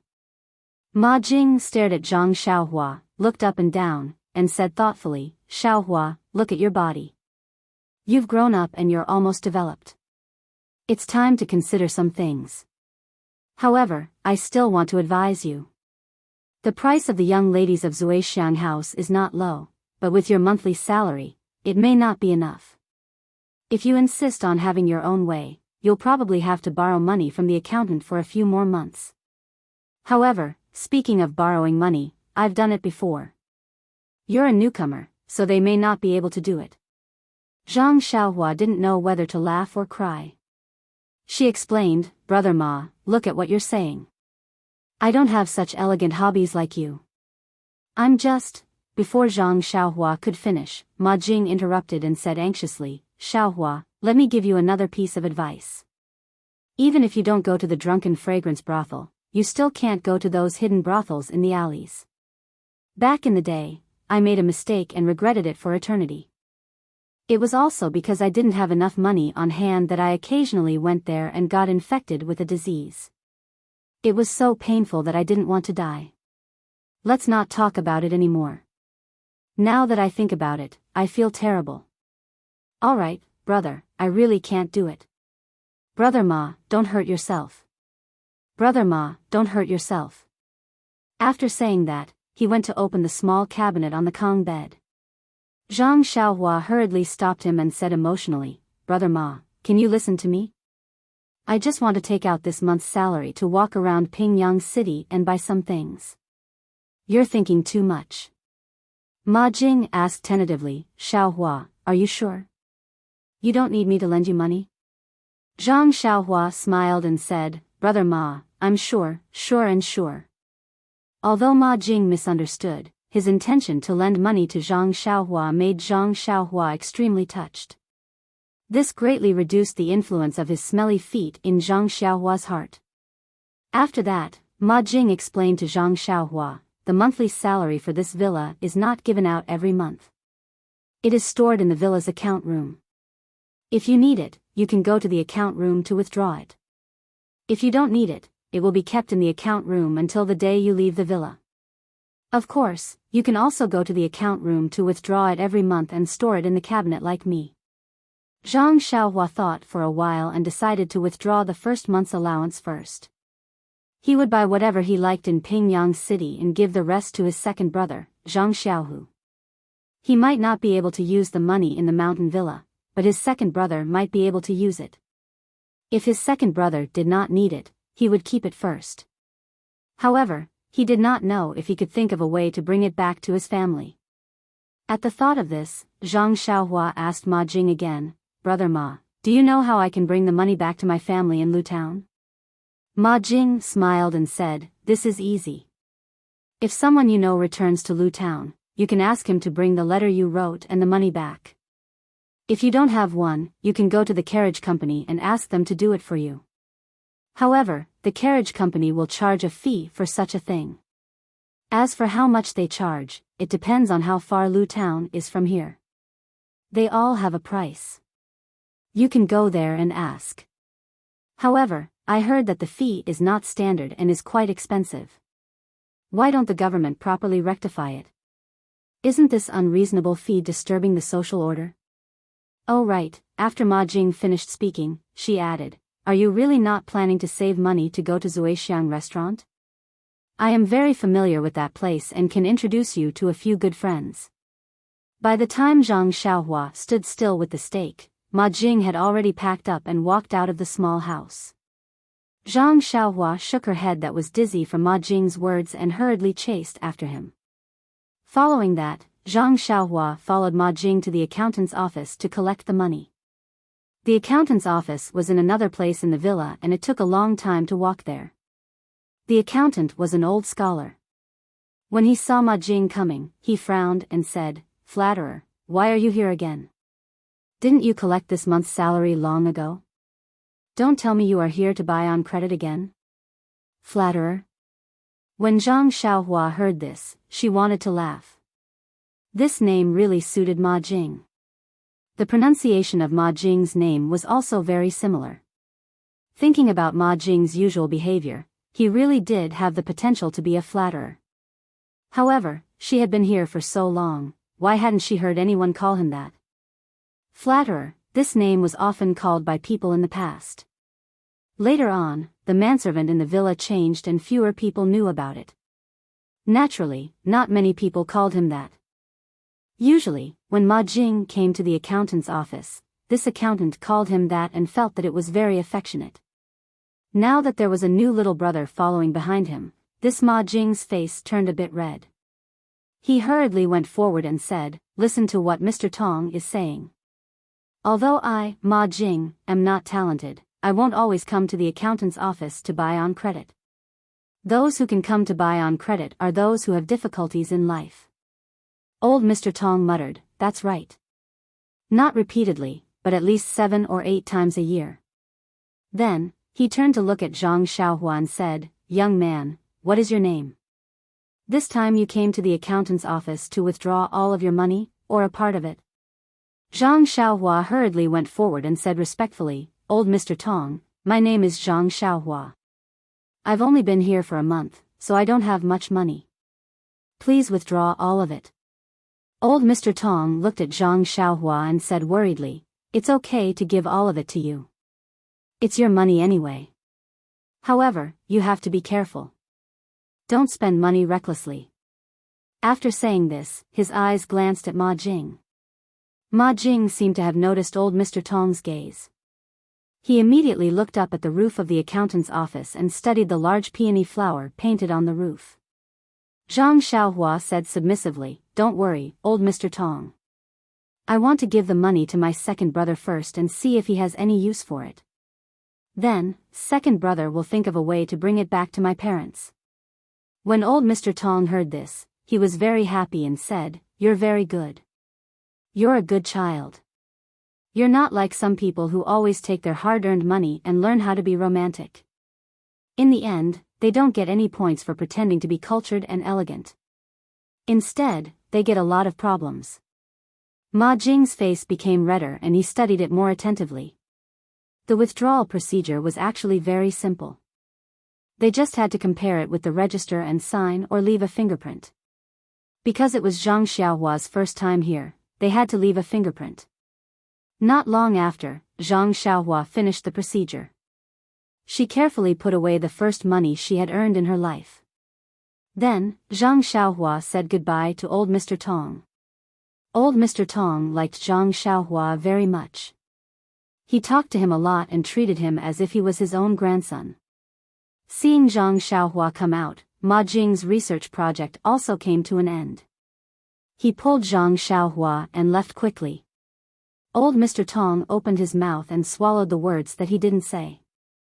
However, when old Mr. Tong turned around, he suddenly stopped and said, "That's not right. How can Zhang Xiaohua's monthly salary be more than that of a flatterer? Why didn't I notice it just now? Could it be that the manager wrote it wrong?" Then, old Mr. Tong returned to normal and slowly walked into the house. He thought to himself, "It's not my fault that the manager wrote it wrong. Anyway, I withdrew the money from Zhang Xiaohua according to what was written. This child seems to be good. It's fine that she took more. Who told you to write it wrong?" Of course, Zhang Xiaohua and Ma Jing didn't know this. They were walking out of the manor. The last time Zhang Xiaohua entered the manor, he took a carriage and came in from a large side door. However, this accounting house was not on that road. He didn't know the road that Ma Jing took him. In fact, they went out from the original road. He guessed that Zhang Xiaohua didn't know either. The accounting house was not far from the side door.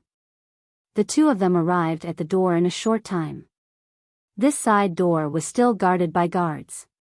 Ma Jing guessed that the guards didn't make things difficult for him because Ma Jing had come here often. Although Ma Jing wanted to get close to him, he understood that it was better for him to stay away from him because he was unapproachable. Although it was the first time that Zhang Xiaohua left the manor, he was already recorded in the register of the manor. Therefore, there was another set of procedures and it was quickly completed. The two of them each received a waste token. There was a subtle difference between the two waste tokens. However, Ma Jing didn't notice it and neither did Zhang Xiaohua. The two of them put the waste tokens in their clothes and hid them properly before leaving through the side door. As soon as they went out, Zhang Xiaohua was stunned and asked, "Brother Ma, that's not right. I remember that I didn't enter this door last time." Ma Jing said with a smile, "There are 5 side doors and 1 main door in our Huanxi manor. Who knows which door you entered last time? By the way, brother, you must keep this waste token well. When you enter the manor later, you have to take it back. If you lose it, it will be very troublesome. You must be careful." Zhang Xiaohua nodded and said, "Of course I know. However, Brother Ma, when will you come back at night? I have to enter the manor with you. Otherwise, I'm afraid that I won't be able to find you on such a long way." Ma Jing curled his lips and said, "Look at how careful you are. Once we enter the manor, it's our world. You're still afraid of losing it. I don't know when I'll come back at night. If you want, you can wait at the gatehouse." Zhang Xiaohua said with a bitter face, "Well, Brother Ma, remember to come back early." At this moment, Zhang Xiaohua once again selectively forgot about Ma Jing's smelly feet and the way she avoided Ma Jing from afar every day. She was like a little wife waiting for her man to come home with a hidden bitterness. It was already June. At noon, the sun was scorching hot. Zhang Xiaohua looked up at the scorching sun and secretly complained about Ma Jing. It would be better to leave early. If they were to rush on the road at this time, they would be burned to death by the heat. After crossing the straight main road, Zhang Xiaohua thought that Ma Jing would walk to the shady place by the side of the road. Unexpectedly, Ma Jing did not walk on the main road. Instead, he walked to the side of a small alley and turned down. Zhang Xiaohua was puzzled. She chased after him and said, "Brother Ma, you're going the wrong way. You should be walking on the main road." Looking at Ma Jing's surprised look when he turned back, Zhang Xiaohua thought that she had made a mistake. She hurriedly said, "Brother Ma can't be hungry again. Looking at the sky, it's only right to eat something." When Ma Jing heard this, he laughed out loud and said mockingly, "Brother, don't tell me you're going to walk to Pingyang City?" Zhang Xiaohua frowned and said, "Of course we're going to walk to Pingyang City. We don't have our own horse carriages and the farmstead didn't make any for us." Ma Jing smiled and said, "Brother, don't tell me you're going to walk from Lu Town to Pingyang City?" Zhang Xiaohua said, "No, we're going to take a horse carriage." "Oh, don't tell me there's a horse carriage from our farmstead to Pingyang City?" Ma Jing did not answer. He waved his hand and gestured for Zhang Xiaohua to follow him. Indeed, Zhang Xiaohua's guess was right. There was a huge courtyard at the end of the alley. There was a huge banner hanging on the courtyard that fluttered in the wind.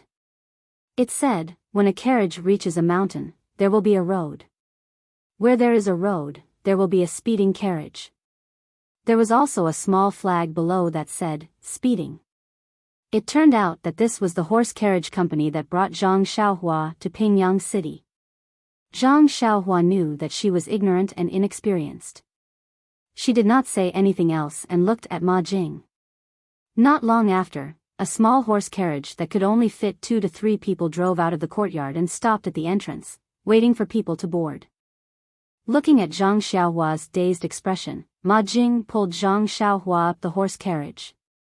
He did not forget to say, "Brother, since this is your first time going out with me, you don't have to pay for the carriage fees. The next time we go out together, you can go out and take the carriage." Zhang Xiaohua was full of joy as he sat on the horse. He was too lazy to say anything to Ma Jing. He hadn't seen his second brother for such a long time, and he didn't know how he was doing at the Lotus Flower Escort Agency.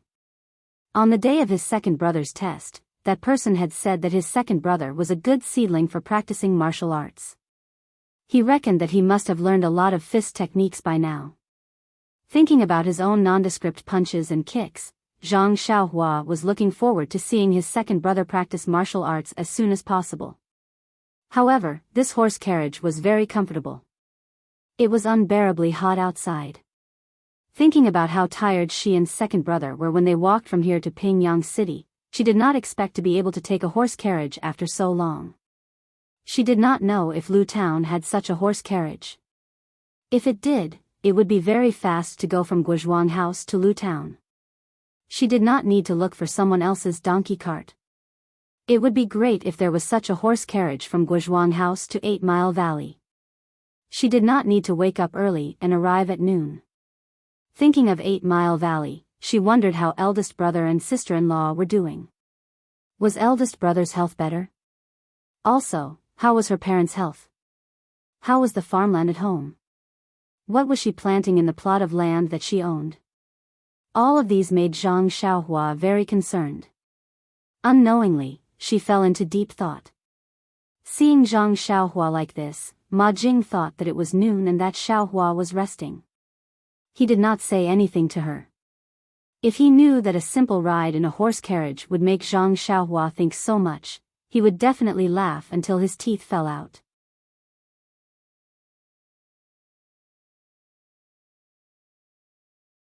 Chapter 92. With a means of transportation, the afternoon sun naturally did not affect Zhang Xiaohua. Sitting in the horse carriage, he thought about the previous time when he and second brother traveled all the way to Pingyang City.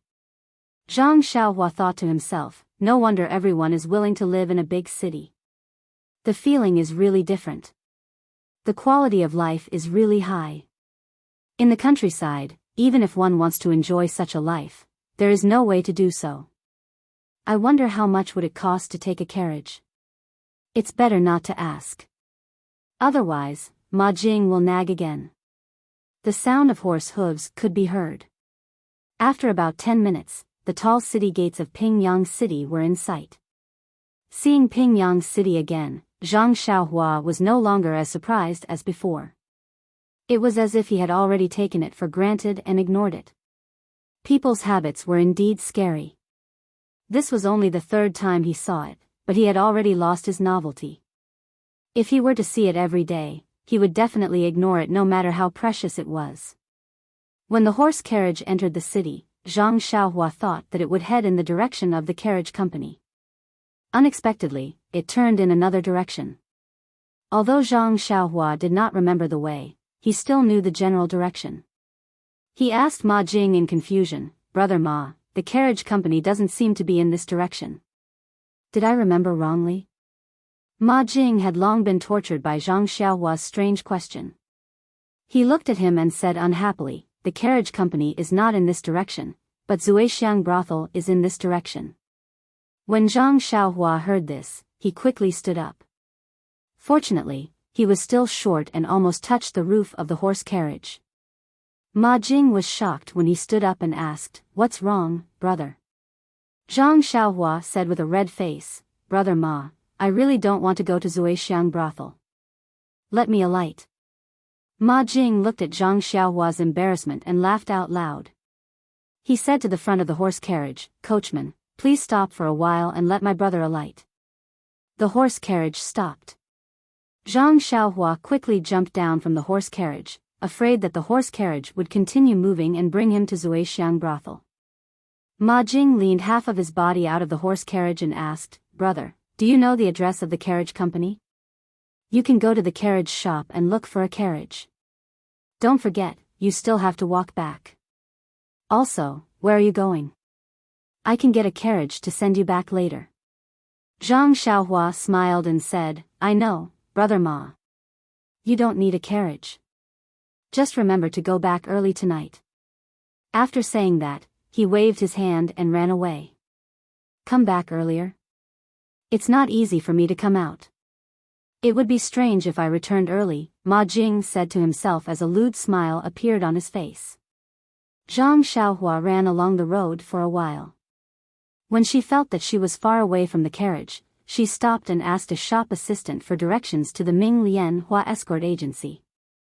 Although it was already noon, the wide roads of Pingyang City were still crowded with people. Zhang Xiaohua squeezed through the crowd with great effort. As he squeezed through the crowd, he was also paying attention to whether anyone was thinking about the money in his arms. Although he did not have a money pouch on his waist, he was still worried even if he had it in his arms. It was really funny to think that he would encounter a thief on his first shopping trip with second brother. Just as he was thinking about it, he suddenly saw a familiar figure in front of him. Zhang Xiaohua could not help but be stunned. Speak of the devil and he would appear. He did not know anyone in Pingyang City. If this figure was not Zhang Xiaohu, then it must be the thief that he almost caught the last time. Looking at the thief walking in front of him, Zhang Xiaohua felt that it was funny. Thinking that he must be looking at other people now, Zhang Xiaohua could not help but quicken his steps. Sure enough, in front of the thief was a scholar, holding a folding fan. As he fanned himself, he looked around. Whenever there was a novelty stall on the side of the road, he would stop and look at the old books on sale. Sometimes he would buy some brushes, ink, paper, and inkstone.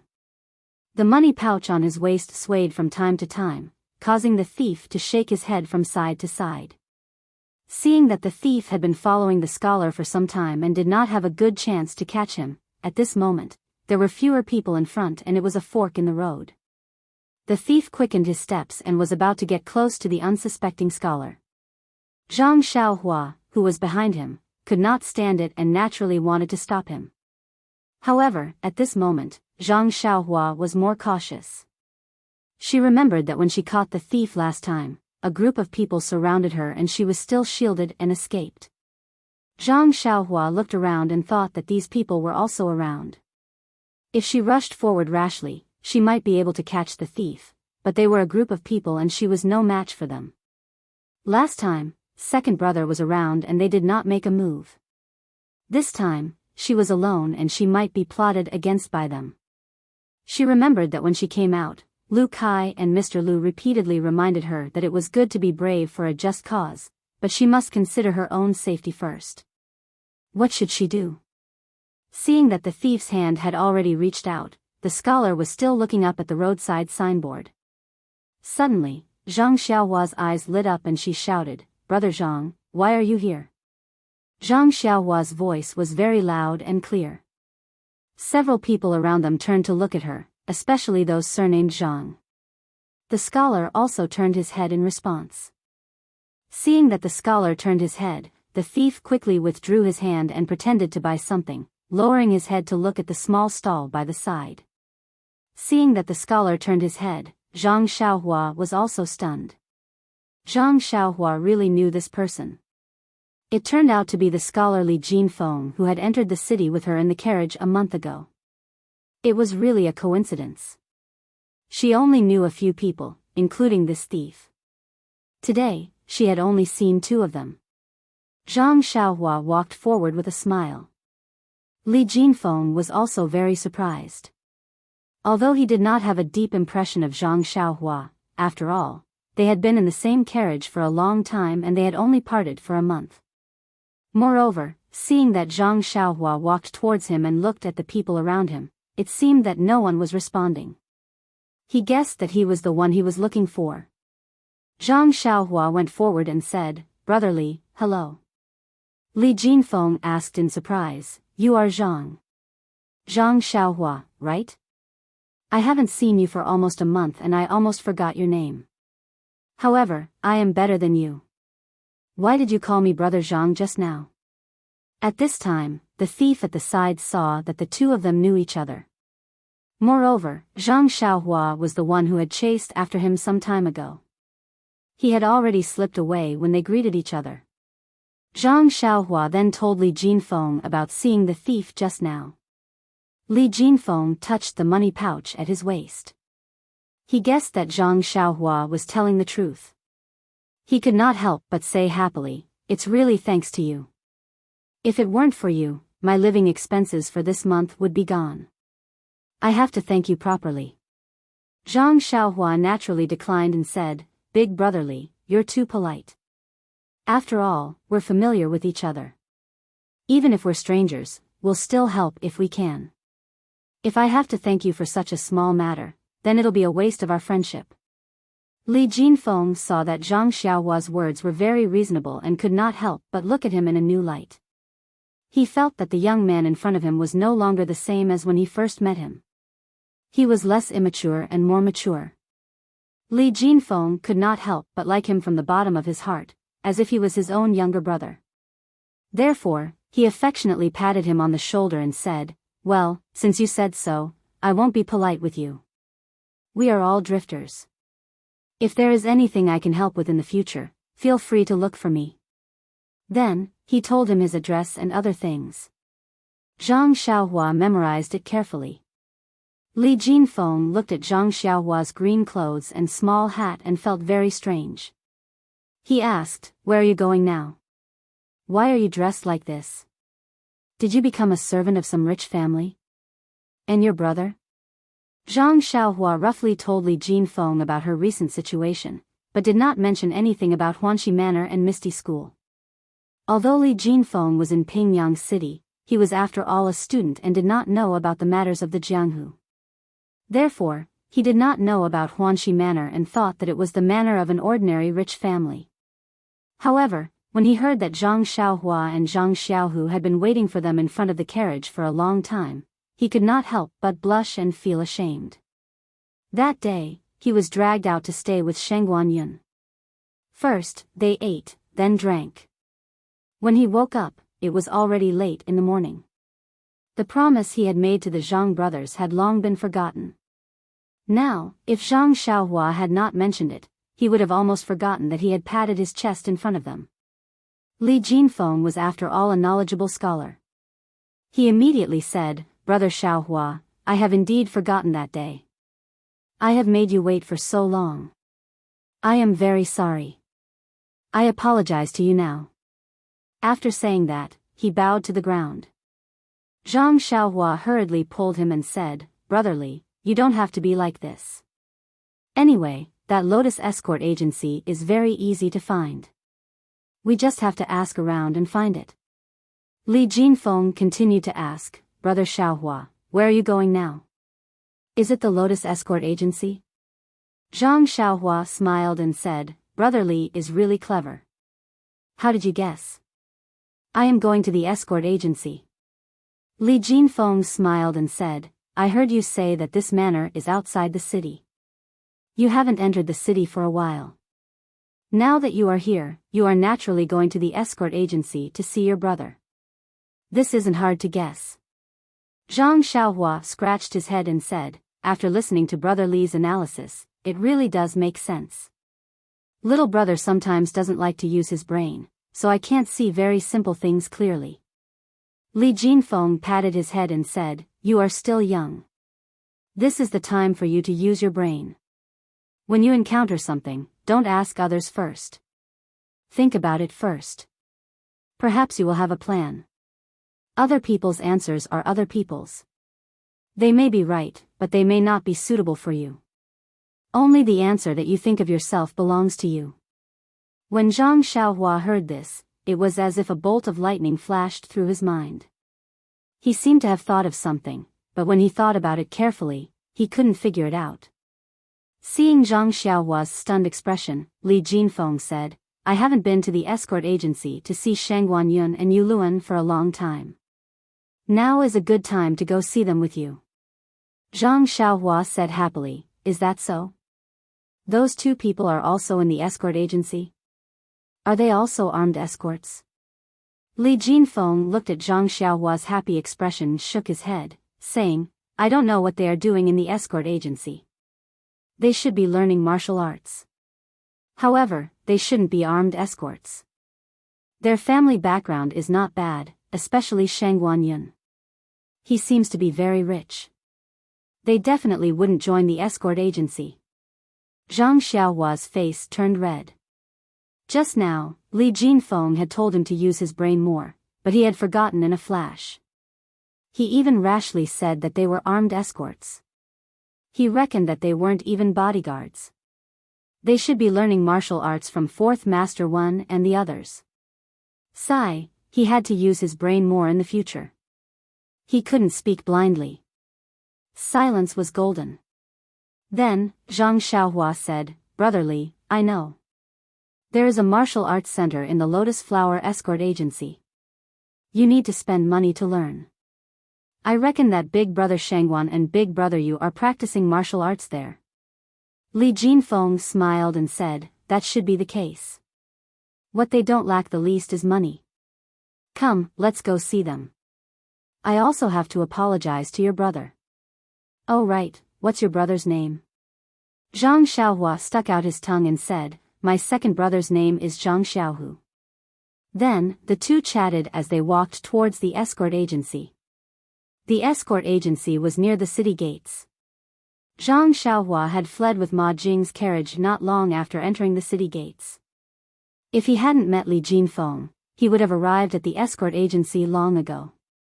Even though Li Jinfeng was a scholar and walked much slower than Zhang Xiaohua, the two still arrived at the entrance of the escort agency very quickly. There were many people coming and going in front of the escort agency today.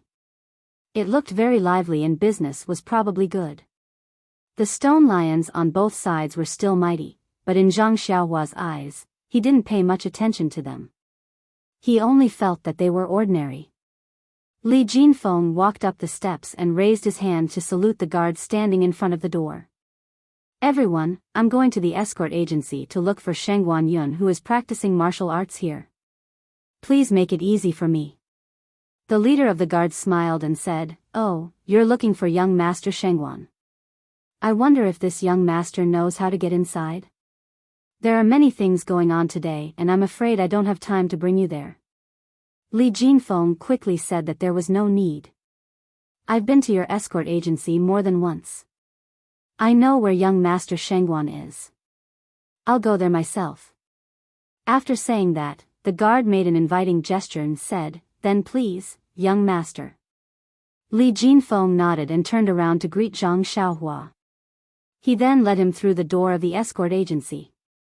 Zhang Xiaohua was dressed as a manservant, so the guards only thought that he was following Li Jinfeng. Naturally, they didn't stop him to ask questions and let him pass after a glance. There were some people walking around in the square in front of the door. It seemed that they were all here on business and didn't practice martial arts. Zhang Xiaohua dismissed the idea of asking questions and followed Li Jinfeng. He wanted to wait until he saw Zhang Xiaohu before asking for more information. Although Zhang Xiaohua didn't specialize in martial arts like them, they were all living under the same roof. Perhaps he would be familiar with him. The last time Zhang Xiaohua came, she only saw a row of small houses on the right side of the square. Looking at them now, she saw that they were all closed. They were probably resting. Li Jinfeng didn't stop in front of these small houses. He walked along the corridor in front of the house and walked into a spacious courtyard. There was a row of houses in front of him. It was also quiet. Many large trees were planted in the courtyard, making it very shady. After passing through the courtyard, there was a screen wall. There were 2 doors on the left and right. Li Jinfeng didn't hesitate and turned left. After entering through the door, there was another long corridor. At the end of the corridor was a row of exquisite houses. Li Jinfeng brought Zhang Xiaohua to the doors of several fine houses. After carefully identifying them, he walked to the one in the middle and quietly knocked on the door. After a while, a lazy and slightly hoarse voice said, "Who is it? What's the matter?" When Zhang Xiaohua heard this voice, her heart skipped a beat. Wasn't this Yuluan's voice? She actually remembered that he didn't seem to have spoken much to her. Sure enough, Li Jinfeng said, "Brother Yu, it's Li Jinfeng. I'm here to see my 2 brothers." Before he finished speaking, another voice sounded, "Oh, it's Brother Jinfeng. Come in quickly. You haven't been here for many days. Are you busy with your homework?" This voice had a slight arrogance. It was Shangguan Yun. Li Jinfeng pushed open the door and entered. He smiled and said, "I'm not busy with my homework. I'm just preparing for some exams. I don't have much free time. When I have time, I come to see the 2 heroes." Inside the room, Shangguan Yun and Yu Luan were sitting on 2 chairs. They were still a little sleepy. It was obvious that they had just woken up from their afternoon nap. When they saw Li Jinfeng come in, they both stood up and nodded in greeting. Then they sat down. They were probably familiar with each other and didn't have to be so polite. "Huh, Brother Li, you're too polite. When it comes to heroes, Brother Shangguan is naturally worthy of the title. I'm just a mediocre martial artist. I really don't deserve that title," Yu Luan said very modestly. Shangguan Yun said, "Yu Luan has also improved recently. If you practice harder, you will have a bright future. There's no need to belittle yourself." When the 2 finished speaking, Li Jinfeng said again, "I brought an acquaintance today. Guess who it is?" "An acquaintance? An acquaintance?" The 2 looked at each other blankly. Li Jinfeng smiled and said to the outside, "Zhang Xiaohua, come in." Zhang Xiaohua then walked in with a smile.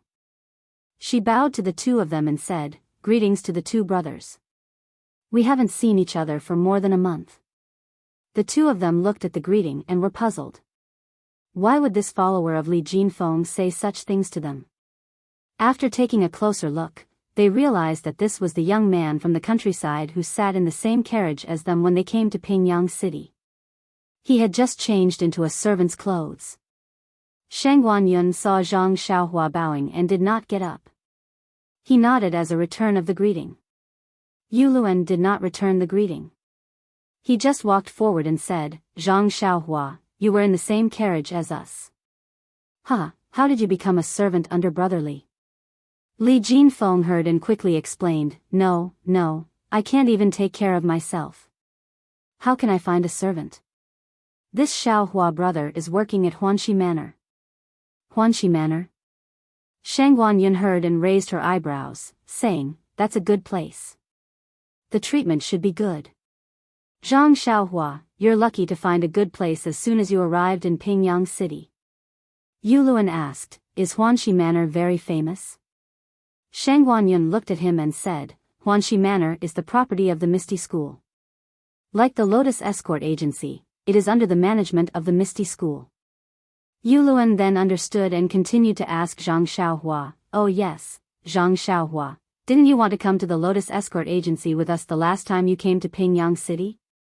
Why did you go to Huanxi Manor?" Zhang Xiaohua blushed and said, We originally wanted to come to the escort agency to practice martial arts. However, the people there said that we have to pay to practice martial arts. We didn't have any money, so we could only." Without waiting for Zhang Xiaohua to finish, Yu Luan laughed and said, "I knew it. When you asked about the Lotus Escort Agency that day, I was puzzled as to why you came to the agency. I didn't expect you to have the intention to practice martial arts. If I had asked you more at that time, I would have dispelled your delusion. The poor study but the rich practice martial arts. How can you learn martial arts without money? The cultivation of martial arts is not something a person like you can imagine. It's better for you to work hard as a servant. Once you've earned some money, you can go home and buy a piece of land. When it's bigger, you can marry a wife and take care of your wife and children. Please add it to your collection, thank you.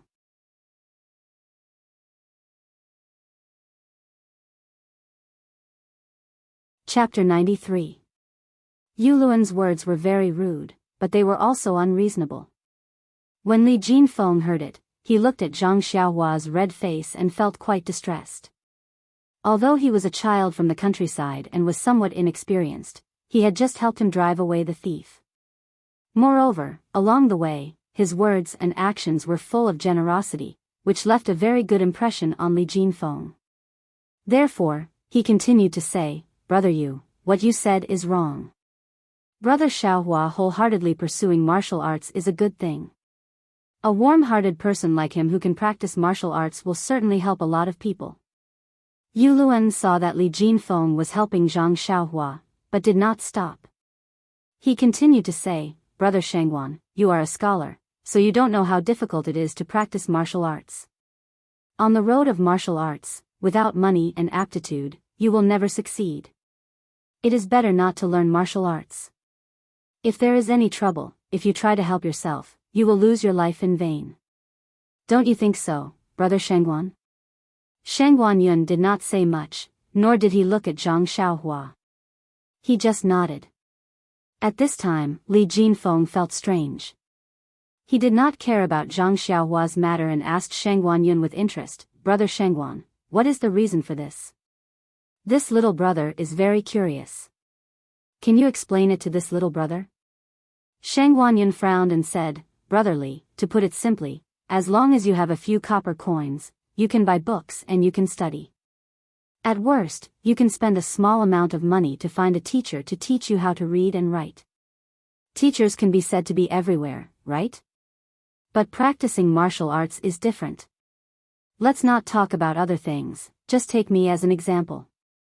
I've liked practicing martial arts since I was a child, and my family's financial situation is not bad. My father hired a martial master from a young age to teach me martial arts, and even spent a large amount of money to buy precious medicinal herbs for me to bathe in and treat my injuries. Martial masters are already few in number, and those with great ability are even fewer. I don't know how many times I've changed masters, but I finally found one with real ability, and only then was I able to learn some things. That's not it, that master is old and wants to retire to his hometown. My father doesn't want me to continue practicing martial arts, saying that it's fine as long as I have a strong physique to protect myself. That's why I secretly ran out and went to the Lotus Escort Agency to learn martial arts. With my foundation of practicing martial arts since I was a child, and even spent a considerable amount of money to let me in to learn, how could someone like Zhang Xiaohua possibly learn martial arts?" Finished speaking, Shangguan Yun shook his head and smiled gently. It was not a contemptuous smile, but a gentle smile, as if he was talking about the ambition of a manservant in his manner. It was a kind of comment from top to bottom, a kind of disdain that came from the heart. Yes, it was the kind of disdain that came with a wave of the hand. Yuluan was not the only one who felt it. He smiled knowingly and looked down at Zhang Xiaohua. Li Jinfeng also felt it, but he knew that Shangguan Yun came from a rich family, and this Zhang Xiaohua's identity was equivalent to his family servant. It was already good enough that he said so much. If it were other rich playboys, they would have already spoken ill of him. His actions showed that he did not have any ill intentions towards Zhang Xiaohua. It was just a habit. However, he immediately thought of himself and realized the gap between himself and Shangguan Yun. He was originally a poor scholar who came to Pingyang City to study. He met Shangguan Yun by chance and felt that he was a good person, and wanted to befriend him. Now, looking at Shangguan Yun's attitude, was his intention of befriending him? Naturally, Zhang Xiaohua was embarrassed when she heard this. However, it was not the first time that she was criticized.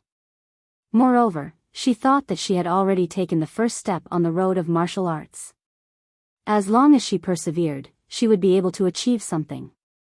Instantly, she felt relieved and the whole world became bigger.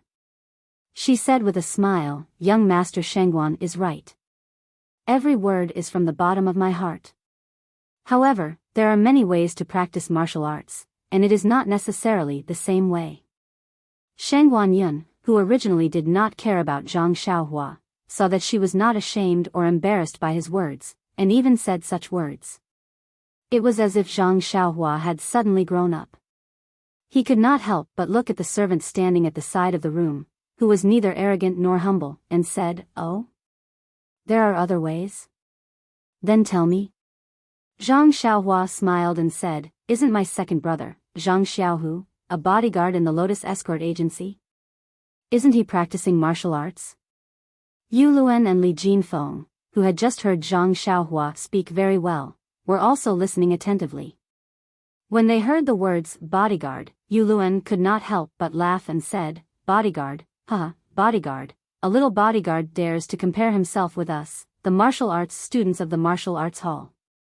This really makes me laugh until my belly hurts." Shengguan Yun also wanted to laugh, but he suddenly frowned and said, Zhang Xiaohu, why does it sound so familiar?"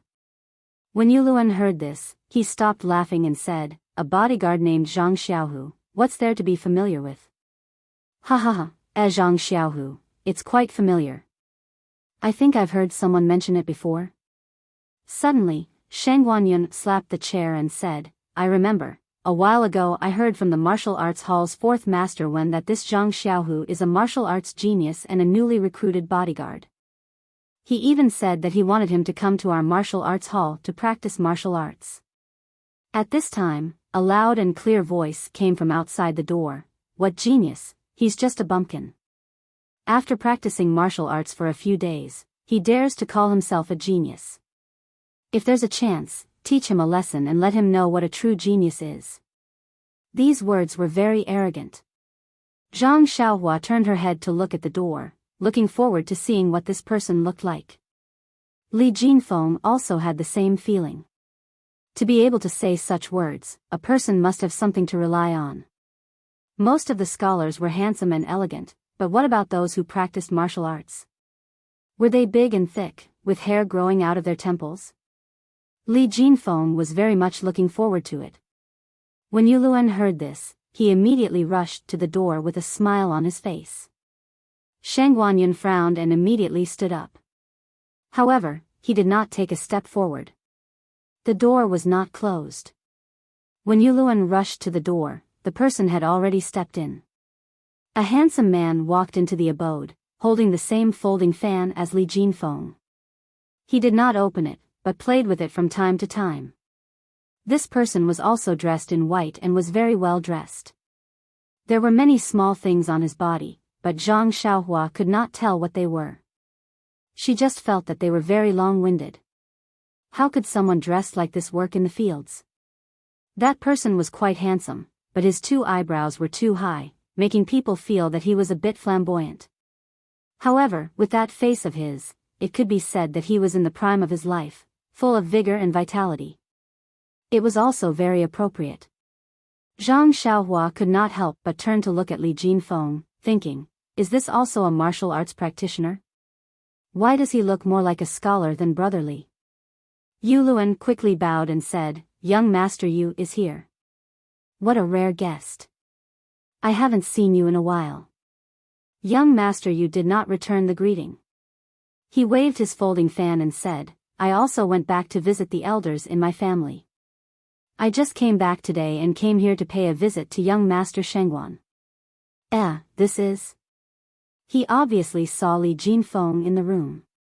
Yu Luan smiled and introduced, "This is young Master Li Jinfeng from Quicksand Academy. He is a scholar that young Master Shengguan and I met when we entered Pingyang City a month ago." When young Master Yu heard that Li Jinfeng was a scholar, he cupped his fists and said, "I am Yu Dei. I am very happy to meet young Master Li." When Li Jinfeng saw Yu Dei bowing, he quickly returned the greeting and said, "Nice to meet you, nice to meet you." Yuluan seized the opportunity and said, "Young Master Yu is here to learn martial arts in Yu City. The Yu family is an influential family in Yu City." Yu Dei put his index finger to his lips and said, "Should keep a low profile, keep a low profile." Then, he directly ignored Zhang Xiaohua and walked to Shangguan Yun. He bowed and said, "Brother Shangguan, I haven't seen you for a few days.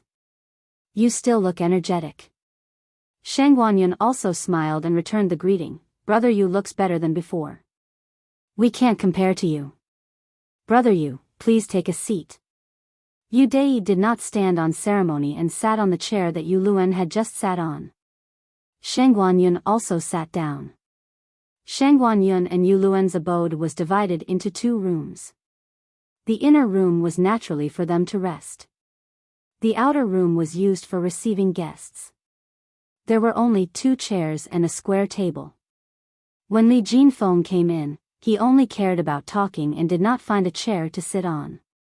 Now, Shangguan Yun and Yu Dei sat on the only 2 chairs. The other 3 people in the room did not have chairs. Yu Luan patted his head and quickly walked into the inner room.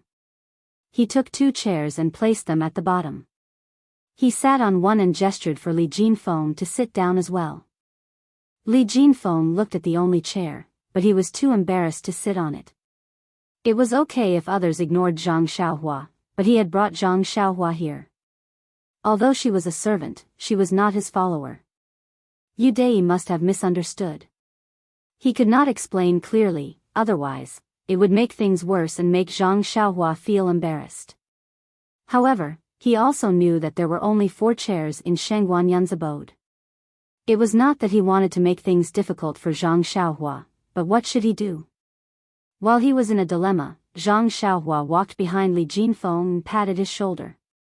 She pointed at the chair with her chin and walked over first. She stood behind the chair with her hands behind her back. Li Jinfeng understood and nodded with a smile. He also sat down. Their actions were seen by the other 3 people. Shangguan Yun knew that there were only 4 chairs in the room. It was normal that there was no seat for Zhang Xiaohua, so he did not care. However, Yu Dei was a little confused. What did this servant's actions mean? However, since it was someone else's business, he did not ask. Instead, he coughed and asked, "Just now, at the door, I heard people talking about the famous armed escort. What was his name again? Can you tell me more about it? I remember that when I left, I had not heard of this name. How did it become so popular in the martial arts center in just a few days?" Yu Luan glanced at Zhang Xiaohua and said, "Young Master Yu, his name is Zhang Xiaohu. Zhang Xiaohu came to Pingyang City with us and even took the same horse carriage that day. However, we didn't arrive at the escort agency on the same day. Like young Master Yu, we entered the martial arts dojo. That Zhang Xiaohu first signed up for the martial arts dojo, but because he didn't have enough money, he signed up as an armed escort. It was said that during the test, 6th young Master Li was watching. I heard from the armed escorts and the people from the martial arts dojo outside that day that Zhang Xiaohu didn't practice martial arts for even a day. However, when someone demonstrated a set of Liuha boxing in front of him, Zhang Xiaohu actually had a photographic memory and could repeat it completely. 6th young Master Li was very surprised and praised him endlessly, calling him a genius. Upon hearing this, Yu Dei shook his head and said with a look of disdain, "Although the Liuha boxing is very complicated and it is indeed difficult to demonstrate it in one go, when I first started learning martial arts when I was young, which fist technique didn't pass in one go? I remember that I have a distant cousin who also learned the Liuha boxing for the first time. Although he did not learn it in one go, he was able to learn most of it. With Zhang Xiaohu's talent, it is considered rare. If he were to say that he is a genius, it would be too sensationalist." When Zhang Xiaohua heard this, she was unhappy. Although Yu Luan was exaggerating, he was still her brother. Of course, she was willing to hear others praise him. Now that Yu Dei had rebutted her, she knew that what he said made sense. However, she still felt that he was a little jealous, so she did not think much of it. Shangguan Yun continued Yuluan's words and said, Brother Yu, what you said makes sense. I did not participate in the incident that day. However, when I heard it, I also felt that it was strange. This incident was just normal. It was just a bodyguard. There is nothing special about him. However, there is something that Brother Yu does not know. Yu Dai was stunned and said, Please enlighten me, Brother Shangguan. Shangguan Yun continued, When Zhang Xiaohu joined the escort agency as a bodyguard, I had not yet come to the martial arts hall. However, Brother Yu was in the martial arts hall at that time. Why didn't you hear this news? Moreover, before Brother Yu returned to Yu City, didn't you also stay in the escort agency with Zhang Xiaohu? Why didn't you hear this news? Yu Dai said disapprovingly, He was just a lowly bodyguard. How would I know? We don't practice martial arts together. Don't tell me you want me to go to the place where the servants practice to take a look. Shangguan Yun also laughed and said, Brother Yu's words make sense. Actually, Zhang Xiaohu did not become famous during Brother Yu's time in the escort agency. It was recently.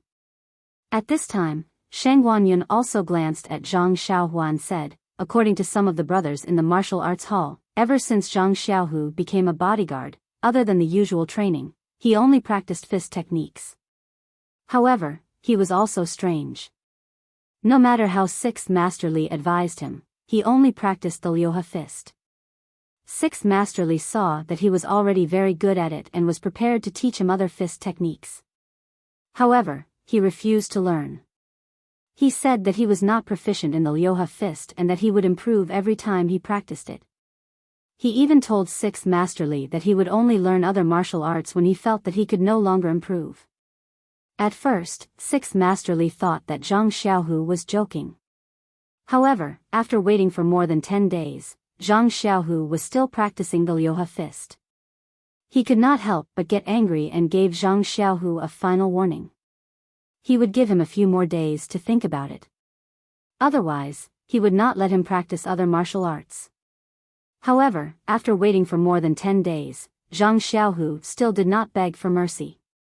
He only minded his own business and practiced the Liuha fist. Sixth Master Li originally wanted to ignore him. However, he thought that Zhang Xiaohu was a good seedling. Although he started practicing martial arts late, he could be a backup for the escort agency in the future. Thus, he pulled a bodyguard to look for Zhang Xiaohu. He told Zhang Xiaohu that if he beat this bodyguard, Sixth Master Li would not say anything and Zhang Xiaohu could practice however he wanted. However, if Zhang Xiaohu lost, he would have to listen to him. Brother Yu, what do you think the result will be? Yu Dai slapped his forehead and said, Brother Shangguan, aren't you bullying my intelligence? If even Zhang Xiaohu lost, what are we still talking about here? Shangguan Yun laughed and said, that's right. I reckon that day, Sixth Master Li did not even think that Zhang Xiaohu would win.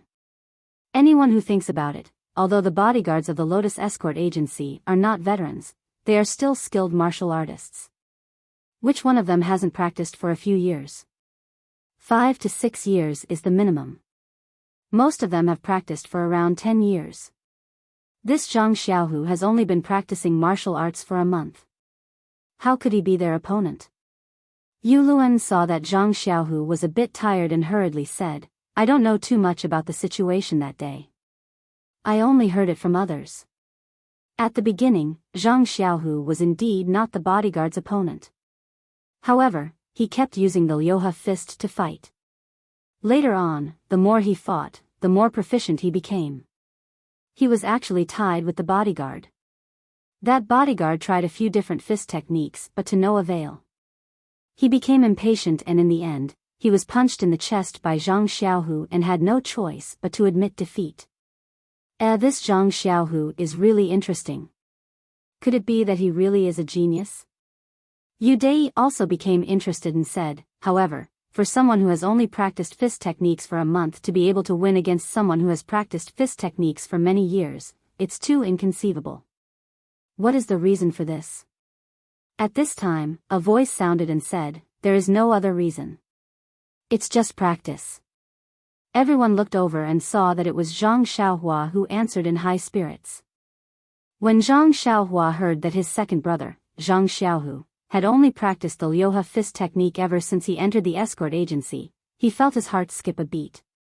It was as if a string in his heart had been plucked. It was just like when he met Li Jinfeng in the morning. Li Jinfeng's words made his heart skip a beat. Other people's things were other people's things. They might not necessarily be suitable for him. Only those that were suitable for him were his. Now that he combined it with his second brother's training method, he suddenly thought of a way out for himself. In an instant, he felt his eyes brighten as a great path appeared in front of him. When he heard Yu Dai ask for the reason, he couldn't help but feel an itch in his heart and blurted out a sentence that Mr. Lu had said. Yu Dai frowned and snorted, saying, "Young Master Li, why is your servant so impolite? Didn't you teach him some etiquette at home?" Li Jinfeng blushed a little. Wasn't this obviously saying that he had no manners? He hurriedly stood up and explained, "Brother Yu, you've misunderstood. This is not my servant. He works at Huanxi Mountain Villa. Speaking of which, he's a friend that Brother Shengguan, Brother Yuluan, and I have made together." Friend? Yu Dai looked at Zhang Xiaohua's green robe and small hat and couldn't help but feel a little unhappy. He turned to look at Shengguan Yun. Shengguan Yun also frowned and secretly blamed Li Jinfeng for not knowing how to speak. It was naturally embarrassing to be friends with a servant. Moreover, he had never treated Zhang Xiaohua as a friend. Yuluan saw this and hurriedly said, "Young Master Yu, we also came to Pingyang City in the same carriage. That's how we got to know each other." Yu Dai then nodded arrogantly and retracted his gaze. However, as if he suddenly thought of something, he asked, "How many people were in the same carriage as you? Then didn't he also come with Zhang Xiaohu?" Yuluan smiled and said, "There were 5 people in the same carriage as us. He's one of them. Moreover, he's the younger brother of Zhang Xiaohu that we were talking about just now. His name is Zhang Xiaohua. Please collect it, thank you."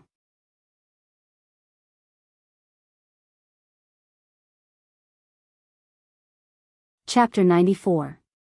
Zhang Xiaohua, Zhang Xiaohu? Haha, interesting. Yu Dai laughed. Zhang Xiaohua laughed as well.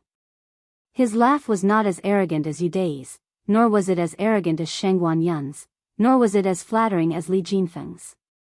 It was a laugh that came from the bottom of his heart. Perhaps it was a laugh of pride for his second brother, or perhaps it was a laugh of happiness for his future. Yu Dai stopped laughing and asked, "Then why don't you tell me the reason?" Zhang Xiaohua calmly said, "This sentence means that there is no special reason, it's just that I'm familiar with it. I've also practiced fist techniques for a few days, but I haven't made any progress. Today, after hearing about my second brother, I suddenly realized that as long as one is truly proficient in one fist technique, it will be as effective as practicing many other fist techniques. There's another saying that it's better to be proficient in a single fist technique than to be proficient in 100 different fist techniques. Isn't this the same principle?"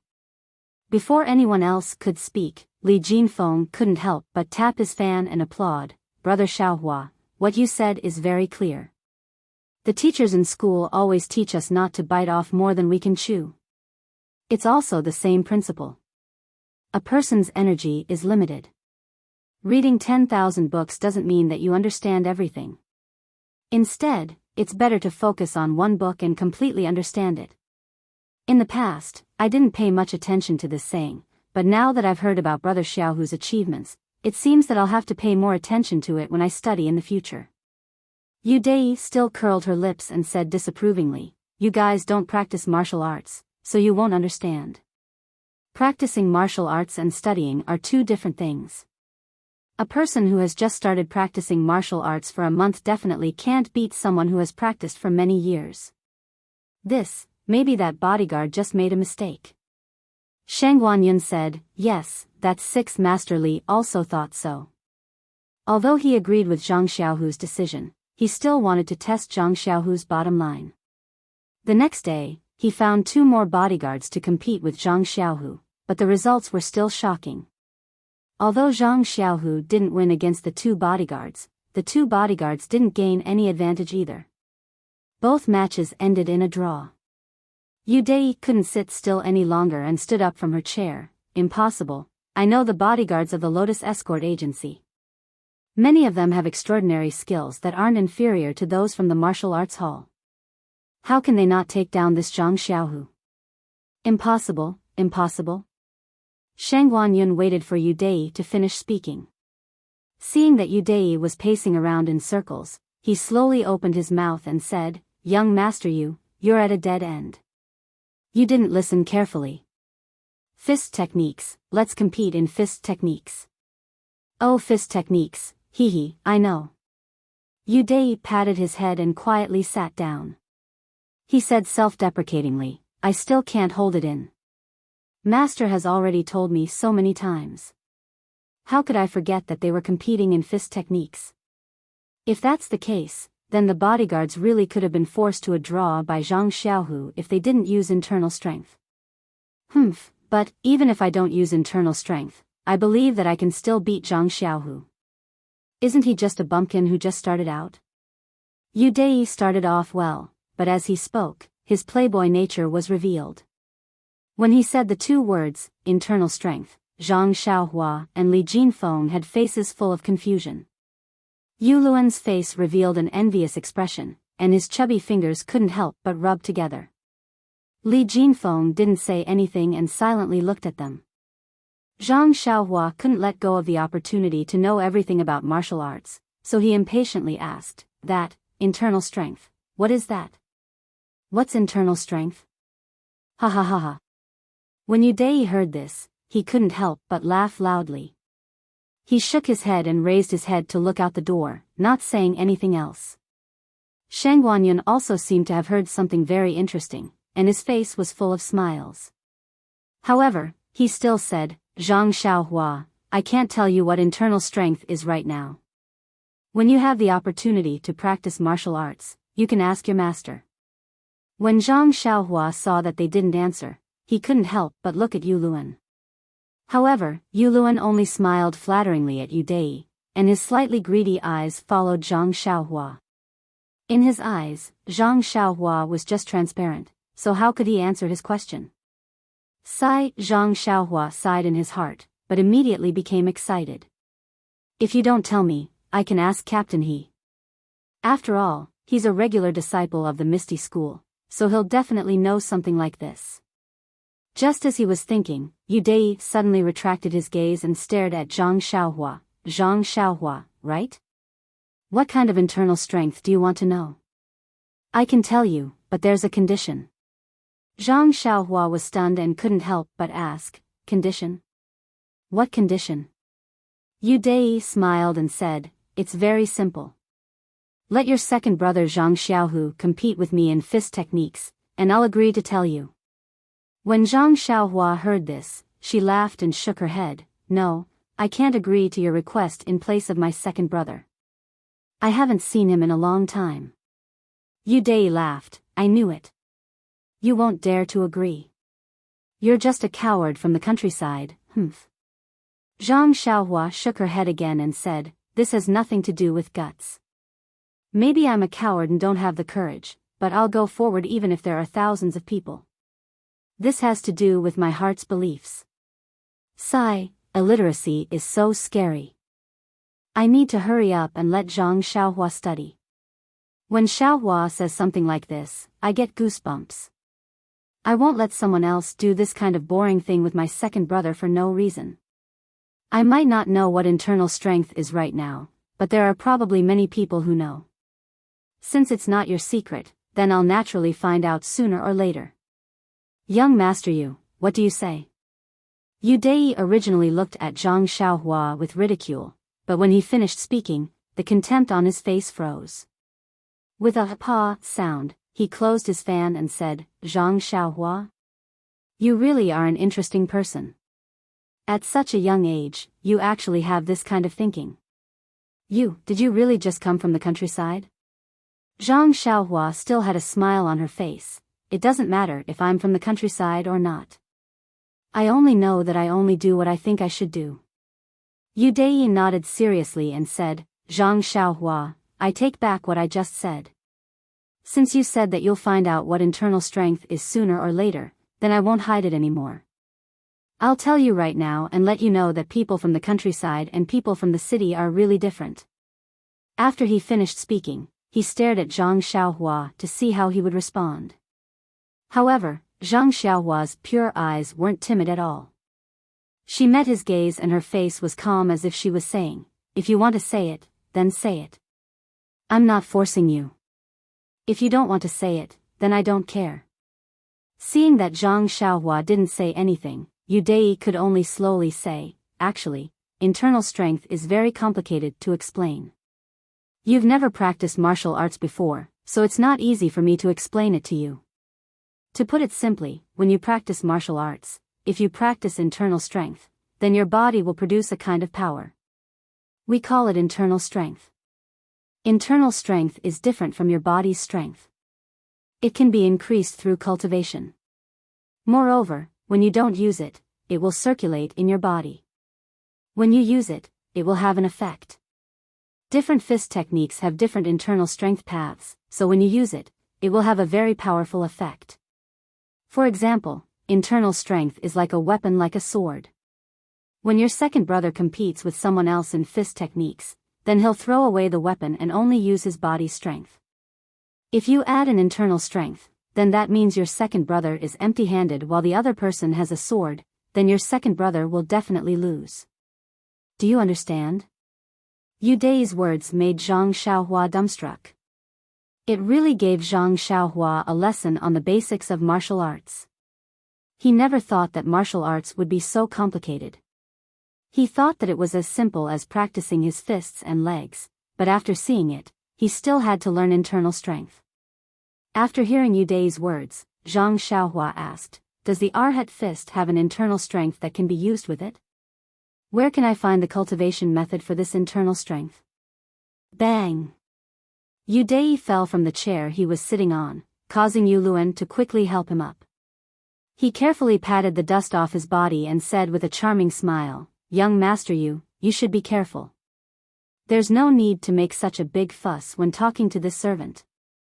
Yu Dai carefully sat down on the chair and used his hands to grip the chair tightly. He threw his folding fan onto the table and solemnly said, this Zhang Xiaohua is a strange person. The questions he asks are too shocking and his thinking is too far ahead. I have no choice but to be careful when dealing with him. Then he turned his face towards Zhang Xiaohua and solemnly said, this little brother, for you to be able to ask this kind of question, it shows that you are an idiot who has never practiced martial arts. As everyone knows, the Arhat fist was passed down from the Dalan temple and is now widely practiced in the Jianghu. Its status in the Jianghu is similar to Zhang San's status in the Jianghu. It is so famous. How can this kind of cabbage-like martial arts fist technique be paired with a profound internal strength? As for internal strength, what is internal strength? It is something that only the upper echelons of the Jianghu can have a glimpse of. It is the jewel on the crown of martial arts and is rarely circulated in the Jianghu. All kinds of internal strength cultivation methods are treasured by various sects and are only passed down to their core disciples. If you want to find an internal strength cultivation method to practice, you are simply dreaming. Moreover, even if you obtain an internal strength cultivation method, you may not be able to practice it. Zhang Xiaohua was once again dumbstruck as he muttered, why? Yu Dai was immensely proud of himself as he fiddled with it and said, there are millions of people in the world and everyone's aptitude is different. Although this internal strength cultivation method can be seen by everyone, there are very few people who can successfully practice it and obtain internal strength. Think about it, if internal strength was easy to cultivate, then the internal strength cultivation method wouldn't be in such high demand. Li Jinfeng was listening from the side and was also flabbergasted. He interrupted and said, if young master you didn't say it, I really wouldn't have known that martial arts were so profound. Everyone's aptitude is different and their opportunities are different. There are thousands of weak waters and I can only take one ladle. That's enough, that's enough. Studying literature is still better. With one scroll in hand, I have everything in the world. Zhang Xiaohua had originally been a bit dispirited by Yu Dai's words, but this, "I can only take one ladle out of thousands of weak waters," woke him up. He hadn't even learned his fist technique yet. If he could completely understand his fist technique, then he could consider the matter of internal strength. Beside him, Yu Luan also said, "Young Master Yu's words are very clever. This one has never had the chance to see the true appearance of this pearl, so I entered the Lotus Flower Escort Agency to see if there are any opportunities here. If there's time in the future, I hope that young Master Yu can lend me a helping hand." Yu Dai looked at Yu Luan but didn't reply. What a joke! The internal strength cultivation method was a secret within the sect and also within the family. How could he let others casually look at it? However, it was said that this Lotus Flower Escort Agency's martial arts training hall also had a few simple cultivation methods for outstanding students to choose from. This was still something that could be considered. Looking at Yu Luan's bewitching smile, Yu Dai slowly nodded his head. Seeing Yu Dai's gesture, Yu Luan was overjoyed. He hurriedly picked up the folding fan from the table, carefully opened it, and began fanning Yu Dai with all his might. Seeing this, Shang Guanyun secretly despised him in his heart. At this time, Zhang Xiaohua opened his mouth again. "Young Master Yu, since you've already brought up the matter of internal strength, then I'll represent my second brother and accept your challenge. We'll have a match of fist techniques. How about it?" Yu Dai stared blankly and said in astonishment, "Zhang Xiaohua, what do you mean by this? You didn't agree when I discussed it with you earlier. Now that I've stopped mentioning it, you actually want to agree. Why is this?" Zhang Xiaohua smiled mysteriously and said, "Since my second brother can practice a fist technique to this day, then he must have his own understanding of this fist technique. Moreover, to be able to fight against other escorts and not lose, he must be able to lift something heavy as if it were light. With such a good sparring partner like you guiding him in his fist technique, I reckon that he can't ask for anything more. Why should I stop him?" "Ha ha ha." Yu Dai laughed and said, "You're right. I'm sure that when that Zhang Xiaohu hears that I've challenged him, he'll be eager to give it a try. Let's go, we'll go find him. You lead the way." After waiting for a while, Zhang Xiaohua didn't move. He couldn't help but frown and say, "What's wrong? You don't dare to?" Zhang Xiaohua embarrassedly said, "This is my second time coming to the Lotus Flower Escort Agency. How would I know where second brother is?" She had an innocent look on her face. Yu Luan hurriedly said, "I know. I'll lead everyone over." After he finished speaking, he returned the folding fan to Yu Dai and made a hand gesture, inviting Yu Dai to move forward. Yu Dai didn't stand on ceremony and took the folding fan. With a schwa sound, he opened it and fanned himself out. Looking at his confident and unrestrained figure, Zhang Xiaohua secretly said, "If we're comparing elegance, second brother probably isn't your opponent." The escorts didn't live in this courtyard. Zhang Xiaohua followed them out and after 2 courtyards, they arrived at the courtyard where the escorts lived. The houses in this courtyard were clearly more simple and crude. It wasn't as exquisite as the ones in the martial arts hall. It seemed that there was a fundamental difference between paying and being free. Zhang Xiaohu was now a famous person. When everyone said that they were looking for Zhang Xiaohu, the people in the courtyard all knew where he was. Someone had already led them to the front of a small house. The door was closed. Zhang Xiaohua went up and lightly knocked on the door. A familiar voice sounded from inside, "Who is it?" Zhang Xiaohua couldn't wait to open the door and called out, "Second brother." Zhang Xiaohu ran into the house. The house was quite spacious. He was sitting in a horse stance with his arms crossed. It seemed that he was trying to figure out a move. When he heard Zhang Xiaohua's voice and saw him running into the house, he immediately stopped and happily shouted, "Xiaohua, it's you. Come here quickly. I missed you so much." After he finished speaking, he hugged Zhang Xiaohua who was rushing over. The 2 brothers hadn't seen each other since they broke up a month ago.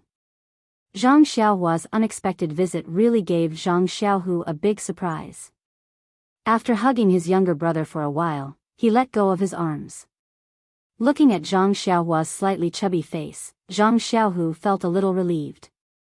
If he really lost weight, then Zhang Xiaohu would feel guilty.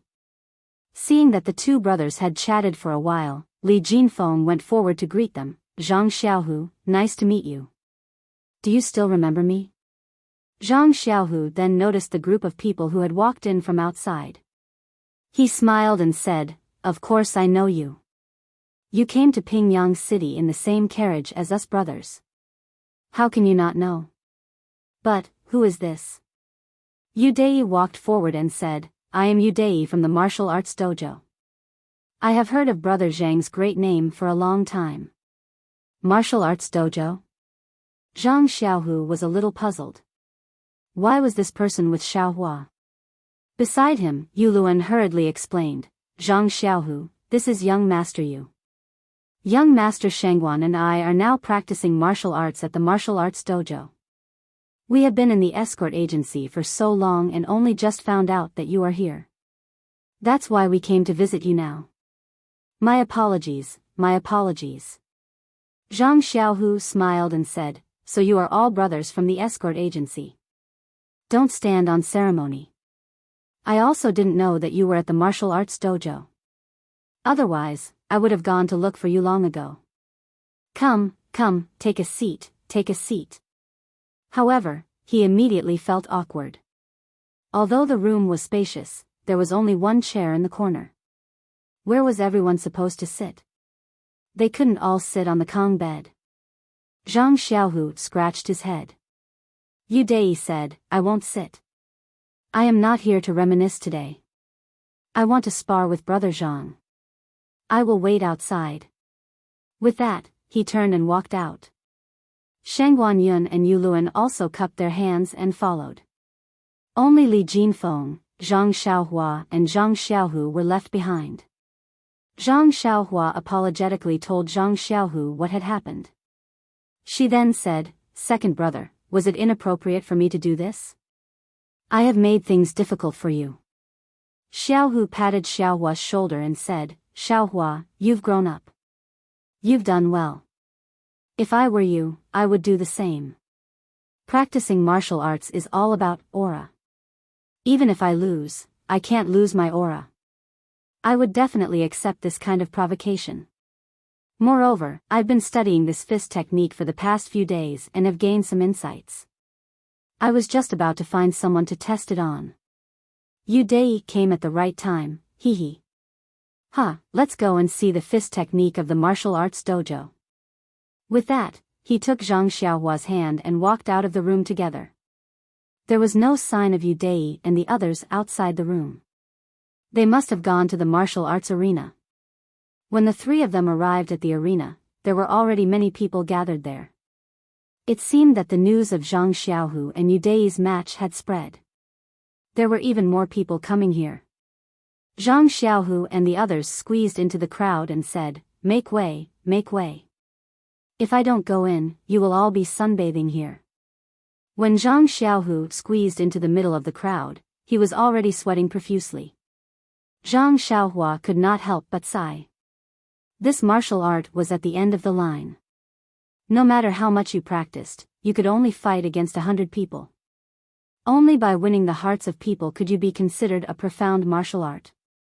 If you used the human wave tactic, even if you fought against 100 people or 1,000 people, you would still be defeated. Just look at second brother's sorry state after squeezing through the crowd.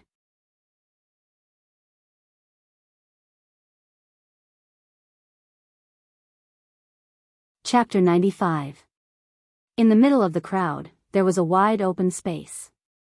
These people had seen many challenges and competitions, so the space was really suitable. If it was too big, they would not be able to see clearly, but if it was too small, they would easily get hurt. The current space was probably the best result after a lot of blood and tears. In the open space, Yu Dai had already packed up. She was proudly greeting people she knew and waiting for Zhang Xiaohu to arrive. When she saw Zhang Xiaohu squeeze in, she immediately stopped smiling and became serious. Zhang Xiaohu looked around and said to Zhang Xiaohua, Xiaohua, stand a little further away. Compared to fist techniques, they might not be able to take care of you. They might even accidentally hurt you. Zhang Xiaohua smiled and said, "Okay, second brother, I will stand with them." After she finished speaking, she pointed to Sheng Guanyun and Yu Luan who were standing at the side. She pulled Li Jinfeng and stood with them. Yu Dai and Zhang Xiaohu looked at each other and cupped their fists at the same time, saying, "Please." Then, the two of them made the same starting pose at the same time. Zhang Xiaohua had also practiced the Liuhe Quan, but unfortunately, he only remembered a few of the moves. He recognized the familiar starting pose. His heart skipped a beat. Could it be that Yu Dai wanted to use the Liuhe Quan to fight against Zhang Xiaohu's Liuhe Quan? When the two of them started fighting, Zhang Xiaohua knew that his guess was right. The proud and arrogant Yu Dai could not stand people saying that Zhang Xiaohu was a genius, so she deliberately used the Liuhe Quan to fight against Zhang Xiaohu's Liuhe Quan. Therefore, they punched and kicked each other, exchanging a few rounds. The two of them were extremely skilled and remembered all the moves. When they fought, it was very beautiful. It was as if they were brothers performing, coordinating very well. The onlookers were dazzled and cheered. Someone even said, "These two are really good. It's like they've practiced together for many years." What seemed like praise turned into sarcasm in Yu Dai's ears. Zhang Xiaohu had been training for more than a month, so of course it was a compliment. Yu Dai, on the other hand, had been immersed in martial arts for many years. He didn't want to end up like this when he competed with such an opponent. Thinking of this, he couldn't help but stop looking down on Zhang Xiaohu. He tightened his fist and sped up his attack. His fists and legs rained down on Zhang Xiaohu like raindrops. The sudden increase in attack rhythm made Zhang Xiaohu feel very uncomfortable. From time to time, he would show flaws. Fortunately, he was very familiar with this set of Liuhe Quan. Before Yu Dai could attack his flaws, he would make up for them. Therefore, Zhang Xiaohu was like a lotus leaf in the rain. No matter how the rain pitter-pattered and swayed, he just wouldn't fall. Seeing that Yu Dai's Liuhe Quan was almost finished, Zhang Xiaohu was still fighting with ease. Yu Dai's eyes narrowed. He raised his left hand and lowered his right hand, hugging the air in front of his chest. His footsteps swayed. He actually gave up on the Liuhe Quan and changed to the 8 trigrams palm, which used softness to conquer hardness. He circled around Zhang Xiaohu. Zhang Xiaohu was also very good. Seeing that Yu Dai had changed his Liuhe Quan, he wasn't nervous at all. He maintained the horse stance and guarded his position. He continued to use the Liuhe Quan, probing as he attacked, waiting for Yu Dai's flaws. Zhang Xiaohua hadn't learned the 8 trigrams palm before. Therefore, at the beginning, she was quite worried for her second brother. However, when she saw that Zhang Xiaohu was coping with the changes by sticking to his position and guarding his position, she was half relieved. After a while, Zhang Xiaohu actually recovered. According to the situation, Zhang Xiaohua could both defend and attack. Zhang Xiaohua understood that her second brother probably couldn't do anything about this set of Liuhe Quan. Therefore, she focused her attention on the 8 trigrams palm, wanting to take a closer look at the moves inside. Unfortunately, after looking at it for a long time, when Yu Dai was about to change his Liuhe Quan, Zhang Xiaohua still couldn't remember any of the moves. He couldn't help but feel disheartened. It seemed that his aptitude wasn't ordinary. Fortunately, Yu Luan, who was beside him, didn't know what he was thinking. Otherwise, he would definitely mock him for being a country bumpkin. How could a Liuhe Quan be so easy to learn? Otherwise, who would dare to hold a fist competition in the Jianghu? After the competition, the other side had secretly learned all of his unique skills. How could he survive in the Jianghu? Before Zhang Xiaohua's bad mood dissipated, Yu Dai had already changed his Liuhe Quan several times, but they didn't pose any real threat to Zhang Xiaohu. Therefore, he rolled his eyes and came up with a plan. As he changed his moves, he revealed a flaw. Zhang Xiaohu didn't seem to realize that it was a trap. He continued to use the Liuhe Quan and punched towards Yu Dai's left ribs with his right fist. When Yu Dai saw that the fist was close to him, he was delighted. His left hand used the silk hand to catch Zhang Xiaohu's wrist, while his right hand seized the opportunity to grab Zhang Xiaohu's lapel. Seeing this, Zhang Xiaohua almost cried out. Wasn't this the 4 tails against 1,000 caddies that Nie Xiao'er had thrown at him that day? Zhang Xiaohua couldn't help but clench his fists. He was worried for his second brother. When Zhang Xiaohu saw that his wrist was caught, Yu Dai's right hand was going to grab his lapel. Of course, he couldn't let him succeed. Therefore, he changed his left hand into a palm and pushed Yu Dai's right hand. When Yu Dai saw that Zhang Xiaohu's left hand was about to reach him, he changed his grip into a fist and blocked Zhang Xiaohu's palm. His left hand continued to follow the momentum and didn't change the direction of Zhang Xiaohu's fist. Instead, he even increased the strength of his fist and used his right fist as a fulcrum to throw Zhang Xiaohu away from his side. When Zhang Xiaohua saw that his second brother seemed to be following in his footsteps, he couldn't help but cry out. However, before his voice could land, the situation on the stage changed. Zhang Xiaohu's body was in the air as he dodged Yu Dai's attack. He flipped a few times in a row to reduce the strength of Yu Dai's attack. He even borrowed a bit of strength to kick out from the air towards Yu Dai's shoulder. Yu Dai hurriedly used his hands to block the attack. However, he lost the initiative and was kicked back a few steps. When the crowd saw this exciting scene, they couldn't help but cheer loudly. However, when Yu Dai heard their cheers, they were like needles pricking his ears. He couldn't help but get angry. He gathered strength in his right foot and used his qinggong to rush to Zhang Xiaohu's side. He took a deep breath and gathered strength from his dantian to his palm. His white palm instantly turned a faint purple. With a strange arc, his palm slapped towards Zhang Xiaohu. When Shang Guanyun saw the faint purple palm, his expression changed and he shouted, "Purple sand palm?" It turned out that Yu Dai had used his internal strength in a moment of desperation. When Zhang Xiaohua heard the words, "Purple sand palm," she knew that things weren't going well. She quickly ran towards the arena, but she didn't have time to think about what she could do there.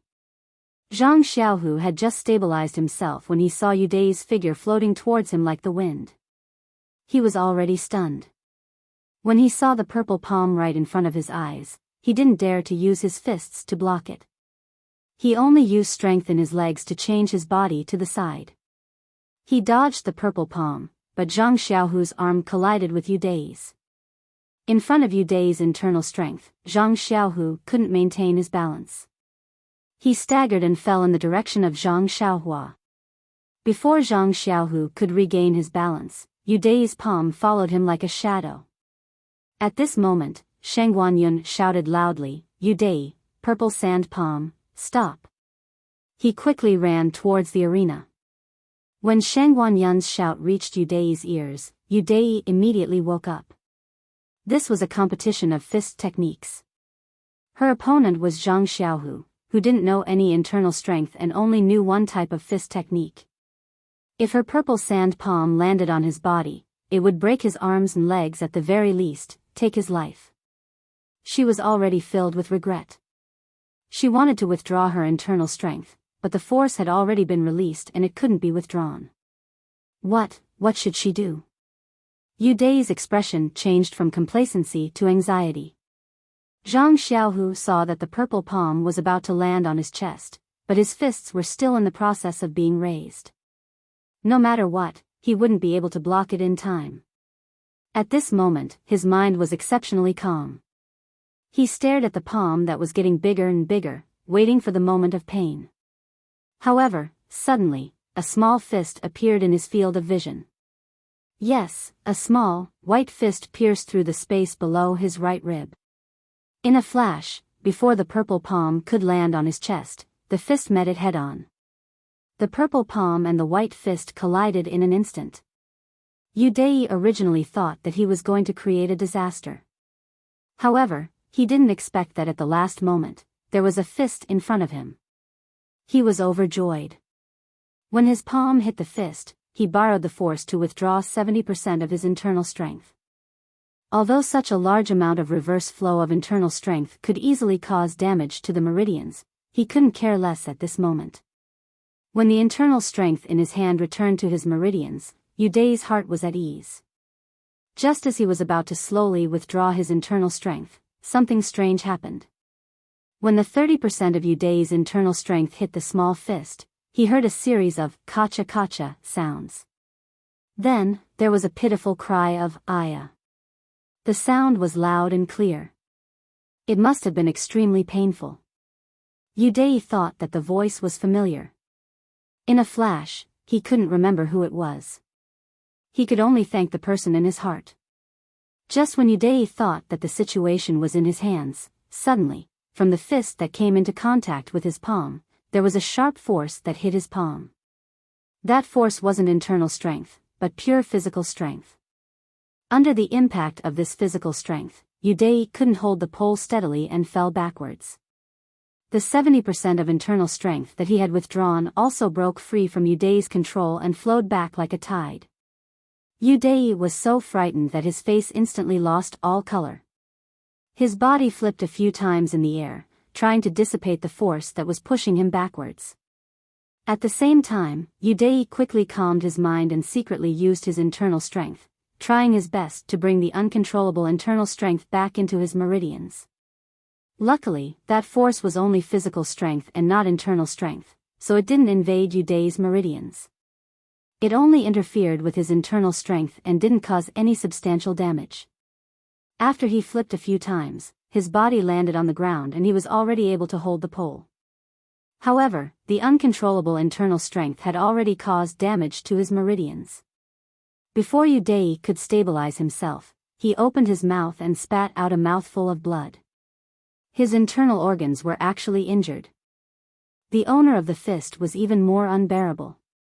After a blood-curdling scream, there was no more sound. His body flew backwards under the force of Yu Dai's internal strength. He drew a beautiful arc in the air and fell to the ground far away, never to get up again. Zhang Xiaohu saw the fist and palm collide with each other and heard the sound of bones breaking. There was also a familiar blood-curdling scream. He was shocked. Could it be Zhang Xiaohua? However, his body had already lost balance. When he staggered to the ground and got up again, that thin body had already fallen far away and there was no movement. Zhang Xiaohu hurriedly got up and shouted, "Xiaohua." He then rushed over. By the time he reached Zhang Xiaohua's side, Shang Guanyun had already run over. Shang Guanyun didn't dare to hesitate. He quickly carried Zhang Xiaohua's thin body and put his finger under Zhang Xiaohua's nose. Then, he let out a long breath and said to Zhang Xiaohu who was in front of him, "Zhang Xiaohua, don't worry." Zhang Xiaohua just fainted. Zhang Xiaohu was still worried. He carefully took Zhang Xiaohua from Shang Guanyun's hands and stretched out his ear to listen to Zhang Xiaohua's face. He was slightly relieved when he heard Zhang Xiaohua's subtle breathing. After all, as long as her life wasn't in danger, everything else was fine. However, when Zhang Xiaohu's eyes fell on Zhang Xiaohua's broken hand, he couldn't help but feel extremely distressed. Not only was her hand bloody, but it was also swollen.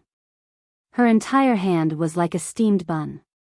Zhang Xiaohu was filled with hatred. He raised his head and stared at the initiator of all this. However, Zhang Xiaohu couldn't hate him right away. Yu Dai, who was walking towards them, was staggering. His face was pale gold and there was a trace of blood at the corner of his mouth. His clothes were also stained with blood. Presumably, his internal injuries were more serious than Zhang Xiaohua's. In an instant, Zhang Xiaohu couldn't hate him. Perhaps this was the cruelty of the Jianghu. This was only a friendly match, a simple exchange of pointers. Just a moment of carelessness had caused such injuries. What if it was a real life and death battle? Zhang Xiaohu felt a chill in his heart. Yu Dai walked in front of Zhang Xiaohu. Looking at Zhang Xiaohua's appearance, he felt very guilty. He cupped his hands and said to Zhang Xiaohu, "Brother Zhang, I lost this match. I'm really sorry." In a moment of excitement, I forgot that this was only a match of fist techniques. I recklessly used my internal strength. All the losses caused by this will be borne by me. I will also be responsible for treating Xiaohua's injuries. You can rest assured. Zhang Xiaohu looked at this playboy who sincerely wanted to admit his mistake and didn't know whether to laugh or cry. He said, "Young master, let's not talk about winning or losing. Quickly find a doctor to treat Xiaohua's injuries. It seems that your injuries aren't light either. You should also hurry and treat them." On the side, Shang Guanyun said, "Two brothers, don't worry. Brother Xiaohua is injured and shouldn't move. Young master, you should also sit down first and don't move. I've already sent Yu Luan to the Shiwu dojo to find a doctor. He'll be here in a moment." At this time, the onlookers had seen what had happened and had already dispersed.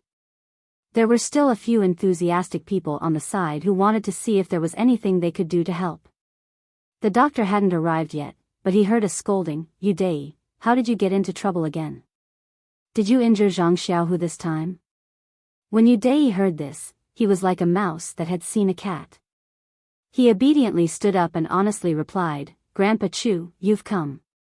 His honest appearance was like a child that had just entered school and met a teacher. He didn't have his usual arrogance.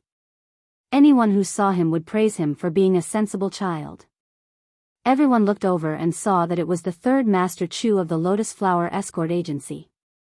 Seeing his hurried and angry appearance, someone must have seen what had happened and hurried to report it.